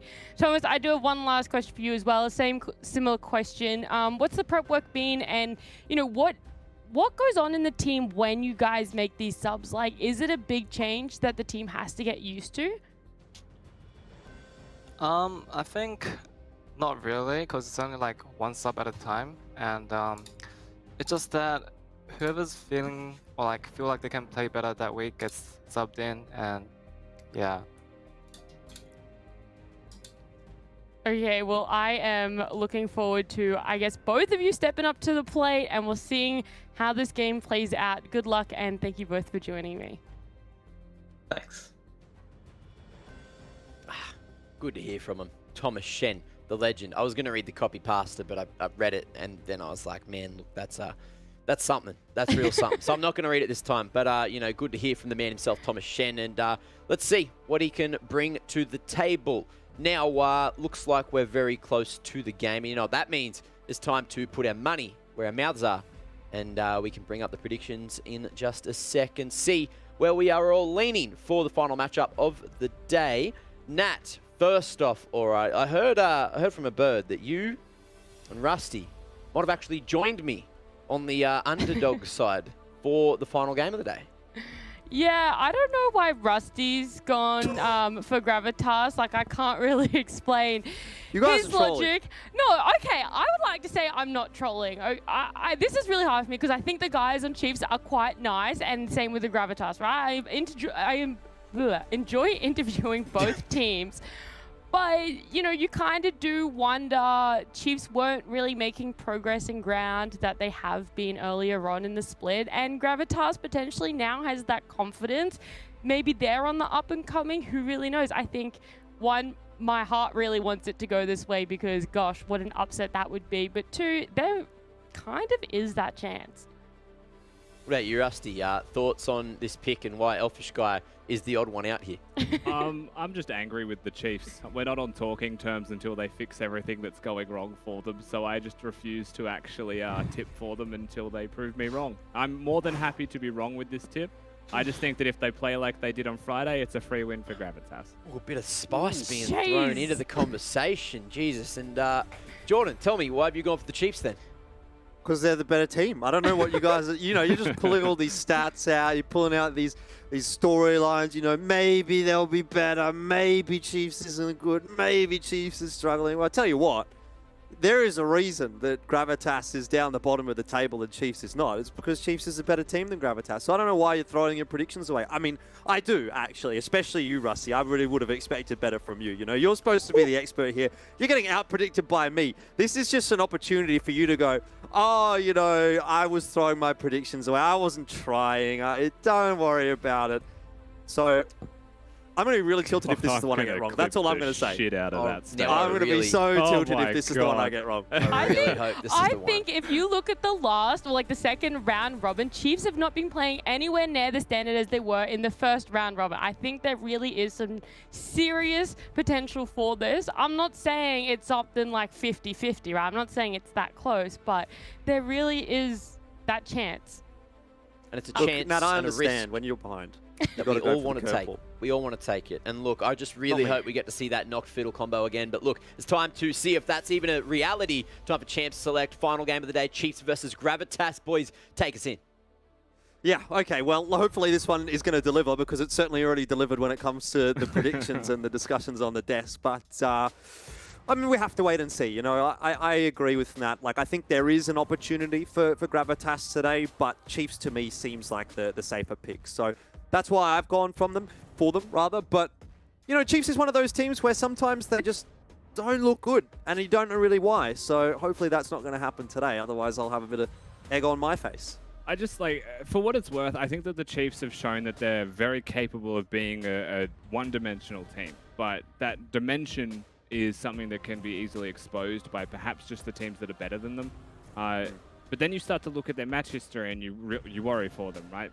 They've lost 3 in a row, yes. 2 of them are to the top team, but one was also to Order where they got outscaled. Gravitas did that literally the same thing to Mammoth the other day. So I think it's possible. As long as Swathe doesn't run away with it, they could end up struggling.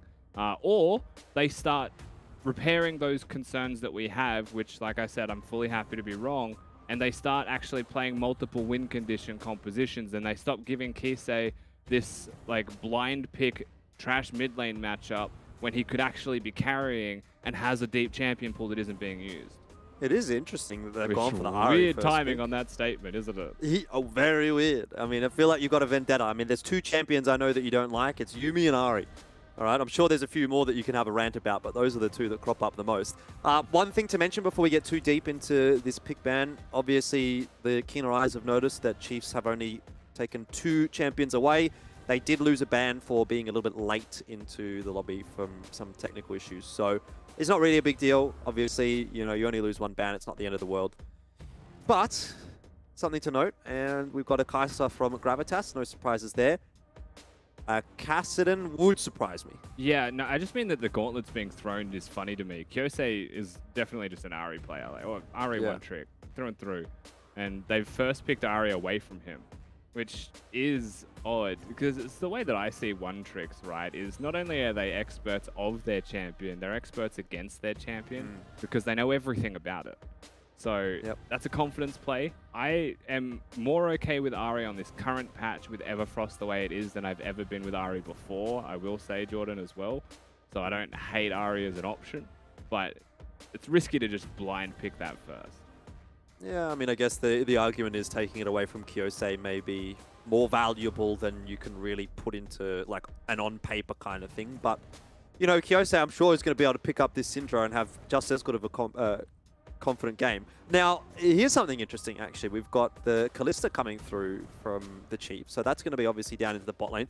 I actually kind of like that bot lane, you know? You've got the Rel, hard engaged. Kalista really helps out in that respect as well, especially at level 6, and Kalista likes to fight early on in the piece as well. So this is going to be quite a difficult bot lane to deal with for Gravitas, I would say. Yeah, it definitely is. It's also something that they've willingly picked the Alistar Kai'Sa into, so Kalista's one of those champions that can trade very aggressively early. Rel is one of those champions where if you don't interrupt her W, she trades incredibly well early also. It's why you often see champions like the Thresh. Alistar can do it with Headbutt. Janna is the other staple choice as well to counter it. Kai'Sa, strong team fighting champion. If it gets there unabated in any way by Emboma and Dragku on their picks, then still just going to be a unit. Alistar's still going to be strong at level 6, but what this really means is that, you know, Emboma can use Dragku as a Pokemon, pull him back after he goes in, and if he misses, you know, it gives him an extra chance. Because Rel's one of those champions where if you make a mistake, miss your W, you're just waddling at 100 units. Feels like a little bit of that Nautilus conversation we were having earlier. If you're in the fight and you're not hitting your CC, then probably not going to go too well for you. So perhaps a get out of jail free card for Dragku here, though. He's been pretty good on the Rel so far this season, so he might not need it. Got the Irelia ban coming through from the Chiefs as well, so targeting the top lane with that one. Interesting that the Nocturne is actually banned away by Gravitas. And they do get rid of Swaith's Kane there as well. So, I mean, I suppose those are jungle-targeted bans, which is fair enough considering what we've seen from Chiefs in the past. Yeah, my first thought was Kisei's a mid-Nocturne player, so like I get it, but he's already first picked the Ari for himself, so it has to be away from Swathe in the jungle pool. Hecarim already removed, Udyr also gone. Lilia is available. Don't know if Swathe plays that, however. It doesn't feel like a Swathe champion. I think he would sooner go the Evelyn route for magic damage. But I guess we will find out. Meal taken away by the Chiefs as well. So let's see what the next selection is going to be. What are we looking for here? A top laner and a jungler for Gravitas. Looks like the top laner is what's going to be coming through here. Sion plays into the back pocket of Safa. Has been on the Sion the last couple of games as well. It'll be 3 in a row. Yeah, for better or worse. Of course, he has been playing that Sion. He's also one of the few people that has been actively picking tanks in top lane alongside Biopanther. I'm personally a big fan of Sion at the moment. I think he's in a very good spot. So I'm not too surprised to see it. They also prioritize picking their jungler last. So they want to give Azus the best possible chance to out-jungle his opponent or have the best composition for him, because that is a pretty staple way to tackle the Chiefs, as this honestly is an odd, non-surprising factor if that hover is locked. Well, I was going to say a surprising factor with the set being locked in. I don't think we've seen set this season either, so that's a selection that's probably going to go up into the top lane. Something to deal with. Ooh, Shaco support. Come on, let's go. Not going to get it. I guess wasn't going to go anywhere anyway because we have an Alistar, but I love it from Isaiah. Either way, yeah, I mean, Sion into the set in the top lane could be a bit of an interesting matchup, but you were right about the Evelyn selection, so get that bit of extra magic damage coming through for the Chiefs. And a Rek'Sai, something that we also haven't really seen at all this season. Funnily enough, because I felt like Rek'Sai was in a pretty good place earlier on in the season. It's just not something that has been cropping up all that much in the jungle. Yeah, you don't often get to see the Land Shark. Prowler's Claw is something that has been a massively enabling tool for her. So she has definitely been a powerhouse running around. Also, super strong early ganking, physical damage, just doesn't necessarily have the same clearing as a lot of the other meta junglers, and is nowhere near as tanky as them at all. So a bit more risk there. However, the matchup right now, Rek'Sai into Evelyn, is fantastic for Rek'Sai, because you stay unburrowed, the tremor sensors reveal the player regardless of them being invisible. So you are actually poised in a pretty nice place as long as you can track your jungle opponent. So you just need to have reliance on your laners doing okay, and you also have uniquely powerful gank paths as Rek'Sai. So Azus can really be the difference maker and start to snowball this game for Gravitas. I'm looking forward to seeing this one. You know, I always like to kind of peek at the more off-meta kind of selections, you know, and I think we've got a lot of those this game, so it's kind of hard to say just from a draft perspective who comes out of this one with a major advantage. Obviously, with the Rek'Sai coming through, that's something new. You've got the set in the top lane, the Evelyn in the jungle. I mean, even Ahri and Kalista, like, we don't see a whole lot of, to be honest. So Chiefs have once again gone for one of these interesting drafts that we do like to see from them. And hopefully it's going to provide a good game. Again, what's on the line here? Gravitas must win if they want to make a run into playoffs. It would have to be a bit of a Gravitas glory kind of a comeback, because they need to win every single game this week and hope for the best with some of the other matchups as well going in their favor. Whereas for Chiefs, they get a win here. They'll be the final team confirmed into playoffs. As to where they'll end up, obviously that still remains to be seen. But top 5 going through to playoffs, and Chiefs are looking to lock in that 5th spot alongside the likes of Order, alongside Direwolves, Peace, Pentanet, who've already locked in their spots. We go into the final game of the evening, Rusty. Things are looking exciting. We've been seeing some good games, and hopefully this one will provide as well. Definitely the case, of course, as we load into this one. The one thing that I quickly wanted to hit on as well, Elfish Guy, is the fact that we've got an aggressive jungler from Azus, and the recipe for success against the Chiefs has been getting ahead early, because they are strong mid to late game when they hit those team fights. Indeed, indeed. And one thing that we do have to do as well is jump into a coach interview. We've got Valixis on the line here through from the Gravitas camp, and a few interesting selections in this draft, Valixis. I always like to quiz the coaches on the draft. So, I mean, the first question, I suppose, is the Rek'Sai here. Was that just in relation to, you know, the Evelyn, or what was this in terms of your prep? Was it expected, or is it just a spur of the moment? Yeah, it was actually 100% expected. We know that, you know, Rek'Sai is a great counter to Evelyn. When he's burrowed, he can see where she's stepping even when she's invisible. As well as Azus is actually a ridiculously good Rek'Sai player. Not many people know it, but like in scrims, this guy does 1v9s. So.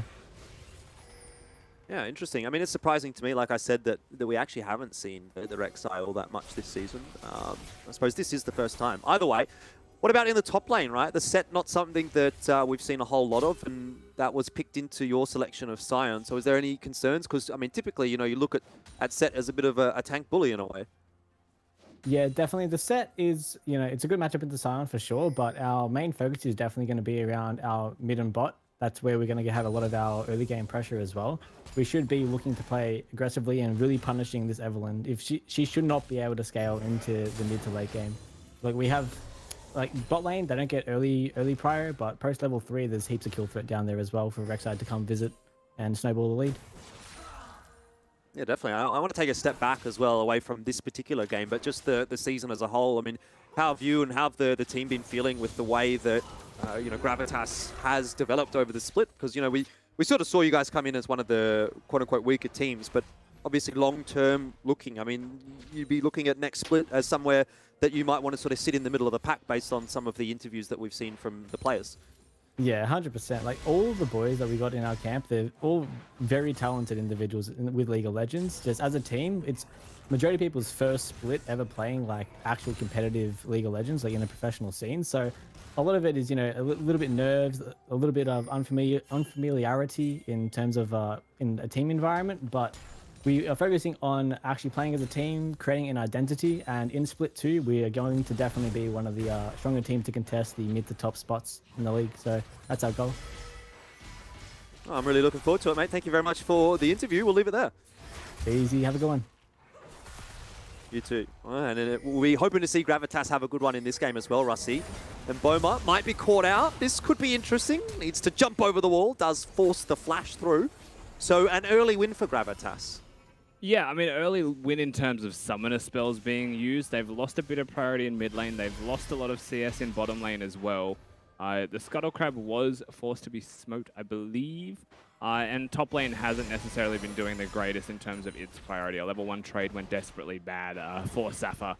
And overall, we've seen a lot of cannons miss, so I've been quietly cringing for the first 4 minutes of League of Legends, Jordan. However, we have seen the Rek'Sai get more and more proactive. The one major miss there was that he didn't get to clear the Wolf camp as well, where the Evelyn did, so there is a CS lead starting to grow for the Eve, which means a level 4 full clear gets her 1 step closer to level 6 and gets her 1 step closer to being a really dangerous champion to deal with. One other thing to note, as we are looking at the top lane here as well, is that Safa has used the teleport to get back up to top, has the item advantage right now, but still struggling in some of these trades. Obviously, that's where Set is going to have his forte. So, at the moment, teleport advantage for Lived. Safa heal back on up with the pots, but yeah, definitely a rough top lane for a Scion to be in. Yeah, it's just really hard to actually use your Q at all. Your Decimating Smash, the ability that is often maxed by Scions, you can just get face breaked straight back in. So on those trade windows, it's very difficult. It's the second Qs where you start to trade back. Azus has been consistently spotted by Vision as well, everywhere he goes. The level 3 invade, he swept the ward. Scuttle Crab was spotted by 2 of them. Yes, they get a flash, but they know where he is. He comes bottom, they spot him. So this Rek'Sai struggling. Well, Swaith is going to force the flash through, still gets the charm across. Safa in trouble, doesn't have enough to survive. And we'll go down for first blood. That's opener for the Evelyn. That's against the no teleport of this Scion. So the wave gets pushed in. Swaith is a greedy boy. He just took the cannon as well as the kill. Now, I'm not saying I'd AFK in a competitive game, but there are certain things that would make me tiptoeing on lines. I don't think that's the first time, by the way. Wasn't there a situation where he went down and took a whole lane bot? A whole wave rather bot? Absolutely. Has happened before. Will happen again. That's just the Chiefs. It's just reality, unfortunately. But he got the kill, so what can you say? He's ahead. Ooh. This could be interesting. We got Azus down in the bot side of the map. Azaya gets the headbutt pole, followed up by the knock-up from Azus. But Dragku has enough HP to survive even through the Ignite. Now an overcommitment from Gravitas. Azus will not survive. The auto coming through. I sort of had to second guess myself for a moment there because he did last longer than I thought he would. Yeah, he did, but also he went like a light year too far. His whole team was disengaging. He just kept going. So gets picked off. I mean, expected, I suppose, in terms of results. The Chiefs with double teleport does make that a very difficult thing to execute. Swaith also now level 6 is going to be miles ahead in terms of jungle matchups as he's going to take away this blue buff again on its second spawn. And overall, Chiefs definitely in a comfortable position through the early game.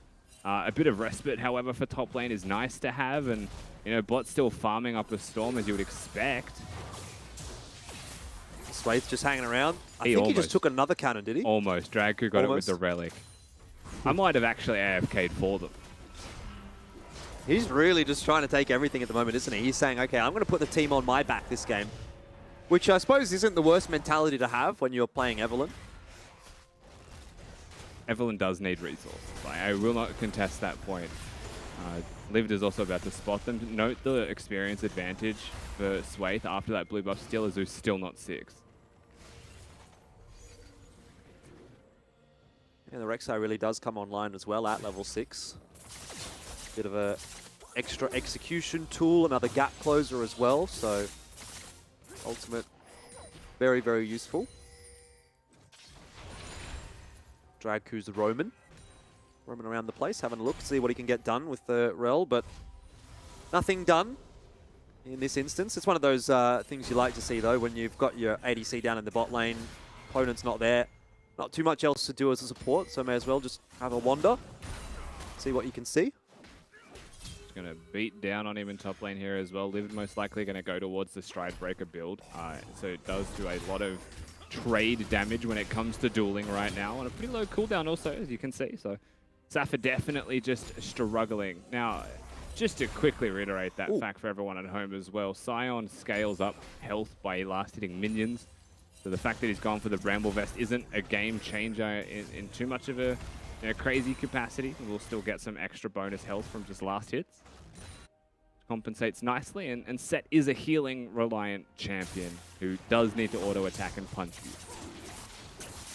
Well, Chiefs have Cryo in the bot lane, Cryo in the mid lane, and so they decide that they're able to sneak away a pretty early dragon.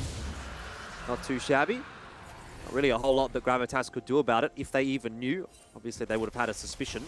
A few players go missing, you put 2 and 2 together, but yeah, not a whole lot they could do about it. Azus might try to trade the Rift Herald. Standing on a ward though does make you feel a little bit concerned that maybe someone's going to come and investigate. As priority though, mid lane it has just completely pushed in and has freedom to move, is also moving up to top side. Top lane as well, as you can see, has pretty clear priority, so they choose not to do the Herald and instead they're considering a dive top lane. And the fact that he disengages from that afterwards indicates to me that they really didn't know what to do or if they could commit to it.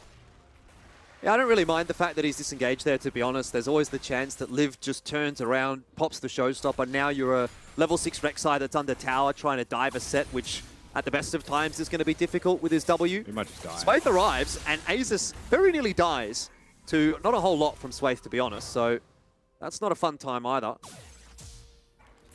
Yeah, basically guarantees the Herald. You can see that Zeus is going to be able to do the Krugs with Smite to get some health back, but the fact that he used his first Smite, luckily has a second charge if they were to consider contesting this one. So it's in the realm of possibility, but mid. Oh, yeah, maybe not if mid goes down. Kyosei dodges the charm. Kyosei won't have enough damage post that fact. Here comes the ultimate through, though, from Azus. Not enough. Does force the flash, though, out of Kyosei. Yeah, it does get the Summoner spell out of the Ahri. The Herald has been taken during that time, however. I think the fact that Sion ulted at the same moment would have terrified him. Kyosei needs to have some fancy footwork here. You can't dodge that. Dragku goes deep. He says, I might take this kill, but Swaith decides to flash for it. I think the Ignite tick would have had it. Zaya does arrive from the bot lane, though, and all of a sudden the fight turns back on its head. Azus doesn't have Void Rush available, but it's not required. Huge damage coming through. And in the end, Gravitas score a 2-for-1. Zaya proving to be a little bit too clutch on this Alistar. 2 games in a row now, does seem to be doing a lot of work for his team of Gravitas. Taking down the Evelyn, very important. Giving something back into the pockets of Azuz, even more important than that. But Dragku was the first person to leave in bottom lane by a significant amount of time. The Ignite and the fact that that Q hit does mean that they are going to be able to get the lethal. But the flash follow-up here, very nicely done from Azaya to make sure they get it. And Swaith, unfortunately, just gets run down, stunned, and that was the moment for Azuz without that ultimate to still catch them. I mean, it's a bit unfortunate that Azaya actually has to take that first kill. If Azuz could have gotten both, Rek'Sai is one of those champions that does start to run away with the game when she gets pretty fed. I don't think that that would have been a securable kill, though, for Azus. So well done by Azaya. Dragku's back in mid. Charm connects. Surely that's a dead Kyosei. The follow-up very good from Dragku. And the fade-away auto from Kyosei. Dragku's just walking off. Cool guys don't look at free kills. That was pretty much the second the ultimate was available for Ahri. It's used aggressively. You've still got Dragku with permanent roaming, apparently, from the bottom lane. Not that he has priority in bot, but he still has so much freedom to move, and the punish is outstanding. And just nicely timed. Like, I'm sure Kyosei had a feeling that the Ari ultimate would have been available pretty soon, but you can't avoid that much crowd control. That's a lot of plates for the Chiefs in mid. Azus not able to deal with the Rift Herald. Also teleport through from Kyosei as well, just to get back into lane and try and catch back up on some control. I mean, he hasn't lost a huge amount of CS out of that, but now down 0-2. Having a rough day at the office. Yeah, and still... So the thing is, if you look at the minimap, you can see the control ward on the bottom side of mid. That's everything. You know, that's an Evelynn that can now walk in completely free because it hasn't been contested. That's a Rel that's been able to sit in that bush multiple times. And it's a really tragic ward that Kyosei has just placed because it provides zero information other than where the Rel is, who was visible on the map. So Sway abuses that, and it's on. Yeah, Kisei will survive through Kyosei's damage, and once that has all been dumped down, there's really not a whole lot of follow-up that Kyosei can throw in there. So it makes life easy in the end for Swathe. Yeah, it's just not a death that should be happening, but he also has no support from the rest of his team to prevent it. We just spoke about it, right? It's Chiefs using the vision they have to make the plays. It's not Gravitas working together to clear vision or deny those plays. You know, it's Zeus playing for himself. It's Kyosei trying to survive by himself, and so he just gets punished. Pretty impressed with how Mboma's been going about this lane. Cast a curse, though, if I do say so myself. Mboma, I don't think you're going to be surviving here. Teleport even through from Safa. Might have been a bit preemptive, but it will be converted into a dragon, so at least they get something from it.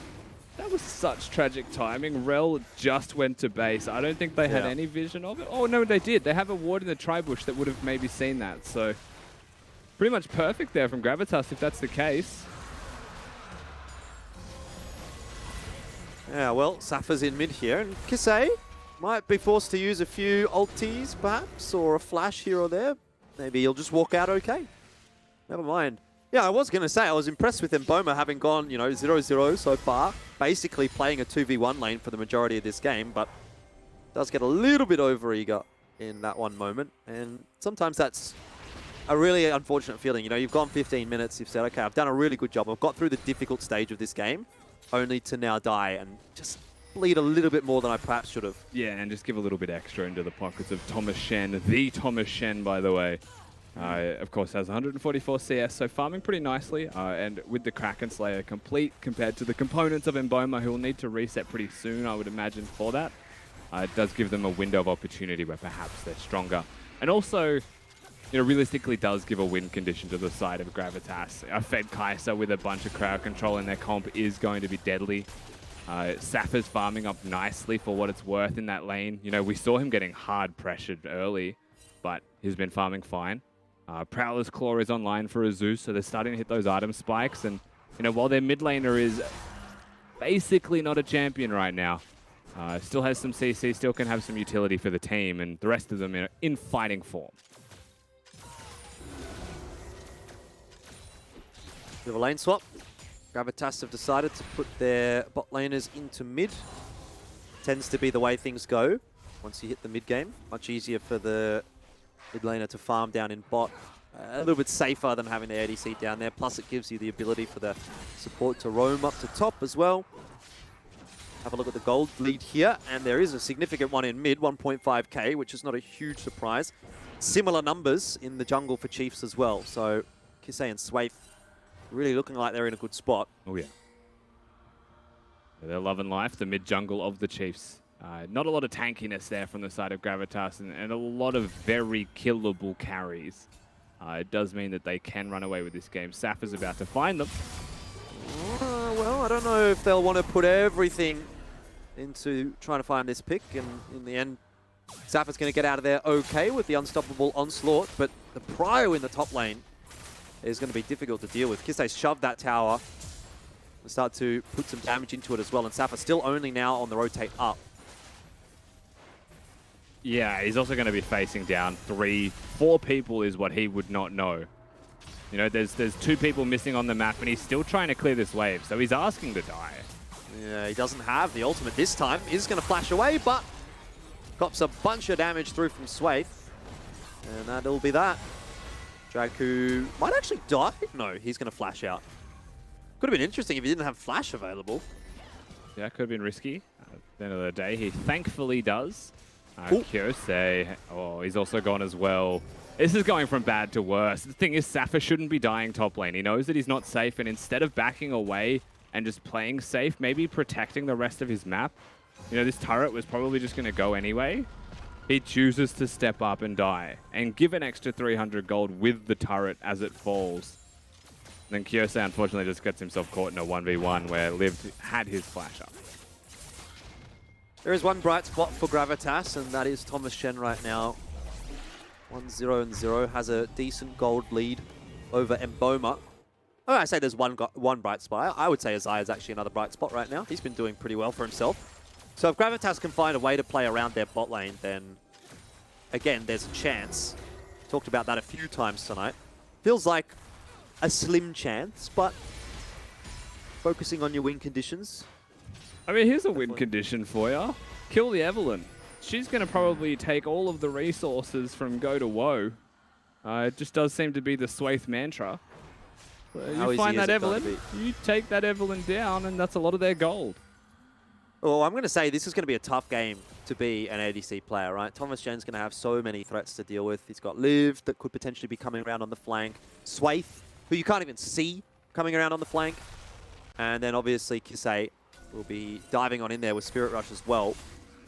Everfrost available too, so lots of CC to dodge for Thomas Shen. Azus is going to have to give up his blue buff. Once those mid turrets go down, really does open up the avenues of attack into the jungle, and so Chiefs will take advantage of that. As we do have a pause coming through here, so hopefully not too long of a one, but it's a good opportunity, I think, for both teams at this point to just sort of reset and figure out what they want to be doing, right? 10 seconds until Dragon. We're sitting in a position where both teams have got themselves one Dragon. There's a significant lead at the moment for the Chiefs. I suppose the one small silver lining for Gravitas is that a lot of the kills are on both of the AP champions, so it does make itemizing a little bit easier. Yeah, especially itemizing for those against tanks. that, I should say. When you've got your Scion top lane that can build magic resistance, it's like when Scion builds, sorry, not Scion, Set builds Stride Breaker, maybe Blade of the Ruin King build and he can handle the Scion, but more normally you'll just see them build for team fighting. And in that case, you know, maybe you get the magic resistance as the Scion, maybe you are actually really difficult to take down. There is also the possibility, and I don't know how often this is seen anymore, is the Hex Drinker changes. Basically means that more of Malmortius is better than it was last season. You can have a shield up to like 600, 700. It's based off bonus health, I believe, now. So all of these carry champions that exist, even though it's the magic resistance, magic damage dealers that are fed on the side of the Chiefs, you might be basically able to nullify Eve's existence by simply having a more of the Malmortius. Because Eve is all about one combo kills, right? You want to charm someone, they need to die in that charm duration or you die. But yeah, there's definitely some items to contend with that. I mean, the longer this game goes, the more difficult it is going to be, I think, to mitigate the Evelyn. Obviously, we do see a Dark Seal coming through as well, and that's already picked up 3 stacks. So it's one of those sort of items that maybe you don't notice it get picked up, and then all of a sudden, the damage really just spikes for Evelyn. You look back and you're like, oh, she's got like 6, 7, 10 stacks on the Dark Seal. Or it's already a Mage Eyes, and you're thinking, oh, crap, this game might be over before it really gets rolling. And Evelyn is one of those champions that just sometimes you feel like she's not a huge factor, and then all of a sudden she's blowing you up one shot and you're not really sure where all that damage came from. So hopefully Gravitas is on the ball in that respect. They should be aware. You know, obviously a lot of gold has been going into Swaith, so they should certainly be keeping an eye on things there. Have a quick look back at some of the replays of the game so far. This was the opening kill, and I mean, it sort of is what started the snowball for Swaith, wasn't it? Because pretty much everywhere that Swaith has gone, he's been able to have impact. Yeah, for sure. I mean, it was an early flash from Safa, so he tried to be as respectful as he possibly could be. But at the end of the day, he wasn't going to be able to get away from that one. And did start to snowball the Evelyn really far ahead. This was that second fight where Azus goes super deep, a little bit too deep for sure, and then overstays. And the Chiefs are able to respond nicely with double teleports. And at this point, you know, like, we're 11 minutes into this game, in this replay. You've got an Ahri that's able to get kills on repeat, and you've got an Evelyn that's invisible and has vision priority around both sides of mid. most of the time. So while this is nice return kills from Gravitas and good gold injection into their pockets, pretty much the rest of this, you'll just be seeing what happens when all of that vision advantage is going the way of the Evelyn composition. Rusty, you're a smart man, all right? You know, I really appreciate your knowledge and analysis of League of Legends, but I do need an upgrade. So I'm going to bring Mac back into the conversation. I want to get some real deep, in-depth analysis from this game. So we've got to bring out the big guns. Okay, I honestly thought you were going to say something different. Something like you're a smart man to Rusty, and they'd be like, so I'm going to bring someone back that isn't, and just bring me straight back in. But look, so I quickly decided I'd go down the road and grab dinner. But on the way, I saw Nectar, and I was like, man, how you doing? Oh, and he's like, here, I bring you a gift. So I've just been munching on the chicken, and I'm just fully devouring. It was a good chicken, too. It's tasting pretty good. I'm almost up to the breast, you know, just going legs first. Probably best way to do it. Just, you know, good protein. So he raises a good chook, you know, good for the stomach. I can't believe you. I mean, that's unreal. Well, that was like the Nectar's LCO a great mascot. man. That's a low blow, isn't it? What do you mean? I have to tip Mammoth for like You're eating every his chicken, day now. Mac. You're eating his chicken. He gifted me the chicken. It's his What am I pet chicken. supposed You've to just do? eaten it. If someone gives you food, do you just say, nah, you know, you don't spit in their face and tell them to turn the bloody hell around, all right? It's a gift, and I am loving it. You know, it's good dinner. It's nothing wrong with it. You know, it's good, hard yakka from Nectar, and he's giving me a gift. You know, so, I've had a pet respect the chicken neck. before. I had a pet chicken. It was a red one, and it was named Julia Gillard. Well, that's None unfortunate. of that was a lie. Oh, that's all right. Well, look, I don't feel any worse than I already do for doing this whole bit. Anyway, we do have a clip from the fans as well, which we are going to quickly look at, because apparently we need to change topic quickly. Thanks, Rusty, for making everyone feel bad at home. Oh, But yeah? look, no, well, Mr. Making Everyone Feel Bad, tell me why this is such a good clip. Well, we're going to find out, because I haven't seen the clip before, but from the looks of Okay. it, it is a Vayne just constantly tumbling around and making some outplays. So that Insane. was 1v4. 1v5 now, as the Olaf has decided to, you know, take the gambit, and knowing he'd lose that one, give the Penta.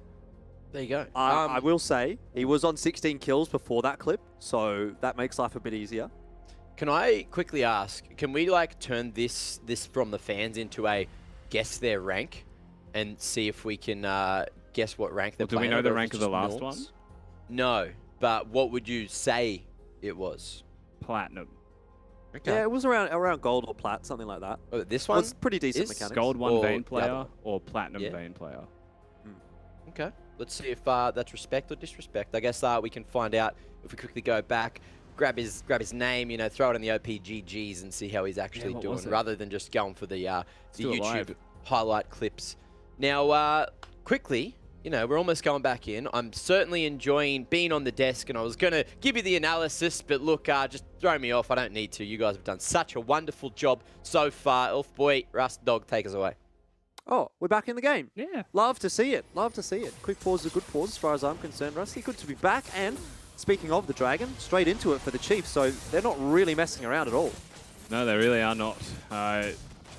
I feel like I need to mentally take stock of everything that's been going on again, just to kind of get us back into this game. So really waiting for the next steps here and what we're going to be seeing. The major concerns that we have moving forwards in this game is what Kyosei can provide to the team, and how Gravitas weather the storm of Chiefs being so fed through their mid and their jungle. Teleport's collapsing on them already, though. They are indeed showstopper from Liv. Denays, this is going to go backwards and forwards and into absolutely nowhere that he wants to be. So that's that. Was looking like it could be a big team fight, but in the end, Gravitas just decide they want to walk away. Well, yeah, they're doing it as 3 people, and the Chiefs spot them on vision. They're able to... Oh, wow, well, they're actually going to go straight for the Baron 20 minutes into this one. Can Gravitas respond? Because it's on vision, right? The Scuttle Crab's there. It belongs to Gravitas. They know this is being done. Kisei's on a flank, but doesn't have the Spirit Rush. Can do it pretty quickly with the Callista, so it wasn't a bad shout, I don't think, from the Chiefs. And they have forced what looks to be a potential fight. Charm did go a bit awry of Kyosei.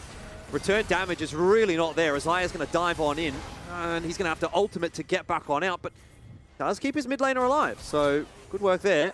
Unfortunately, can't keep Thomas Chen alive, who's just been chased down by Lived. And now it's time for Safa to drift on out of there. Yeah, Thomas Chen goes down now. He is the perfect player, so he didn't actually do anything wrong there. That was just well played by the Chiefs. No counterplay for him in the end. But no, Chiefs will be able to get that first kill. They translate that around the map. Baron being hit is possible with their comp, but I didn't think they would commit to finishing it, and realistically they were playing to try and generate a flank angle, and they find it. We'll get to see how Thomas Chen dies. As you can tell, nothing went wrong there on his part. That was the perfect play. Almost actually did get himself a swathe, but Safa not going to be there to protect him. Yeah, look, only so much you can do as an ADC when you're getting chased down by an Evelyn that's already got 3 kills and a set that also has a Stride Breaker. You know, you're just not escaping that, even with all of your summoners up. Unless someone's there to help you out, and unfortunately there wasn't really anyone close enough. Safa was hanging around in the river. Overall, Chiefs are just finding these small advantages and converting them into bigger and bigger leads. It's now 9-3. Gold leads ballooned out to nearly 5k. They've got 2 dragons. It's over the one that Gravitas have got. So there hasn't been like a big team fight. There hasn't been a big breaking point for Gravitas, but it's just been small advantages piling up for Chiefs, and now they're starting to look like an almost unstoppable force in this game. Yeah, and to be clear, I don't think the Chiefs ever want that team fight. There's no real need for it. They have a decent team fight in comp, but they're better off playing for picks constantly. You know, try and get mid priority, sure, or get priority in the side lane where the Ahri is, bring the Ahri to the fight, because an Ahri and an Evelyn have insane pick potential. So they probably want to continue playing the game out exactly how it has been so far. You're looking at Gravitas saying, can they even find those team fights? Because navigating the map right now is dangerous at all times. We've very rarely seen Thomas Shen on the same map as the rest of his team, and we've seen even less of Kiyose because he's being targeted and dying. Has been pretty rough for Kiyose. Every time I see him throw Unleashed Power out, it does like 10% of someone's HP. He just doesn't have the kill threat right now to be scary at all on Syndra. So Gravitas starting to lose control of their jungle topside as well. Look at how fearless Dragku is. He's got no vision in the Wraith Bush, and he's still just walking forward to destroy some Rek'Sai tunnels. You know, one interesting point about this game, just while we're in a bit of a lull waiting for the fight to start, is it's almost impossible to build Merc trades if you're the Chiefs. Gravitas' composition, in terms of their crowd control, is pretty much knock-up only. So it's very difficult to ever consider Merc trades, and if they got ahead early, Gravitas could have been really difficult to deal with. Thankfully for the Chiefs, of course, they are the ones who got fed early, so not the case, but just an interesting thought to ponder. This is getting a little bit too close for comfort, I'd say, for Gravitas. Chiefs getting the Baron down to half HP before... They know now. Now, Gravitas are starting to have a look. It looks like they've got the timing okay. This will be the big fight they're looking for. Unstoppable Onslaught is great. Safa, the knock-up. Surely not. Surely Gravitas can't turn it around from here. Oh my word, look at the damage coming through. The combo was so good for Gravitas. And Thomas Shen, he gets so many of those kills. How many was that? I mean, it was a triple for Thomas Shen, and Boehmer's just going to fall here as well. The Void Rush comes in, and they're able to hit that one home. Chiefs lose 4 members. And Gravitas basically stopped the Baron buff from existing in its entirety. Only Kiyose with it remaining. Mid lane outer turret falls as well. Suddenly we're in a position where the Chiefs have given just a little bit too much over, perhaps. We'll see this fight one more time. Safa goes huge. The smite, if that went the way of Azus, which is nearly impossible, I have to say, against an Evelyn, then that would have just been devastating. But they'll secure the objective, and that matters most. What a sick engage from Safa, though. And a pretty good follow-up as well from Isaiah. I mean, it just all came up perfectly for Gravitas in that fight. Not to mention the fact that those kills have gone on to Thomas Shen, which is, you know, a Kai'Sa, a champion that can really just start to take a game away when he gets fed. And I mean, that's a real lifeline for Gravitas. You talk about Gravitas glory. Well, that might actually be it in a nutshell. And they need the Cinderella story this week to get into playoffs. That's the start. That's the start of a Cinderella story, you know? They were thrown a bone and a half with that play. Really, you would expect this Baron buff to fizzle out just a little bit more now. There's no Dragon to secure as well because Gravitas locked that one down, so it buys even more time and delays the Soul as a point of consideration. We are at this point in the game where one more positive thing for Gravitas and they're in it. Yeah. One more mistake and it's hard though. Thomas Jen just instantly buys Runehands. I think he had like a dagger or something before that fight. So he's just got a full item out of that, and it's a big important item as well for the Kai'Sa. I mean, Gravitas, they're still in it. And Chiefs, you know, this is the kind of thing where it's like Chiefs in a nutshell. It always seems to happen. They get themselves into a good spot, and then something goes wrong, and then the game's more difficult than it really should be. Look, they're still in the lead. They still have the advantage. It's 5k gold ahead, and they've still got control of this game. But can't afford to be doing that against a team like Gravitas. You definitely can't be affording to do that against the better teams when, or if, I should say, they do get into playoffs. Yeah, 100%. Like, this isn't the proof that they're the perfect team or in perfect form coming into playoffs by any means. If Gravitas, or like if Chiefs are the bar, then Gravitas have proven they're able to challenge it. Doesn't give much confidence when you look the other way. Baron buff was used to break a couple of structures. Chiefs actually very nicely controlled the bot side blue buff quadrant vision. But then they also pushed their way into the red side to get a couple of wards down as well. So they have overexerted themselves and are due a reset for extra vision. They're not going to push any further, and like you would expect, the Baron buff will fizzle after just a small advantage game. Teleport going down into the bot lane. Looks like Azus is in a spot of bother. Certainly has his avenues to actually get out of here, but it's all depending on what route he decides to take, and that probably wasn't the one. He's going to try and die to the turret, but he's not going to be able to in time. The collapse is there. Dragku on top. And the kill goes over to Lived. That's an unfortunate moment for Gravitas, you know, because that really relieves any... Not that there was a lot of pressure on Chiefs, but it does relieve anything that was, right? 30 seconds here where Azus now is just sitting in base, and it's another chance for Chiefs to just start pushing those waves in and causing Gravitas a bit of a headache. That irks me a little bit, though, because I feel like you've got a Rek'Sai with Flash with Prowler's Core available. Maybe you can just go toward the teleport, and you might have enough distance to cover to get yourself out alive. But now he's gone, sacrifices himself, and Chiefs buy a boatload of space to set up their vision to prevent Gravitas from existing because the Evelynn is terrifying. I mean, the good news for Gravitas is that they have really good wave clear across the board. Sion with those Qs, jump them down, and obviously Syndra combined with the Kai'Sa, you're able to pretty much one-shot the wave. So it's quite difficult for Chiefs to actually siege at the moment without a Baron, anything like that. Once again, you'll just expect to see Chiefs waiting for picks. Their avenue into this game is singular kills. They look for one person. Team fights are then a lot easier to follow up on afterwards. Gravitas need a lot more than that. They need those big Sapphire ultimates. They need those big stuns, perhaps from Kyosei, or headbutt pulve combos from Isaiah on this Alistar. Flank angles, definitely something worth looking at for Gravitas as well.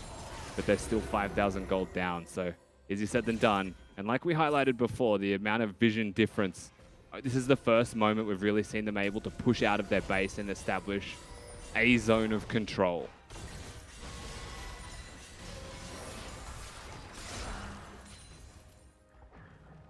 Shoving that mid-wave again.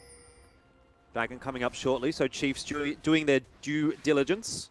The way you want to see things go is shove mid lane in, get vision control, and then rotate over to the Dragon while Gravitas are starting to push that wave back on out. Now, there's a bit of an interesting response from Gravitas here in that they've decided, all right, if you guys want to go for Dragon, we're going to gamble ourselves on the Baron. See if that's going to be enough pressure for the Chiefs. Doesn't look like it. So Gravitas are forced to return to mid, clear that wave out. It's a bit of a game of cat and mouse right now, and I think Chiefs are winning it. Yeah, I mean, the timing isn't there to be able to hit the Baron on spawn. Dragon will basically be done already. So they're just going to bait in the area. They're actually all sitting in a single bush, which is risky. That's also not fooling anyone because the blue trinket comes down. They see that the Baron hasn't taken any damage. They also, I mean, Chiefs are just not fighting this. Like, Emboma is over at the red buff, so they are going to kick this off. Azus needs to keep some health about him, and Safa can tank. Emboma's not here. Yeah, someone's going to need to start this fight, though, pretty quickly for Gravitas, although Mboma seems to have rotated up now. Putting themselves it's on a clock. no longer a 4v5. Kisei's gone into mid. He's going to shove that mid tower. I mean, Gravitas are in all sorts right now. They're just have to fight. Unstoppable Onslaught goes through the middle, scores a field goal. Dragku, what an engage. The Magnet Storm, so damn good. Kisei is going to be jumped upon by Thomas Shen, but that really does not matter at this point. The damage is all there for the Chiefs. Azaya low, Kyosei low, Thomas Shen low, and the Chiefs find the fight that they've been looking for. That was pretty special from Dragku. Yeah, fantastic engage from the Rel, but it's Gravitas putting themselves into a hole that enabled that to happen in the first place. They make the decision, the snap call, that they're going to play around the Baron. They can't decide if they want to hit the Baron or recall, and at that point, you know, Chiefs have gotten everything on the map. They've got mid lane priority, which is something that Gravitas initially had, but they threw it away, and now they're going to lose the whole game from it. Yeah, certainly an unfortunate way to see the game go. Azaya will do his best to delay. You've got Aces coming up in 4 seconds, but past that, it's still a long time for the rest of the players.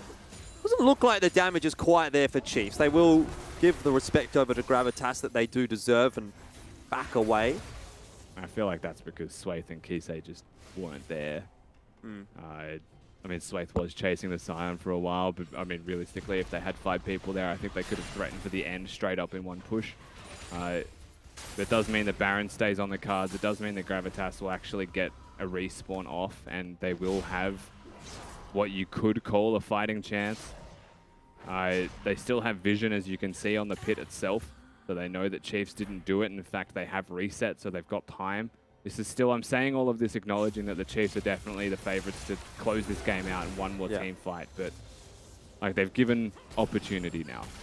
Look, I mean, we've seen time and time again, Gravitas, if they do get the right fight, they can win that fight, you know? And obviously with Thomas Shen having the 4 kills, 340 CS as well at this point, Rusty, he is an absolute monster. It's just a case of enabling the Kai'Sa in the fight, right? And you've got enabling tools. You've got the Scion, Unstoppable Onslaught, you've got plenty of knockups, you can get those through from Alistar, from Rek'Sai, even the stun could come through from Kyosei. It's just a question of how much time can Thomas Shen have in the fight to auto-attack uncontested? And if it's 5 or 10 seconds, maybe it works. Maybe not. We'll see. How does this engage go? Thomas Shen, all eyes on him. So far, not even a single auto attack through. Lockett does provide a bit more HP, but the engage is way too good. In fact, I should say the counter engage from the Chiefs is way too good. There is nothing to be done for Gravitas here. Thomas Shen fighting as best he can. Just not going to be enough, unfortunately, there, Rusty. I mean, the Guardian Angel kept him alive. The Ultimate kept him alive. He stayed up in the fight, but unfortunately, just didn't have the opportunity to do damage. Yeah, I mean, he ults into the backline. He tries to do his best, but his best is never going to be able to take down the full roster of the Chiefs. An easy victory for them in the end, and a much more reinvigorated Chiefs. Wasn't perfect, but it was improved from the last time we saw them, particularly through their early game. Yeah, and with that win as well, Chiefs will lock themselves into a playoffs. So we do know our 5 playoffs teams. A good result today for the Chiefs. Unfortunate for Gravitas, but they provided us an entertaining game, which is the best that we can hope for in a lot of cases. And so overall, I'm not too disappointed by what we've seen from tonight. Also, did just get my prediction right. All 3 of you got it wrong, so no complaints from me. Must be nice to pick the favorites and get it right, hey? It is. I mean, it ain't easy being the best at predictions, apart from Juice. And speaking of, we've got Mac back in, and he's pretty good at predictions as well. So 4 from 4 today, Mac. You did really good. You did a really good job. You stop, all right? Listen, I'm not the one that ate a man's chicken, okay? Yeah, look, I think I win today just because of that.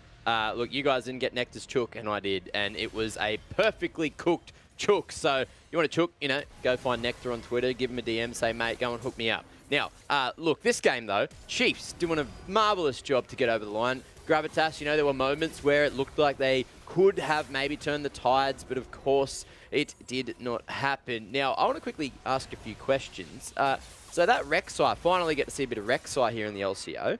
It's a direct counter to Swaith there, right? But it didn't seem to be the case because Swaith kept stealing everyone's gold. Well, the thing with League of Legends, Mac, particularly in a competitive sense, is that it's not played in the same way that rugby league is, where you form a nice orderly line and, you know, the big guy might counter the small guy in that fashion. You just avoid each other. And the ability to avoid each other is what helps propel the Evelyn into being relevant in this game. So Chiefs played it properly, but the Rek'Sai does and can be considered a counter if they ever meet in a one-on-one. Yeah. Well, in a way, you know, rugby league is also about avoiding one another and just trying to run through the gaps. But look, that's a conversation for another time, Rusty. You know, I know you're not a man of culture, of league, like myself. But look, this game in particular, you played, oh, Jesus, don't even talk to me. Now, that's yet another conversation for another time. I was always terrible at kicking balls. That's why I went for the running at people instead. I like how this is a conversation for another time, and we've just had the conversation the whole time. Exactly. Conversation for another time. Now, Nat, come and save us. You know, dig us out of the hole and tell us who you have from the Chiefs to have a quick chat to, and also ask if they got a chicken from Nectar as well. I will not be asking anyone about any chickens tonight, but I do have Swaith with me. Congratulations on that win. You know, that secures the spot for playoffs for you guys. How's the mood down there with the team? I'm pretty happy about it. Like, I think it's a pretty expected result from us. Like, even though we've been having a bit of a slump lately, like we got 0-3 last week, we're all pretty confident that we'd be able to play the win tonight. I mean, it did see that you guys had the weekend to work on some stuff, so it's very great to see you guys come back and secure the win. Talk to me a little bit about the draft, especially the confidence to pick Ari into Kyosei, knowing full well that that is a champ that he loves to play. Yeah, well, we kind of talked about it a bit as a team, and obviously Ari's a bit of a power pick in the meta right now, and Kyosei has just been spamming it. He's been like climbing with it in solo queue, so we kind of just felt like if we just first picked it, there's nothing he can really pick into it because he's not really like someone who has like those weird or wacky counter picks. He's more of like a supportive player for his team. So yeah, like we just felt like it would completely deny them if we first picked it. Well, I guess that tactic has definitely paid off for you guys. It felt that the early game was a little bit slower in terms of just, I don't know, it didn't feel like as fast-paced as we have seen some games from you before. Walk me through the laning phase and all the way onto like the Baron fights. Yeah, so with the kind of comp we drafted, like especially just like me playing Evelyn, obviously like I'm kind of a slow champ till 6, like I can't really impact the map very much unless like, you know, they like horribly misposition. So really like what was like a win for us in the early game, even if it was slow, was like splitting the map through bot side. So like the Rek'Sai wasn't really able to like achieve much. He wasn't able to invade me, wasn't able to kill me. So that's basically like a big win in the matchup. So yeah, and then leading up to the Baron fights, I felt like we were just like taking favorable skirmishes around Ariel. So really, it felt pretty clinical for the most part. Besides, obviously, like just I don't know, ruining the Baron fight. But yeah, it was like just pretty standard, I think. I do want to hear a little bit more about that Baron fight because I'm not gonna lie, sitting here watching, I was a little bit nervous for you guys. I thought, is this Gravitas' way back into the game? But I want to hear from you how you guys were feeling after it, how you came back to secure the win, and what you think went wrong in that fight. Yeah, so we were pretty nervous. I mean, I can speak for myself. I was very nervous. Like after we like lost that Baron, it was kind of like, hang on, like what's going on, guys? You know, this isn't meant to be happening. I think it really was just like a difference in comms. Like a lot of people were like on different pages in that fight, and that like, you know, usually is a recipe for chaos. That, and it's hard after coming back from like a pause for a long time. Like it messes with your mind, I think, a little bit, like in terms of like your objectives for the game. So yeah, I think as soon as like we like, you know, took a second to like regain our composure, I would say after the Baron, like we started playing 12-win condition again, and then it was just, easy from there. Well, thank you so much for joining me and giving me some insight onto that game, and congratulations again on making it to playoffs. That's a good. Thanks very much. Oh, I was really hoping there'd be a serious question about the lane tax in there. Unfortunately, might be a conversation for another time. Now, moving forward, let's have a quick chat. So next 2 play days, is it a situation where it's just for fun and Pentanet trying to just keep their track record at this point, or is it going to be more just about the shuffling of where the top 5 are going to be standing? I don't think it's just for fun, Mac. I think there is a bit of a discussion to be had around where exactly everyone's going to sit in that top 5. we'll obviously have a look at the standings before we close the show today. I'd be quite interested to see exactly what the implications of today's results could be on the rest of the week. You know, is there a situation where Order can boost themselves up a little bit further? Can Direwolves take second place, etc., etc.? These are the questions that we have to ask. Obviously, for the likes of Legacy, Mammoth, Gravitas, then it'll be interesting to see what they kind of pull out. It's the opportunity for them to throw some curveballs and to ruin some dreams. But definitely, big impact can be made in terms of where you end up in the season as to what happens in playoffs. If you get an easier run through playoffs, why aren't you going to take that? Well, look, you've asked for it, and production have provided. Let's bring up the standings where everyone's currently sitting at the end of today. And as you can see, there it is, 5 teams all locked in. Chiefs, Order, Direwolves, Peace, and Pentanet. And it looks like, in the end, 6 was, Rusty, the magic number. Yeah, we managed to get to the number. We weren't sure if it would change, however. You know, if the teams at the bottom were continuing to get some wins on the board, that may have gone up to a 7. But at the end of the day, here we are. We've got our top 5. And like mentioned just before, there is still some standings implications to be fighting for. The tragedy for Legacy, Gravitas, and Mammoth, who I will say, I don't think any of those teams came in looking to do well in Split 1. Like, they obviously, if they did do well, they would have been happy. But there's a lot of development going on in those 3 rosters. So the fact that the split ends like this for them should not be a surprise to anyone. I reckon they've certainly learnt a lot in this time. You know, still 2 more days to play for them as well, at least. And there's been a lot of takeaways. There's been a lot of silly buggers running around. And, you know, they've certainly learnt from their mistakes throughout the season. You know, I really wish that Gravitas got to play that Nocturne Fiddle combo more than the once, but it just kept getting target banned. And I guess the other storyline that leaves us with is, you know, when is Amumu going to be picked this week? But look, that's a story for another time. We do actually have the play of the day ready, and it's... No, I'm not going to tell you. What do you reckon it is, guys? Go, you know, left to right, Jordan.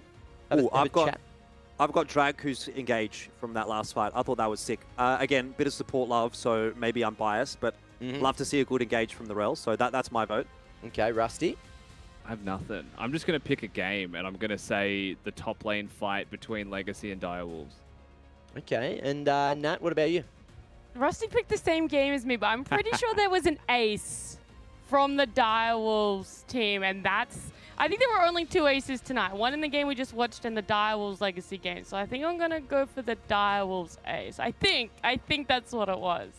All right, well, I'm not going to keep you waiting any longer. It is the Master Fisherman, the baiter extraordinaire only, with his huge bait on, what was it, 110 HP. Very low, managed to just fully... Look at this, Sybil on the hook, constantly, flashes back in, just completely leaves the rest of his team in his dust, and there you go, Cupcake and Shock saying, hello, hello, hello, what are you doing in the brush over here? You're not going to like looking at that one if you're Civil. I mean, that is just hook, line, and sinker. And the worst part of it as well was that only still had Zhonya's, by the way. So even if he gets to this point and it looks like he's going to die, if he can't outrun the Udyr, pop the Zhonya's. His teammates aren't there to help him out. And obviously, Direwolves have the reinforcements running straight on through. So, yeah, bamboozled completely. What an angler, mate. That was perfect. It's weird, though. I feel like only, you know, he doesn't seem like the kind of guy to, you know, go and have a bit of a fish. He seems pretty reluctant, you know. Looks more like an inside kind of guy. Anyway, look, that's judging a book by its cover 100% of the time. And that's something I'm very good at, but you should never do. So learn from my mistakes as well. Now, let's have a quick look at the schedule for tomorrow and see which games are going to be coming up then. Kicking things off, we got Peace and Pentanet. Woo! It's always at the early slot. It's like banger match, kicking things off, 6 p.m. All right, well, I hope everyone's here early to see that one. 7 p.m, Gravitas and Direwolves. Let's see what Gravitas do now. They're out of contention. Might be able to pull some crazy damn plays, difference in the draft. Who knows? Mammoth and the Chiefs, again, this is going to be another tester for the Chiefs, making sure that they can get these matches that matter across the line. Legacy and Order at the end of the day. And now that's another one where there's some upset potential, even though Order's already locked in their spot. So, have we got the same lineup tomorrow? Are you going to be here, Jordan, Rusty? I am not. We will not. Oh, but the full swap. I do like what you're saying about that Order Legacy game, by the way, remembering that Legacy did actually beat Order last time they played. So, as far as Order's concerned, it's a pretty important game. They're fighting for that 4th, 5th spot right now with the Chiefs. If Chiefs get the win over Mammoth, you know, they're probably likely to do so. They'll be looking at 7-6. So, think there's a fair bit to think about there for Order. They don't want to be going into playoffs in quote-unquote last place. Well, yeah, I think Order's run compared to Chiefs is a lot more difficult coming into playoffs. So I think there is actually a really high chance that we're going to see the ladder with Order at the bottom going into playoffs. Because if you have contention for potentially top seed between Pentanet and Peace as our first game, and then you have contention for last spot as our last game tomorrow. So there's a space for the two tops and the two bottoms to swap around. There you go. Let's see if the shuffle continues. Let's see if there's some chaos in the ranks. Quickly, before we close the show, Jordan, I do have some chicken left over. If you're hungry, please feel free to come over and help me devour the good chook. Love a bit of poultry. But that brings us to the end of the day. Look, same time, same place tomorrow. Ladies and gents, we'll see you then. Maybe not. Lisa wants to get into the mix, but there is the passive uptime for Violet, and he's going to be able to chase Shinky down. Does connect the W. That's the slow. That's all that's really required. It feels like Super Mega Death Rocket missed. Horizon, the likes we've never seen. Then you call that lockdown. There's a Zonya out as well, and that's actually from Violet, who was caught, but now is not, and turns things back around. Hang on. This could well be a Penta in the... Doesn't look too good here, Rusty. Vengeance is going to die in the midst of Pentanet, which isn't the worst thing in the world. Puma dives onto Praedith. Hang on a second. But Maximize now arrives. Doesn't have Mega Nun. Nearly gets blown up. But the focus turns right onto Pabu, who just gets away. Puma's got no mana here at all, and Maximize is still so far away from Mega that has gone horribly wrong for Order. Surely Maximize doesn't die here as well. Chaz is going to try and chase him down. Oh, dearie me. Waits it out. Now uses the flash, but that forces Sybil through as well. He's not quite fast enough to chase him down. He's been baited so nicely. That was clean from Only. Absolutely clean as a whistle. And Crab jumps over the wall, decides now is my time as the AD carry. Now is my time as the Tristana to get some resets. Looks for more onto Sybil, but won't have the damage there. Still, the fight's going nicely for Giles, and Cupcake continues to get into the mix. If it's 5 or 10 seconds, maybe it works. Maybe not. We'll see. How does this engage go? Thomas Chen, all eyes on him. So far, not even a single auto attack through. Lockett does provide a bit more HP, but the engage is way too good. In fact, I should say the counter engage from the Chiefs is way too good. There is nothing to be done for Gravitas here. Thomas Chen fighting as best he can.